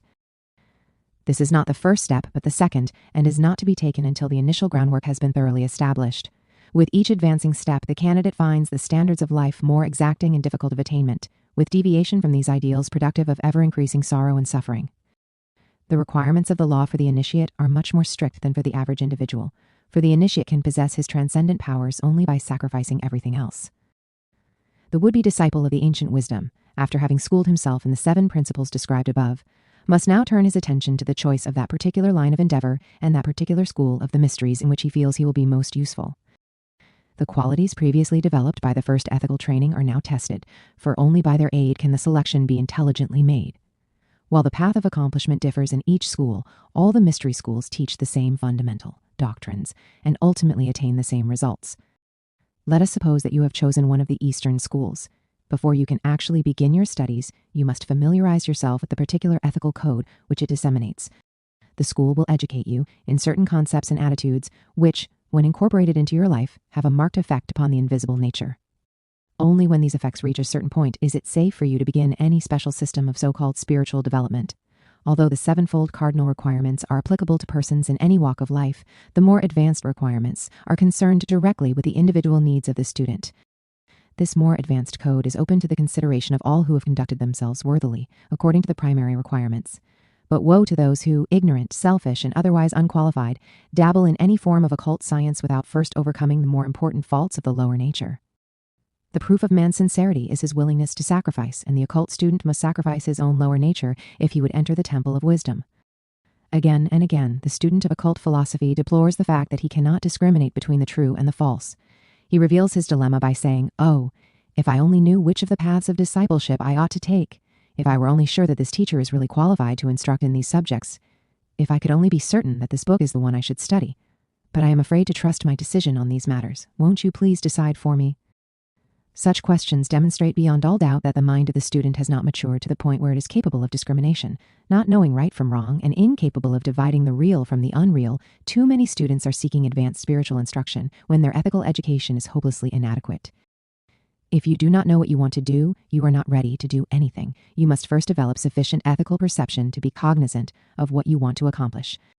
The lack of such discrimination is much too common among occultists, and is often the unsuspected cause of their inability to attain spiritual unfoldment. Many students feel that this ethical training by itself is a waste of time, and that it is far more desirable to become immediately engrossed in arcane traditions. The lack of this mental and moral culture effectually disqualifies a candidate for the steps which follow. The inevitable result is sorrow, suffering, incompetence, and disappointment. Assuming that you have carefully considered the 7 cardinal requirements already described, it is now in order to analyze the more specific factors with which the candidate must familiarize himself. The first, and most important, is the selection of the person or institution whose instruction will constitute your course of occult procedure. Consider with us for a moment the attitude of the Eastern mystics on this vital subject. The assistance of a properly qualified teacher is essential to the progress of the student. Just as a plant grows in the light of the sun, warmed and vitalized by its pranic emanations, so the disciple unfolds, flower-like, nurtured and assisted by the spiritual radiance of his master. The aura of a highly evolved adept is also of great assistance to a young student who as yet is unable completely to create certain atmospheres for himself. Gradually, the perfect and continued communion between master and disciple brings them very close together in spiritual understanding. A beautiful friendship is born between the two, which gradually merges into a perfect and impersonal love. The guru comes to know the innermost thoughts of his disciples. He tests the student by bringing him into the presence of temptation and encouraging him to be strong. He perceives where the student is weak. He discovers the faults in the nature which inhibit attainment, and by wise counsel aids his spiritual son to avoid pitfalls and blind alleys. While the guru may have many exoteric students, he seldom takes more than 12 at one time into the esoteric phase of his instruction. He realizes that no one can properly direct the studies of too large a number at one time and give each of them the individual help which is so necessary. He realizes that he is the parent of a spiritual infant who is being nurtured in the nature of his disciple, and that this spiritual child needs almost constant attention during the early stages of its growth. By carefully observing these requisites, the master protects the life and health of his disciples and leads them step by step to the state of accomplishment which they could not reach unaided. To study for a few weeks or even months with an unknown teacher, and then to attempt to work out by yourself future exercises and systems of development is the height of madness, for the daily unfoldment resulting from occult exercises requires intelligent supervision by a teacher who is prepared for any and all emergencies. Hence, the disciple who undertakes the actual operative processes of spiritual regeneration generally lives with his teacher, so that every hour of the day or night the master is within call. In India, the chelas remain with their teachers for an entire lifetime to make certain that each step in their attainment is properly completed and the subsequent work correctly outlined. Who is qualified to instruct in the operative mysteries of either Eastern or Western occultism? The answer is only an initiate or the disciple of an initiate. An initiate is one whose attainment to a position of spiritual understanding has been in harmony with the laws of attainment. Therefore, he must be and is in consistency with the laws which have produced him. Not only this, but he must be of that ray of the mysteries which is devoted to teaching. We should also bear in mind that there are few, if any, Westerners who are qualified to teach the esoteric principles of Eastern occultism. Many are attempting to do so, but their bungling efforts demonstrate their incompetence. The East deals in subtleties, and occultism is a subtle science, everything depending upon inflections which are totally beyond the average Western intellect. While Western scholars may learn to understand the general outline of Eastern occultism, even a lifetime in India or Tibet will not qualify them as teachers of Eastern esotericism, unless during their sojourn in the Orient they have actually been initiated into the Eastern mysteries. Even then, there are certain key secrets which the Brahmins, for instance, will not reveal to any person of a race or caste different from their own. For this reason, most of the concepts promulgated by Westerners are hopelessly erroneous or, at best, incomplete. None but the East apparently can understand the East, for it is a world totally different in attitudes and concepts from the one with which we are familiar. If the student will eliminate from his list pseudo-occultists with axes to grind, he will escape a majority of the pitfalls. The second point is the consideration of the time element. Time is the primary prerequisite of occult growth. The disciple may expect it to require at least 20 years to attain success in even the first degrees. In the early part of the disciple's training, he will probably find it necessary to receive his instruction from someone in the physical world, but as he goes higher and acquires the ability to separate his consciousness from his lower vehicles, he may receive his instruction from teachers and initiates working through the subtle essences of the invisible worlds. No layman, either in the East or in the West, is qualified to begin the practice of so-called occult exercises without special preparation covering a period of years. Even in the East, where the mind is concerned with occultism and philosophy from infancy, special preparation is required before even the simplest of the exercises are begun. Even though a student has delved into occultism for years and has attended countless lectures, he is not justified in thinking that he is ready for deep esoteric work. Unless, during those years, he followed a certain prescribed and systematic course of training, he must begin to do so, and until he has achieved success therein, he is not ready for deeper or more complicated forms of culture. Notwithstanding the fact that he considers himself a highly developed person, he must begin at the bottom and pass through his years of probationary work just the same as the disciple, who apparently is far less informed. The true occultist realizes that it is not always how long we are at a thing, but how intelligently we pursue our labors that counts, and many who have spent an entire lifetime have achieved comparatively little. It is for the guru to decide when the period of probation is completed, for the teacher is capable of investigating man's invisible spiritual nature, upon which the record of accomplishment is imprinted. The period of time for the first probation is usually from 2 to 5 years. Pythagoras of Crotona demanded 5 years of self-purification before he would even discuss the matter of spiritual unfoldment with a candidate applying for membership in his university. During these years of preparation, the disciple adjusts his entire life to the work to which he looks forward. He becomes permeated with certain spiritual and intellectual attitudes, and thus comes en rapport with the holy science. It means that every atom and molecule of his quaternary constitution must be purified and made over. The organism must be unfolded, and every part of the structure must thrill and vibrate in a peculiar manner. What does this mean? It means that the attainment of spiritual power is impossible unless the life, mind, and body are dedicated entirely to that labor. It also means that so much depends upon the teacher into whose hands the student places himself that it is, in reality, a matter of life and death. The third point for the candidate to realize is the necessity of remaining silent concerning any esoteric secrets which may be revealed to him. He may discuss the theoretical part of occultism with any whom he feels deserving of such information, but the operative secrets he must reveal to no one. They are given to him as master to disciple, and are for him alone. The curse of the gods is upon the head of the man who reveals the hiding place of his Lord for 30 pieces of silver. The Christ in you is the secret and powerful spiritual nature, the miracle worker, the divine invisible man. The one who reveals the nature and power of this secret Lord betrays his divine master and turns its power over to the hands of the mob. At the hands of the mob, the Christ is crowned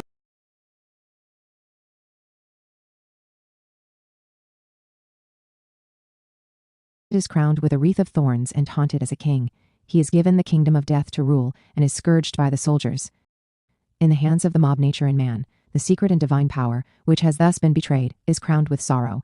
The divine science is prostituted that ignorant mortals may, by the aid of spiritual powers, secure material prosperity, marital happiness, or improve lagging business conditions. Approach with the utmost care, therefore, the subject of occult exercises. Remember that the esoteric secrets of occultism are designed for the use of only that illumined few who, having first consecrated their lives to the unfoldment of the spiritual powers latent within them, have reached a point after many years where they are qualified to assume the responsibility of liberating their spiritual natures from the bondage of matter. By operative secrets, we mean that knowledge which will assist the individual to personally unfold, by secret but scientific processes, the latent forces or faculties of his own nature.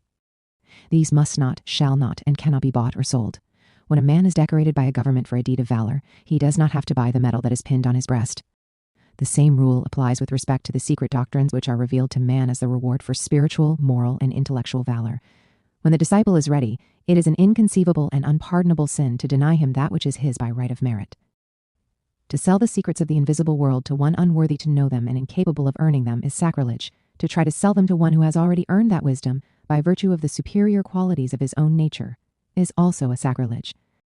To place the great secrets of occultism in writing is dangerous and brings a heavy karmic debt down upon the head of the one so foolish as to do it, and to sell a document containing such secrets compounds his karmic obligations.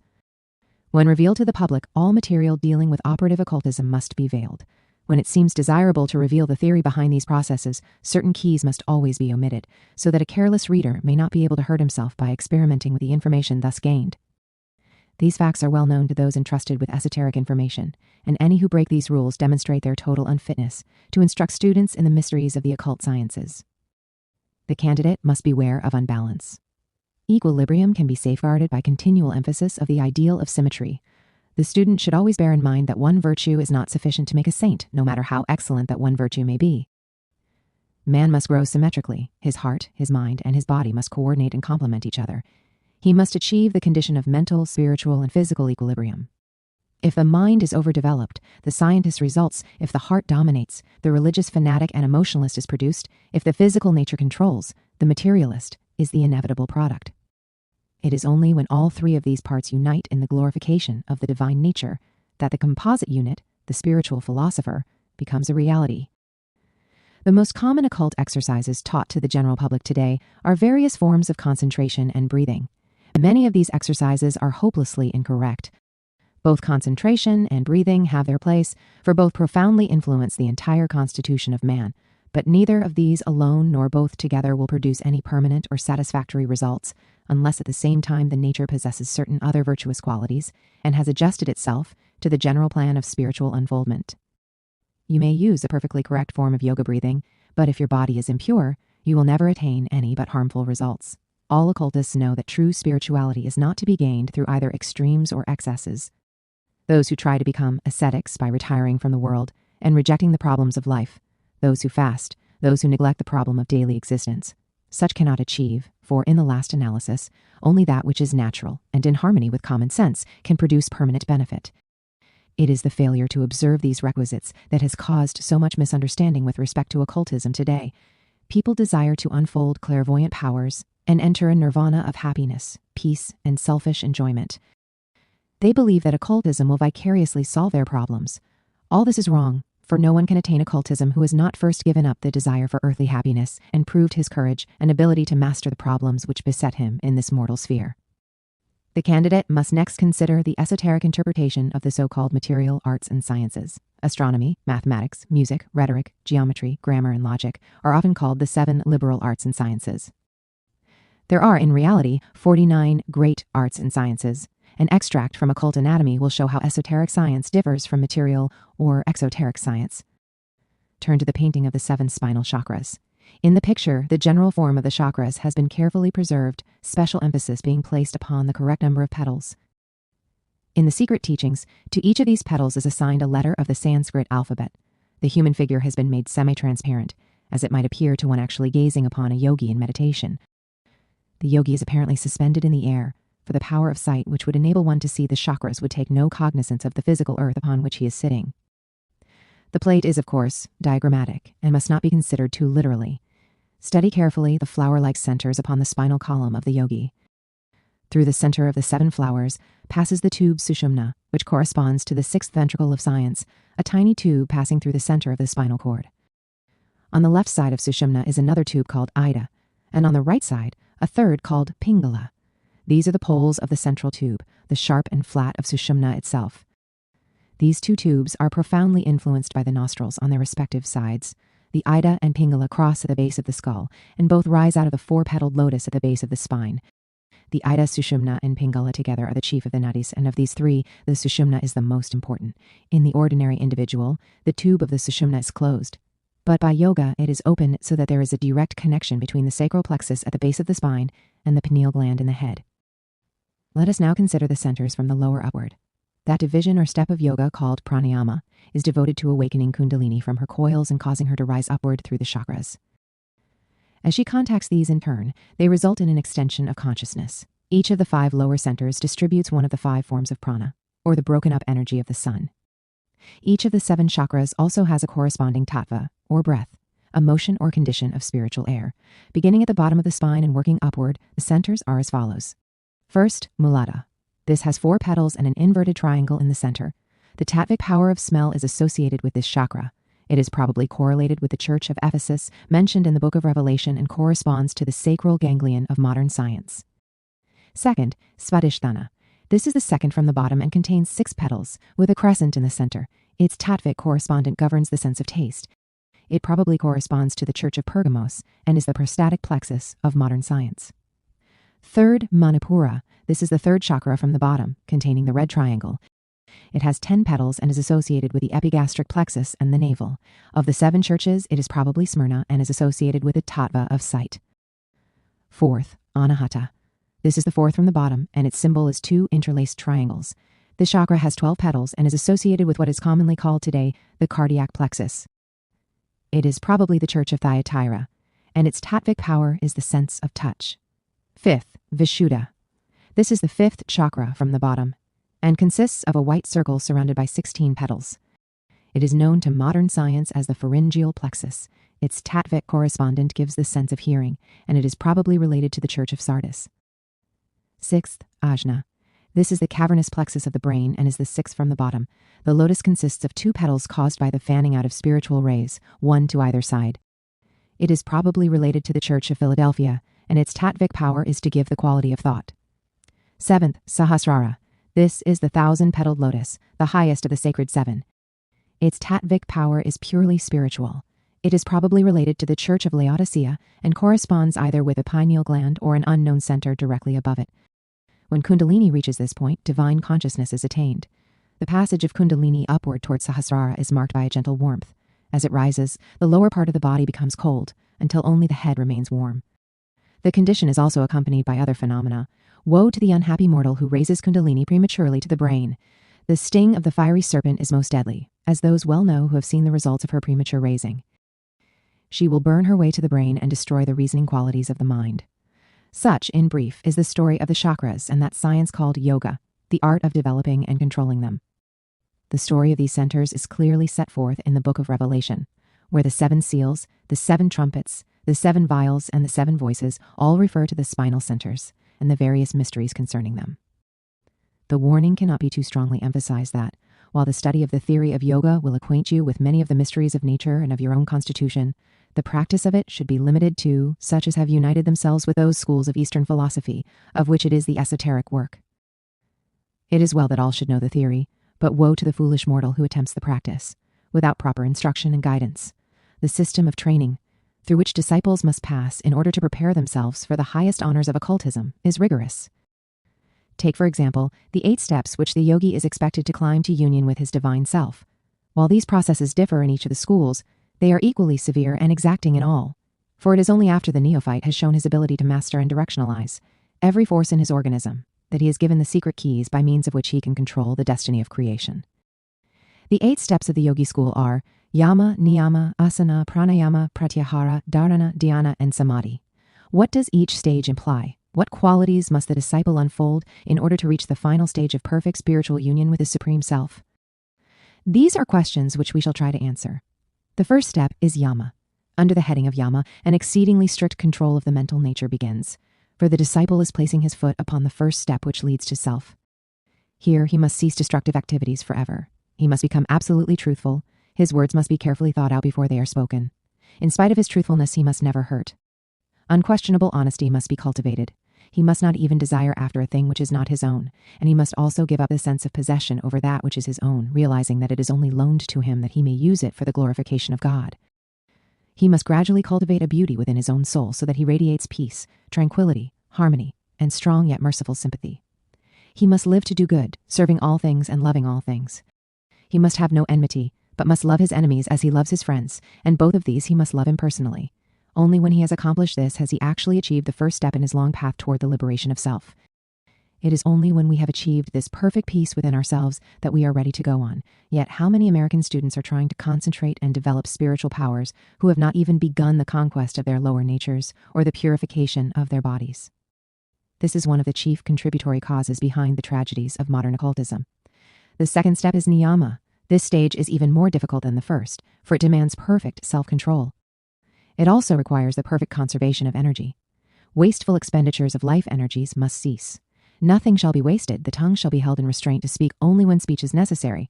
The energies of all parts of the body shall be conserved and used only to accomplish that which is essential. Then must come cleanliness of mind, soul, and body, for unless all parts are clean in their structure and expression, spirituality cannot be attained. There must come the development of the sense of peace, the realization that all things are as they should be, that all activity is united to the attainment of good, that the Supreme One is actually controlling his world. In this stage, the disciple reads the books of wisdom, familiarizes himself with the secret scriptures, and ponders and meditates upon the symbols and allegories. To consummate this stage, he surrenders himself and all that he is to God, living only to serve God, existing only to fulfill the dictates of God, offering his hands and his feet, his heart and his mind to God, and claiming nothing for himself. He must withhold nothing. Regardless of his own likes and dislikes, he must offer himself to the Supreme One without reservation or hesitation. Whatever God wills to be done, he will do it. At all times of the day or night, he is at the command of the Father. When he has achieved this perfect condition of willingness to be that which God would will him to be, the disciple is then ready to begin the study of body postures, an art which serves many purposes. The third step is asana. The purpose of this step is to gain control over the muscles and members of the physical body. It is one of the secret sciences and consists of a series of body postures, the assuming of which causes various muscles and nerves to come into play, which otherwise are not used. Its consummation is the ability of the mind to control the function of every organ and part of the human body, so that when the mind so wills, the heart will stop beating and the individual still live. This complete bodily control has a considerable influence upon the length of life and, according to the Hindus, will considerably lengthen the span of human existence. A careful consideration of these stages will reveal the fact that they are all devoted to the problem of mastering the not-self and bringing the tangible nature under the control of the intangible spiritual man. When this stage has been successfully passed, the candidate comes to the next step, which is the control of the solar force within the body. The fourth step is called pranayama. This involves, to a certain degree, the science of breathing. Prana is the life power from the sun. The flow of this force can be controlled by the mind and, to a certain degree, by the breath. There is a certain individuality in breathing. This individuality can be affected by timing the breath and is somewhat governed by the nostril used in inhaling and exhaling. Pranayama is closely related to the science of the chakras, for by means of its exercises, the goddess Kundalini is caused to rise through the spinal canal. It also has to do with the purifying of the nerves, for the pranic energy flows through the nerve canals. This is a hazardous procedure, however, for the average Occidental, and he is warned to leave it entirely alone unless he has already advanced through many stages of spiritual growth.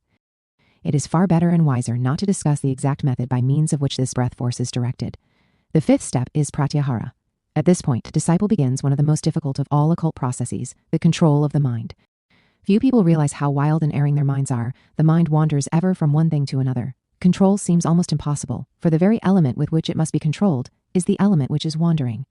Pratyahara may be termed the process of separating the mind from the illusions of the senses and turning it more and more upon the contemplation of reality. The mind must be controlled. It must think only when it is told to think, and as it is told to think, it must be directionalized by the will of the individual. When man is master of his thoughts and feelings, when he is in perfect possession of his mind, he has accomplished the fifth step. Today, the average person cannot think clearly because interest sways his judgment. He thinks in favor of the things he loves and against the things he hates. He blames some people and exonerates others, when both are guilty of similar offenses. This is because the mind is a servant of the senses and is incapable of free and unprejudiced thought. To the correction of this, the mind and the senses are gradually separated so that the desires, lusts, greeds, and passions are no longer capable of turning the mind from the contemplation of things as they are. When this has been accomplished, the disciple is then ready for the next step, The sixth step is dharana. The mind, having been controlled, is now directionalized. It is turned to this point or to that and held there unwaveringly. In order to be most useful to man, the mind must be capable of pointing. It must reach such a condition that, like a single beam of light, it can be turned in any direction and held there for any desired length of time. When placed in a certain position, the mind remains there until the will of the operator moves it. When the stage of dharana is achieved, the center of intelligence seemingly can be moved so that it is centered in almost any part of the body. The sense of feeling can be restricted to any given area. By this means, the mind also can be forced to turn inward and see the internal parts of the body. It profoundly influences whatever point to which it is directed, because it is so finely pointed that its shaft is almost solid enough to affect the physical organs. When all thought can be enclosed and limited to certain areas at will, it is called the accomplishment of dharana. The seventh step is dhyana. This is a continuation of the previous step and is the natural outcome of it. When the mind has become capable of pointing itself to any part of the human structure and of being held there continuously, a condition of contemplation results. In this way, an understanding of the invisible causal nature of the object contemplated is achieved, or, as one Eastern mystic says, the mind begins to flow towards the point established. Gradually, everything else ceases to exist except the point, and the mind, absorbing its lower illusionary nature, draws near to a perfect knowledge and consciousness of itself. The eighth and final step is samadhi. It is attained when the mind is capable of ascending higher by its pointing or focalizing than the sense of I. The individual lives, he is conscious, and he thinks, but he is above the sense of I. He is temporarily universalized, and when he returns to his normal state of consciousness, he brings back with him an overwhelming sense of the relationship of things which he never before possessed. Samadhi is brought on by a tremendous exertion of willpower, in which the mind turns its focal ray to contemplate something greater even than itself. Thinking of this tremendous thing, it is temporarily part of the thing of which it thinks and dwells in limitless space, and man is becoming increasingly aware that he lives in a world filled with life rather than mechanistic processes. He is beginning to estimate the importance of maintaining natural order and recognizing that all forms of life are indispensable to the common survival of the universal plan. We have long taken the attitude that man is a unique and superior creature and that the universe was made very largely for his support and comfort. This idea is fading rapidly, however, and we are looking around for a more reasonable explanation of life. Unfortunately, Western learning does not give us very much support, encouragement, or consolation. Generally speaking, the history of Western man is almost completely centered upon the individual himself. It is assumed that animals were made for food or to act as beasts of burden, or a few to be regarded affectionately as pets. However, it would seem that even from an early date, there was something in the consciousness of the human being that made him choose not to be unnecessarily cruel to animals or to other forms of life, particularly to beasts in whom he found so many of his own attributes. All in all, however, man lived in a world fashioned for his own use. Philosophy did very little to help this, although it encouraged kindness and also rose against wastefulness. Religion had very little to say. If man, becoming compassionate of man, also became concerned for other forms of life, it was good. There was no rule against it, but it was considered a little eccentric. Animals in religion and culture. The Bible mentions over 120 different types of animals, but for the most part, the references are according to the common experiences of the people of that time. Animals also play an important part in the art and architecture of the early church, and nearly all Gothic cathedrals include figures of birds, fish, and a variety of mammals among their decorations. An outstanding example of this is the Cathedral of Laon in northern France. Two of the towers flanking the facades include huge figures of oxen. This was not an artistic contrivance, but a tribute to the memory of the patient animals whose strength had contributed to the building of this great church. Animals are included among the attributes of saints. Even Christ has the lambs as his most familiar companion, and the Holy Spirit is nearly always pictured in the form of a dove. Other instances include the stag of St. Hubert, the lion of St. Mark and St. Jerome, the raven of St. Paul, and the eagle of St. John. Theologians of the 12th and 13th centuries had very little to say on behalf of non-human creatures, and it was customary to consider the animal kingdom as a mystery not to be approached without awe. One writer of that time noted, however, that St. Francis d'Assisi, in his gentleness, solved the mystery for himself by admitting animals into the pale of Christian sympathy. He was accustomed to call all living creatures his brothers and sisters, and it is reported that when he walked in the woods or fields, various animals were drawn to him as if by instinct Above all other creatures, he seemed to have the greatest love for his birds of every kind, as being the most unearthly in their nature and soaring into the heavens where men can only gaze. Observing an assemblage of birds, St. Francis approached them, and they seemed to wait expectantly. Then he admonished them, saying, "Brother birds, greatly are ye bound to praise the Creator, who clothed you with feathers, and giveth you wings to fly with, and a pure air to breathe, and who careth for you, who have so little care for yourselves." Bestiaries and moral virtues. A class of moral writings associating animals with moral virtues suitable to the human being originated in Egypt, probably before the beginning of the Christian era. They were written at a time when zoology was a branch of theology. These collections of pious reflections were called bestiaries and contributed to the art of physiognomy, according to which persons resembling certain animals also portrayed some of their characteristics. Although favorite reading for centuries, bestiaries were among the intellectual casualties resulting from the rise of physical sciences. With the dawn of science, a large part of man's conscience bearing upon non-human creatures seems to have been blighted. Science regarded the other kingdoms of nature as expendable. Anything that tended to advance the cause of man was legitimate, no matter how much it plundered the natural resources of the earth. Industry followed this general point of view, and as a result of this trend, we find ourselves in the presence of a number of commodity shortages, which are giving concern. It is quite natural, therefore, that we should look around among people in other parts of the world to find some consolation for the growing conviction that our attitude has not been especially wise.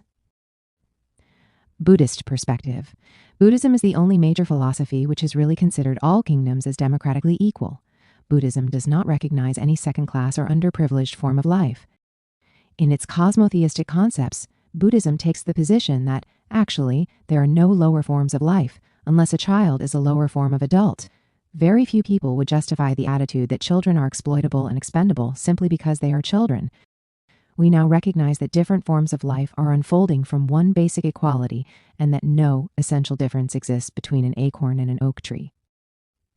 If one appears to be less than the other, and a careful exploration of the acorn does not reveal very much about the oak tree, the only way that we can determine the true facts is by planting the acorn and watching it grow.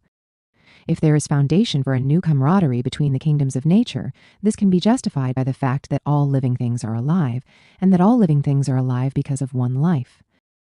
Just as the sun contributes to the growth of an infinite diversity of living forms, so every form of life upon the planet is dependent upon one great source of energy, and in this dependency, man and the mineral share together. Man does not have a basic life in him that is different from the life in the star or the stone.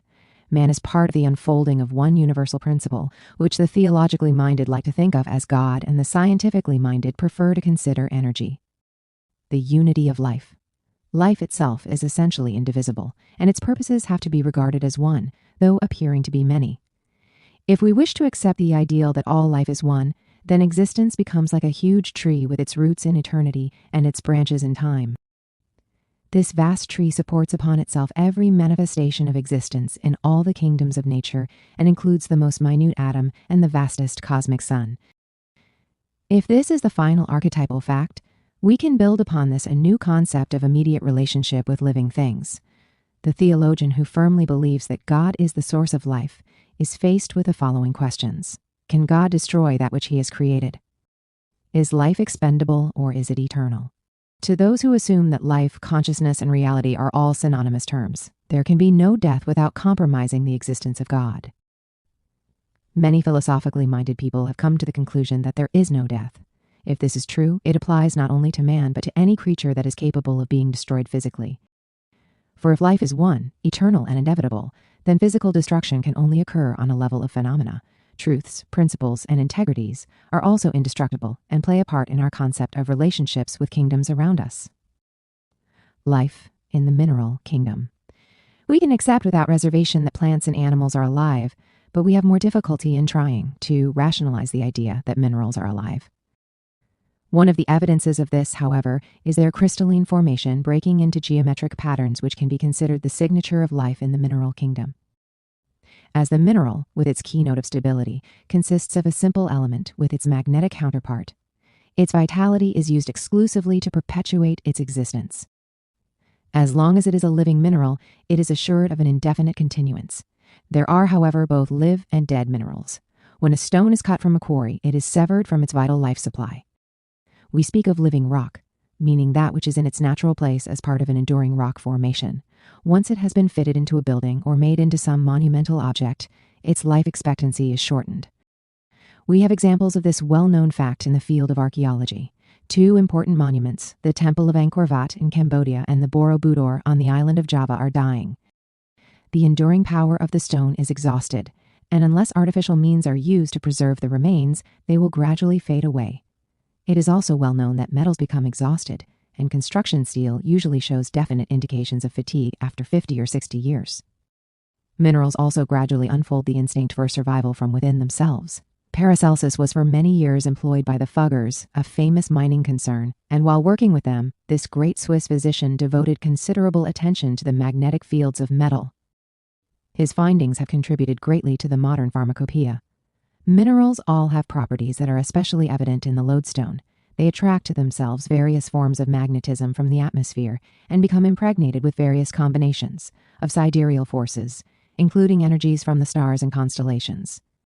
A physician I knew in New York many years ago successfully treated heart disease with meteoric iron.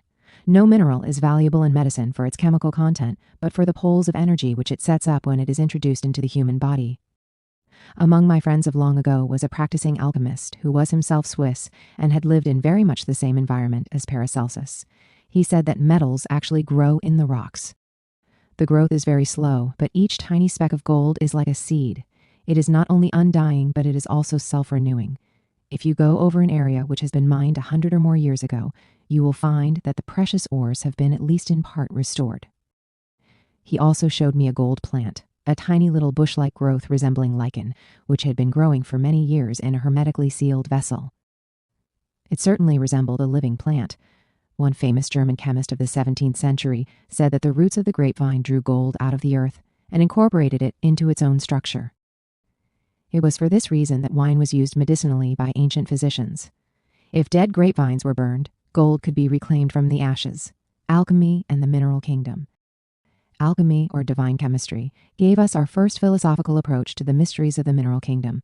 By the judicious use of the Hermetic concept of analogy, these early chemists believed that if they could explain the mysteries of the mineral kingdom, they would have the key that would unlock the secrets of heaven, earth, and man. These alchemistical thinkers endeavored to separate the spirit of minerals and metals from the bodies which imprisoned them. They set forth their method under the symbolism of the life, death, and resurrection of Christ. The outer body of gold, for example, had to be separated from the life principle within it before it could be combined with the essences of other metals.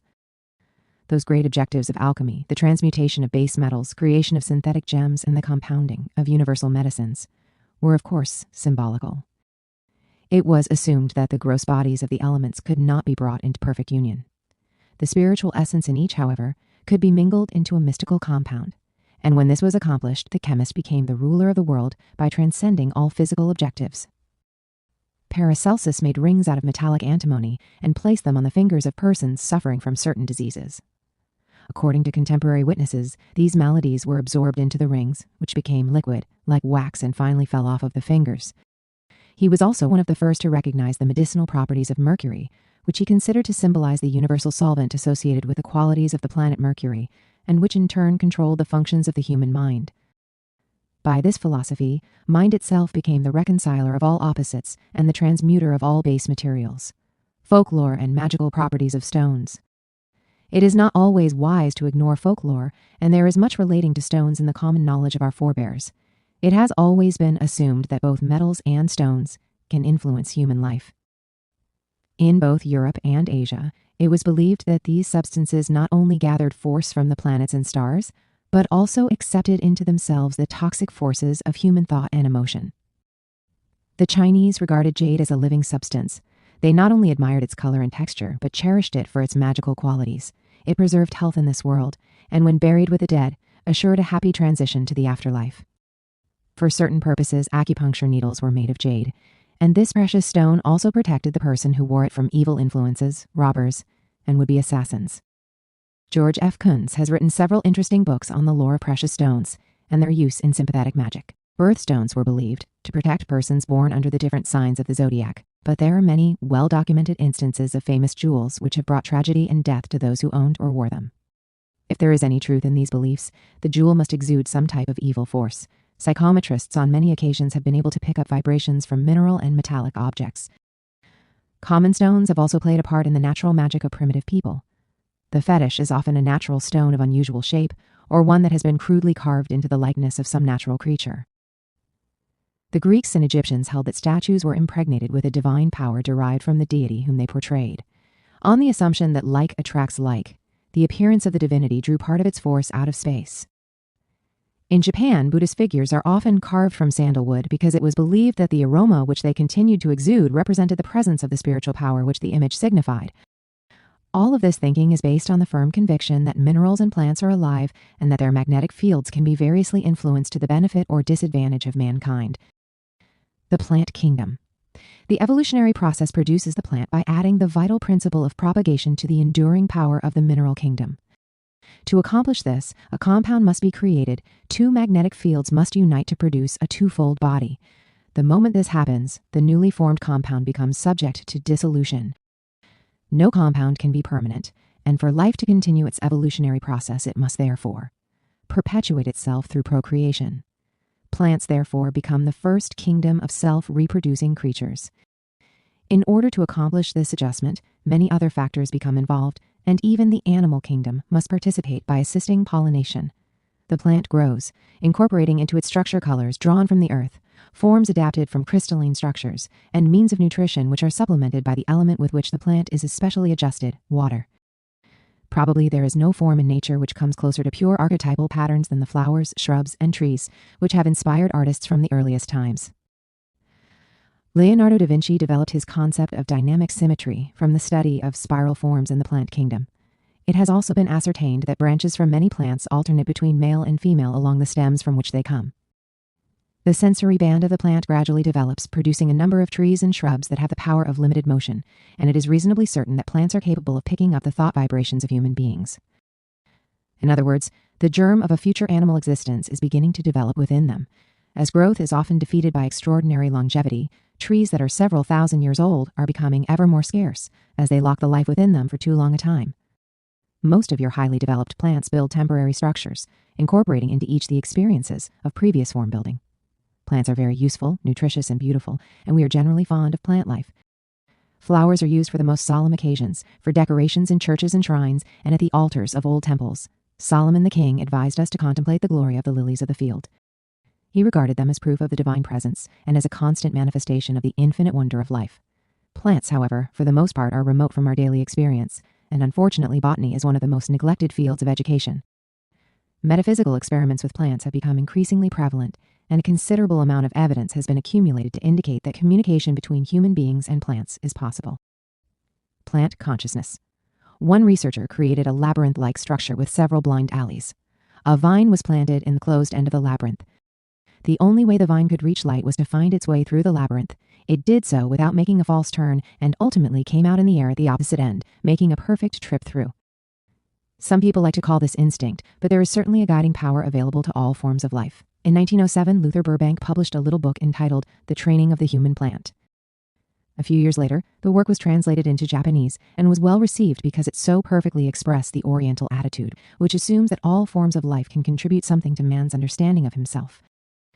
In this comparison between plants and children, this great horticulturist notes, do we expect a normal plant to begin bearing fruit a few weeks after it is born? It must have ample time to be prepared for the work before it.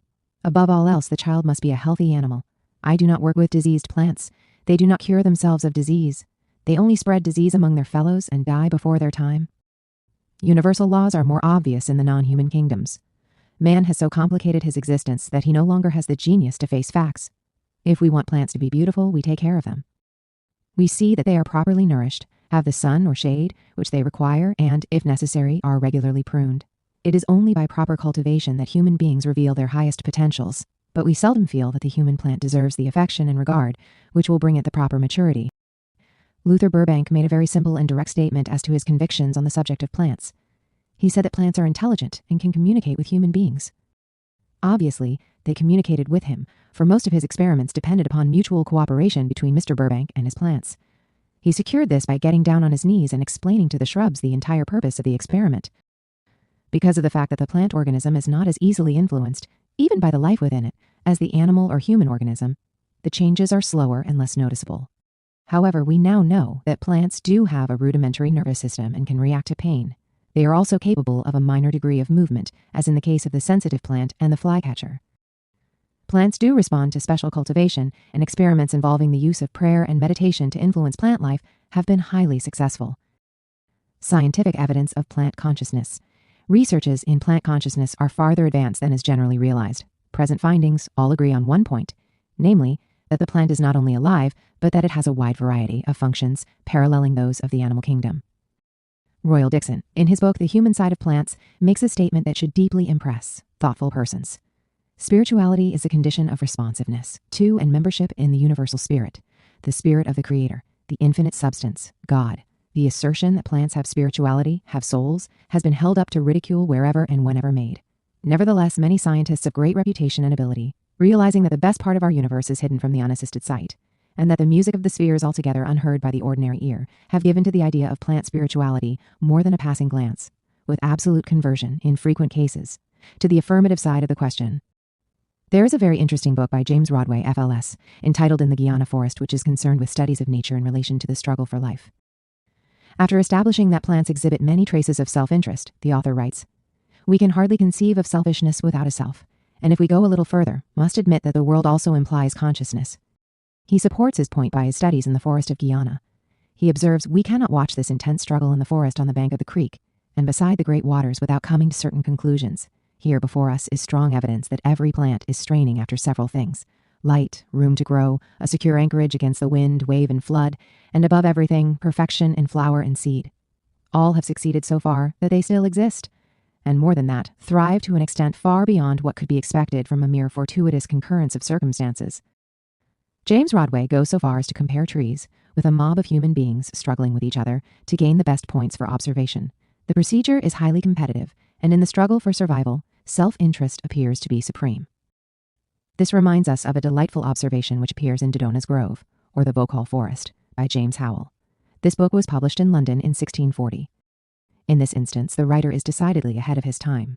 It fortuned not long since that trees did speak, and locally move, and meet one another. Their airy whistlings, and soft hollow whispers became articulate sounds, mutually intelligible, as if to the soul of vegetation, the sensitive faculties and powers of the intellect also had been co-infused into them. They traveled to strange countries, crossed seas, made peace and war, alliances and leagues, assumed names and character of distinction, and discharged all the functions of rational creatures.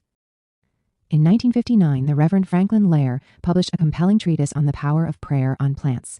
He builds a strong case to show that plants which receive the direct benefit of prayer and meditation grow more rapidly and retain health longer.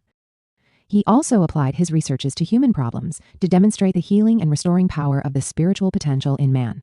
While in India, it was my privilege to see an exhibition of conjuring which included the miraculous growth of the mango tree. Although there are many accounts of this amazing feat, most Westerners and some Orientals regard it simply as a clever illusion. Theoretically, at least, a prayer can make plants grow more rapidly than usual. Is it not also possible that certain Indian sages, through the intense cultivation of will and yoga, could achieve even more miraculous results? Western science is just beginning to explore the esoteric sciences of the East. Mental and emotional activity in plants and animals. Minerals, plants, and animals have a much wider area of mental and emotional activity than is generally recognized. In the mineral kingdom, only traces can be found of human personality traits, but among plants and animals they are numerous. Plants, for example, have strenuous likes and dislikes. Some are somewhat more selfish than others, and a few defend their right of eminent domain to the bitter end. There are misers and wastrels. Many enjoy association with their kind, and others prefer to dwell alone in mountains or deserts. All the kingdoms of nature also exist within our own bodies. Minerals, plants, and animals continue in our bones, muscles, limbs, and nerves. They have made possible the gradual specialization that must sustain the conscious function of man. To understand them, therefore, is to understand ourselves, thus learning to cooperate with the silent life in our own bodies to which we give so little attention and understanding. Contributions of Sir Jagadish Chunder Bose. One of the greatest plant physiologists was the Indian physicist Sir Jagadish Chunder Bose. Sir Jagadish developed experimental techniques for recording plant growth and plant responses to various types of stimuli. By means of his exceedingly delicate instruments, he was able to magnify plant reactions as much as 10 million times. In his Plant Autographs and the Revelations, Sir Jagadish Bose writes, "The immense possibilities of life in the plant are at times latent and all but imperceptible. The gigantic banyan tree exists potentially in a body smaller than a mustard seed. Within the enclosure of the seed coat, life lies long in a state of suspense, to be awakened at the proper season and under favorable conditions. Extraordinary is the power of resistance possessed by life in its latent phase. Seeds have been subjected to cold so intense that under its action, air becomes liquefied and mercury solid, and yet, within the defensive armor of the seed coat, life persists, resisting all dangers from outside. Storms and hurricanes scatter the living seeds. The cocoa nut rides the waves till anchored safely in some island yet to be inhabited. In due season, there commences a series of astonishing transformations. The latent life awakens. The seed coat bursts asunder and growth begins. Bose, with his delicate research equipment, was able to demonstrate that plants seek to escape injury by a slight but measurable movement. They also react to trimming and pruning and do not appreciate having their blossoms plucked. Each plant has a will of its own and an instinctive impulse to survive. In one of his experiments, Bose recorded death spasms in plants. When the plant is subjected for a time to a temperature of 60 degrees centigrade, its electric response, generally speaking, disappears. This temperature is, therefore, fatal to most plants. When the leaf of mimosa is continually raised in temperature, there is produced a progressive erectile movement, but at a critical temperature, the erectile movement is suddenly reversed into a spasmodic contraction. After death, a repetition of experiments shows no further inversion. Various other plants, sensitive and ordinary, exhibit this characteristic death spasm at or about 60 degrees centigrade. The death contraction in plants is similar to that seen in the animal. The death point is found lowered under physiological depression.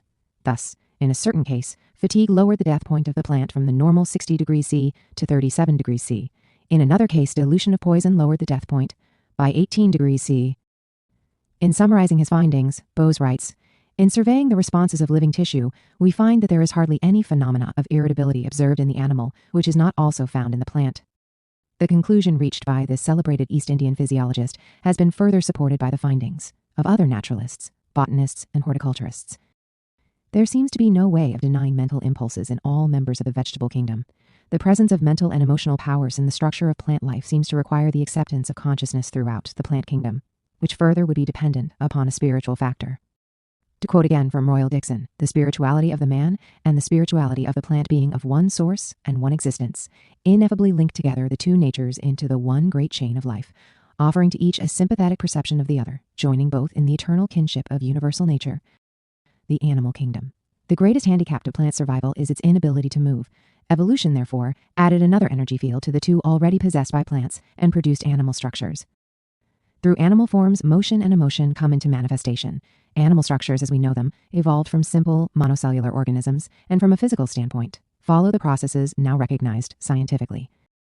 We should pause and point out that each kingdom divides into 7 parts, which in turn further divide and subdivide.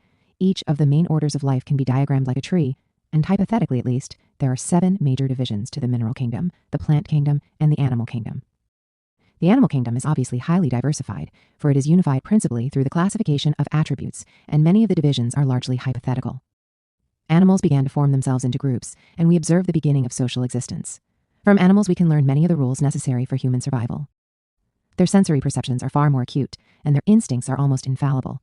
We can observe the fundamentals of education, and among insects especially, such forms of government as kingdoms, republics, democracies, and even communistic organizations. The struggle for survival goes on, but life purpose is no longer completely centered on propagation. That some animals have highly developed means of communication is certain. The dolphin, which was greatly admired by the Greeks, is at present a center of scientific interest. It seems to have both extrasensory perception and a delightful sense of humor. With the Greeks, the dolphin was the special friend of man, the savior of the shipwrecked who conducted souls to the sunny isles of the blessed in the west. Hence, it became a favorite Christian emblem in Europe, as for example on the 4 corners of the fountain roof, which stood in the atrium of St. Peter's in Rome. In the same work, Lady Gordon notes that Dainichi Nyorai, the universal illuminator, appears in the form of a dolphin on the roofs of many Buddhist temples. Another example of an animal possessing a faculty no longer generally functioning in man is the carrier pigeon. While it has been suggested that the higher apes are the missing links between the animal kingdom and humanity, this is by no means certain. Actually, the hypothesis has been built largely upon superficial evidence, and further research suggests that other members of the animal kingdom are more advanced in terms of consciousness. Asia considers the elephant to be the noblest and wisest of the quadrupeds, and those best acquainted with this animal are inclined to agree. The Hindus deify the elephant, and the Buddhists considered it to be an appropriate symbol of Gautama Buddha. Domesticated animals that have been in considerable contact with human beings have probably benefited from their proximity to man's magnetic field. Certainly it divides them from their own kind. And animals that have been guarded and protected by their human friends have difficulty adjusting to the wild conditions from which they came. There is strife in the animal kingdom, and much of the competition obvious there is perpetuated in human life. However, no animal can be evil, as it does not possess self-determinism and is moved by universal processes arising in the group consciousness of its own kind. It cannot sin. Universal consciousness. Every day we are becoming more convinced that our universe is alive and consists of one great life, which in Eastern philosophy was called the Illuminator. All things reveal life because life is in them, and all things move toward the fulfillment of their own eternity because eternity is in them. Life is innate, containing within it the potential of universal consciousness, which will cause all beings ultimately to attain the infinite illumination. Why is such a procedure necessary? If all these forms of life have eternity within them and have the potential of completeness and perfection, why were they not fashioned complete and perfect in the first place? In this case, we must have recourse to philosophy. Infinite and universal life is locked within those material substances which are aspects of itself. Because a spark of the infinite exists in all things, life gradually releases itself through the forms which it generates for its own manifestation. The process by which consciousness releases itself from body is called evolution. Ultimately, the life principle achieves complete freedom, becoming aware of its own nature and identifying itself with original source. Eastern philosophy symbolizes this total release as the attainment of nirvana. According to this concept, growth is not only our opportunity, but our responsibility. The four elements and kingdoms. Various kingdoms of life have often been combined and involved in symbolic patterns, one of the most interesting being the cross, which has been used as a means of differentiating the levels of the so-called kingdoms of nature. These kingdoms have also been associated with the four elements recognized in antiquity: earth, water, fire, and air. Earth was associated with the mineral, water with the plant, fire with the animal, and air with man. The analogy between the moss and the four kingdoms of nature is based on the concept that the beings evolving through the four kingdoms are sustained by the flow of magnetic currents, represented by the arms of a cross. The mineral kingdom is sustained by an energy that is constantly diffusing itself, like mist from the Earth's deeper magnetic field, permeating every minute particle which makes up a unit of the mineral kingdom. The energy of the plant kingdom moves upward from the center of the earth, and plants are formal structures through which this ascending energy moves. Plant energy rises like fur from the surface of an animal, and this fur adorns the earth. In Nordic mythology, vegetation was fashioned from the hair of Ymir, the primordial frost giant. It is obvious that plants differ, not only in structure, but also in size. Some seem to crawl along the surface of the earth, and others cling to the rocky sides of hills. Trees, the oldest living things, are symbolical tombs which have imprisoned the life within them for several thousand years. The energy flow of trees is from below upward. But in the animal kingdom, the energy flows horizontally around the earth, and this magnetic field passes through the horizontal spines of the animals. In man, the energy descends from the circumference of the magnetic field and passes downward from the top of the head along the spinal cord, and finally out of the body through the feet. Therefore, man is an inverted plant, with his root above. The Egyptians sometimes represented man as an onion, with the bulb of the onion for a head, and in the medieval period, the mandrake, which resembles the human being in shape, was believed also to have human attributes and cried with pain when taken from the earth. Since the human energy descends, the normal waking posture of man is more or less vertical. The kingdoms of nature, according to classical thinking, also corresponded with the dimensions of the material world. The mineral lives in a one-dimensional state of existence, the plant in 2 dimensions, the animal in 3, and man, at least potentially, in 4 dimensions. Continuance is the virtue of the mineral, growth of the plant, sensory perception of the animal, and intellection of man. Evolution and growth. The factor of growth must now be considered. It is not consciousness that grows, but the body through which this consciousness manifests. From a physical standpoint, it seems that life is unfolding, but in reality, life is ideating by overcoming the limitations of the form which it occupies. Hinduism traced the evolution of forms through the incarnations of Vishnu, and these are recapitulated in the development of the human embryo prior to birth. Evolution makes possible the production of vehicles suitable to the needs of the being that inhabits them. The degree of the development in each kingdom is determined by the species to which the creature belongs. In the case of the human body, the mineral kingdom contributes the skeleton, the plant kingdom the muscular system, the animal kingdom the circulatory and reproductive processes, and the human kingdom the nervous and glandular systems. The average person does not remember much about his first 2 years in this world. He is alive but lacks awareness of self. He complains, he grows psychologically, he probably knows how to control his parents by the time he is a year old, and he goes on perfecting all kinds of shrewd and clever techniques, which he does not remember developing, but ultimately finds very useful when he revives them in his mature years. Inner lives of animals. What relation is there between the body and the essential life of the creature? Can we solve the mystery of the dandelion merely by looking at it? Can we look at any form existing in nature and immediately become aware of the internal intentions of that life, how it is integrated, and where it is functioning? These things we cannot do, and this is one reason why human beings have such hearty anxieties about each other. There seems to be no way of communicating inner meanings. No one apparently is able to understand the inner life of anything except himself, and he generally clouds this understanding by building an elaborate series of defense mechanisms, of self-justifications for his own mistakes. We do not know what is happening inside of other forms of life, but we should not conclude that nothing is happening. If a person sits quietly and does not move an eyelash, it is not wise to assume that this person is not thinking. He may not be, but there is always a possibility that he is deep in thought, for thinking is best accomplished in quietude. After studying the outer forms of the natural kingdoms, we can patiently endeavor to estimate their inner lives. Although this is difficult in the plant kingdom, it is quite possible to come into intimate contact with domesticated members of the animal kingdom. We can get to know something about animal mentation. We learn about their little conspiracies. We discover that they have certain types of memory and show real genius in getting what they want. Like human beings, they enjoy being spoiled and have a subtle manner of working their way into the affections of those around them. Even though the animal is not a complete mystery, we still wonder what it thinks about. Does it have an inner life beyond our understanding? Is it a good citizen of a world we have never been able to penetrate? Animals are believed to possess mediumistic ability and frequently see persons or objects not visible to us. Does the animal contact while it is alive, a realm we can only know after death? Has our pet dog ever thought about its own survival, and does instinct picture itself in the animal mind? Explorers claim to have seen animals performing what appear to be religious ceremonies. Is it possible that to the faithful dog its owner is a kind of deity? There are also instances in which deer, to escape a predator, have run to a hunter for protection. It is sad that such faith should be misplaced. There are many cases recorded of remarkable animal loyalty, and not a few have sacrificed their lives for their masters. Many of the higher mammals are completely monogamous, and, having created a family, protected for life. Once they have mated, mandarin ducks are inseparable, and if one dies, the other will probably commit suicide. Because animals cannot vocalize their feelings as we do, it requires a degree of intuition and a great deal of skillful observation to estimate their inner lives. I had a pet dog that dreamed almost every night and occasionally had nightmares. It was impossible to mistake the symptoms.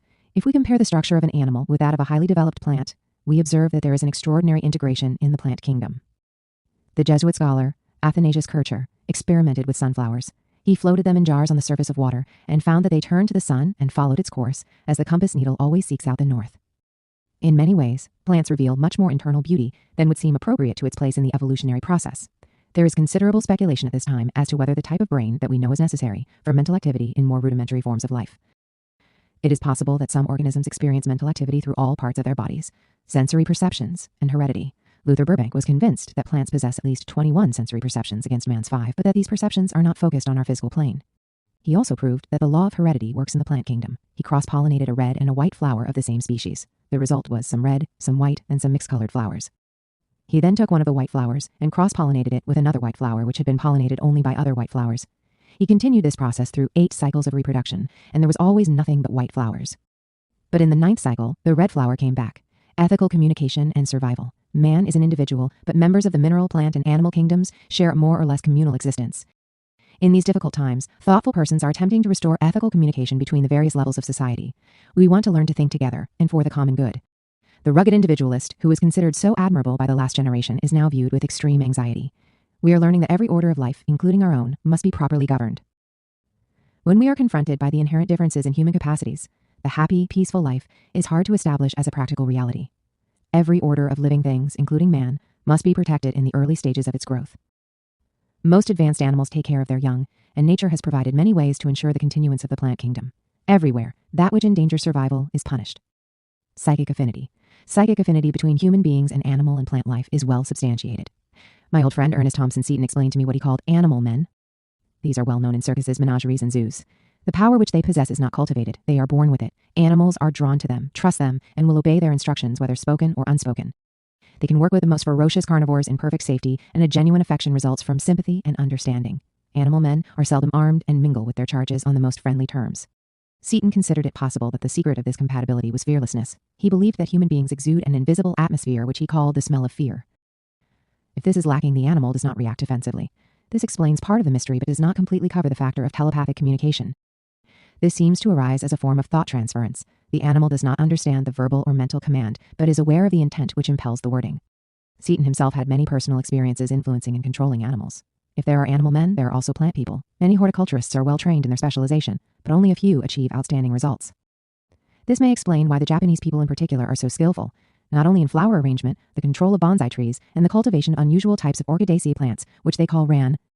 Their love of natural beauty is innate, and is to be found in every stratum of their society. Religion plays an important part because of Buddhist emphasis on the kinship of living creatures. There is a small garden in Kyoto in the grounds of the Rengeji Temple. They tell me that vandalism is unknown in temple gardens, and even in periods of political and social stress, the atmosphere of peace and harmony exercises a protective influence. The plant person is nearly always successful because he basically loves the flowers and shrubs with which he works.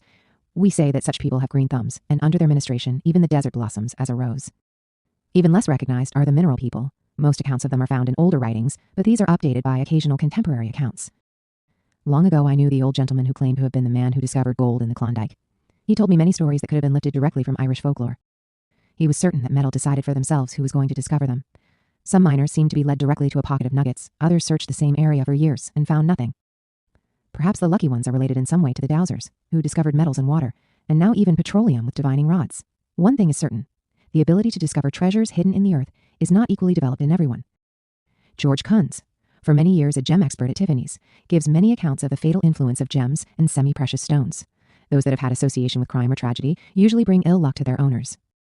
Many persons cannot wear opals, and their luster varies with their owners. Pearls have a reputation of being mysteriously lost, as though they did not wish to remain in the possession of certain persons. In days of medieval magic, treasure hunters attempted by spells and magic diagrams to win the approval of lost mines, pirate gold, and valuable metallic objects.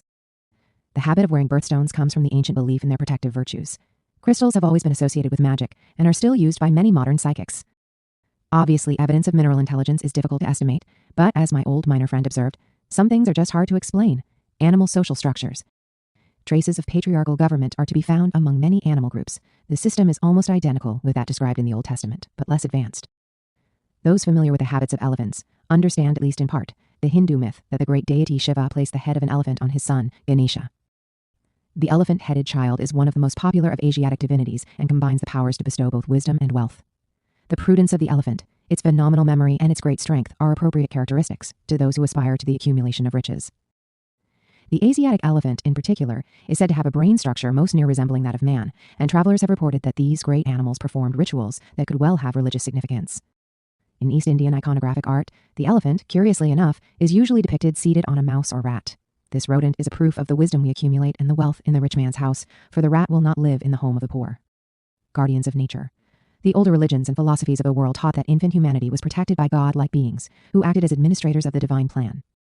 These gods possessed extraordinary knowledge and were believed to have been members of previous cycles of evolution. It is always required that protectors shall be appointed to assist forms of life not yet old enough or wise enough to guide themselves. How do these thoughts apply to the mineral, plant, and animal kingdoms? It has been taught that they are guided by a group consciousness which has not yet been differentiated, as in the case of mankind. When the proper time comes, this group consciousness will become the basis of individual consciousness in its respective kingdom. Buddhists might call these archetypal guardians the bodhisattvas of the subhuman kingdoms. They operate through the internal psychic structure, teaching and leading from within the separate organisms. This is not difficult to understand if we have the Vedantist point of view. According to their beliefs, the spiritual center in each human being is only apparently separate. Actually, there is only one spirit manifesting through the human kingdom. It is obvious that animal instincts and sensory perceptions are more acute than those of man, and that they learn by direct observation of the habits of the groups to which they belong. The plant kingdom seems to be almost entirely under the control of an archetypal plant consciousness. Ancient peoples trying to explain obvious facts believed that there were invisible gardeners who took care of the growth of plants. The plan seemed so intelligent that there must be intelligent beings to administer it. Another point to consider is the comparative isolation of the individual members of the animal and plant kingdoms. Many years ago, a small bird took up residence in a light fixture over the front door of my house. Here, the bird built its nest, laid its eggs, hatched them, and cared for its young until they were old enough to be citizens of their airy commonwealth. There was no indication that the mother bird suffered from isolation, insecurity, or inadequacy. There was no doctor to call in an emergency, but also, there was no emergency. The bird received no charity, although it did accept our small contributions of food. We also cooperated by not turning on our front door light for several months. Self-reliance and survival. Self-reliance is a major virtue among the so-called lesser forms of life. It is obvious that nature accomplishes something of real importance by requiring each of its creatures to be strong or perish. Strength includes perfect conformity with the pattern of instinct which dominates in the plant and animal worlds. Physical evolution is advanced most rapidly when only the fittest survive. If weak strains are allowed to continue and propagate, unfitness slows down the evolutionary advancement. This does not mean that immature creatures perish simply because of their immaturity. Physical structures provide opportunity for the life within them to unfold, and everything possible must be done to make sure that healthy vehicles are provided for the lives that must ultimately inhabit them. All this procedure is focused upon the gradual unfoldment of forms which will provide instruments for conscious beings like man. The same rule applies in the human kingdom, where survival must be earned if the improvement of the species is to be continued. If the quality of physical organisms is lowered, entities entering these bodies will be of a less evolved type, so that the composite development of the human race is hindered, and if hindered too long, could cause further social difficulty. One way in which plants and animals are taught to strengthen the survival instinct is through the hazards of environment. Nature does not intend that any of its creatures enjoy security without constantly developing its own resources. Problems are like the gadfly of Zeus. Every creature, including man, must develop the skills necessary to meet the challenge of the day. In the animal world, the first mistake is usually fatal. Every faculty available must be used to the utmost to provide food, develop defense mechanisms, and adjust to the climatic conditions of the environment. Nature also exhibits a certain compassion for its creations. As the subhuman kingdoms have no way to cope with the infirmities of age, departure from this world is as merciful as possible. There are no terminal diseases. If the older animal has been able to survive the hazards of living, it gradually wears down its teeth. Unable to feed properly, it may fade away from malnutrition. Otherwise, it will be killed almost instantly by some other animal. Extrasensory perception. Many animals seem to possess an extrasensory perception band that contributes to individual survival. Huge herds of cattle were grazing along the coast of Peru shortly before a major earthquake disaster, in which a considerable length of the coastline actually fell into the ocean. When the earthquake occurred, there was not one animal in the endangered area. The Parsis of India used a dog to determine whether or not a person was actually dead, thus preventing funeral procedures, while an individual was in a state of suspended animation. Thomas Edison was led to an investigation of psychical phenomena when he was able to prove to his own satisfaction that dogs howl in a peculiar way when there is a death in the neighborhood. Cycles of life. Minerals, plants, and animals pass through cycles involving birth, growth, maturity, decline, and death. An East Indian philosopher described death as the servant of life, contributing continuously to the ultimate goal, immortality. As the cycles of embodiment are inevitable, it must be assumed that they are nature's intention, and not an accident of circumstances. Only a perfectly enlightened being would be suited to physical immortality, but would probably decline continuous embodiment. The term karma is applied to the sequences of cause and effect as they occur on the human level. Among the non-human kingdoms, where the process is without moral overtones, it is simply called cause and effect, or the law of consequence. Man greatly complicates the patterns of his own existence through efforts to interfere with universal integrities. He seeks to bind natural laws to his own purpose, thus bringing upon himself the effects of his own self-centered ambition. In the non-human kingdom, effects arise from natural causes, and each form of life unfolds its own patterns. The most permanent of such patterns is that which contributes to the continuing refinement of plant and animal organisms. Nature's parental role. Nature's parental relationship includes all the kingdoms. Man is an older child, animals, his younger brothers and sisters, plants, very small children, and minerals, newborn babes. Mother Nature must be very wise indeed to arbitrate the differences of its numerous offspring without either spoiling or neglecting the members of any group. Nature is also responsible for the greater good of all, and to a degree sacrifices lesser good for greater good. With the exception of man, the natural world has existed in a state of relative harmony. Because the human being has rebelled against the domination of nature, and is resolved to live according to his own concept of values, he has fallen into the dilemma so well described by Mephistopheles in Goethe's epic poem, Faust. The demon is standing before the throne of deity, without what might be considered a proper attitude of respect, and all the angels are singing the praises of the divine, when the spirit of negation makes his contribution. Of gods and spheres I nothing have to say. I see alone man's self-inflicted pain, how the little world God his stamp retains, as wondrous now as on creation's day. Reason he calls it, but doth use it so.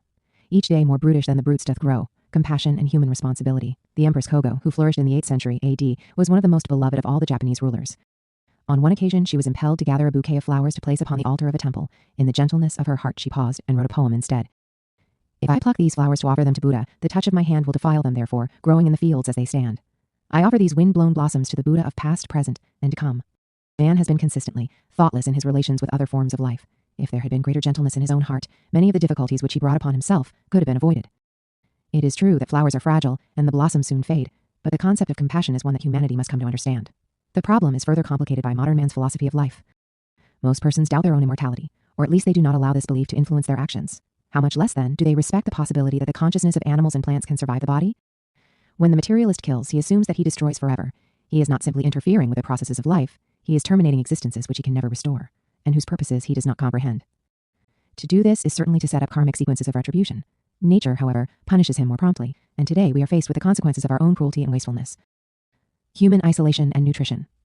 Years ago, I discussed with an East Indian holy man the dilemma of human isolation. Man is unable to share in the inner experiences of any of the forms of life that surround him.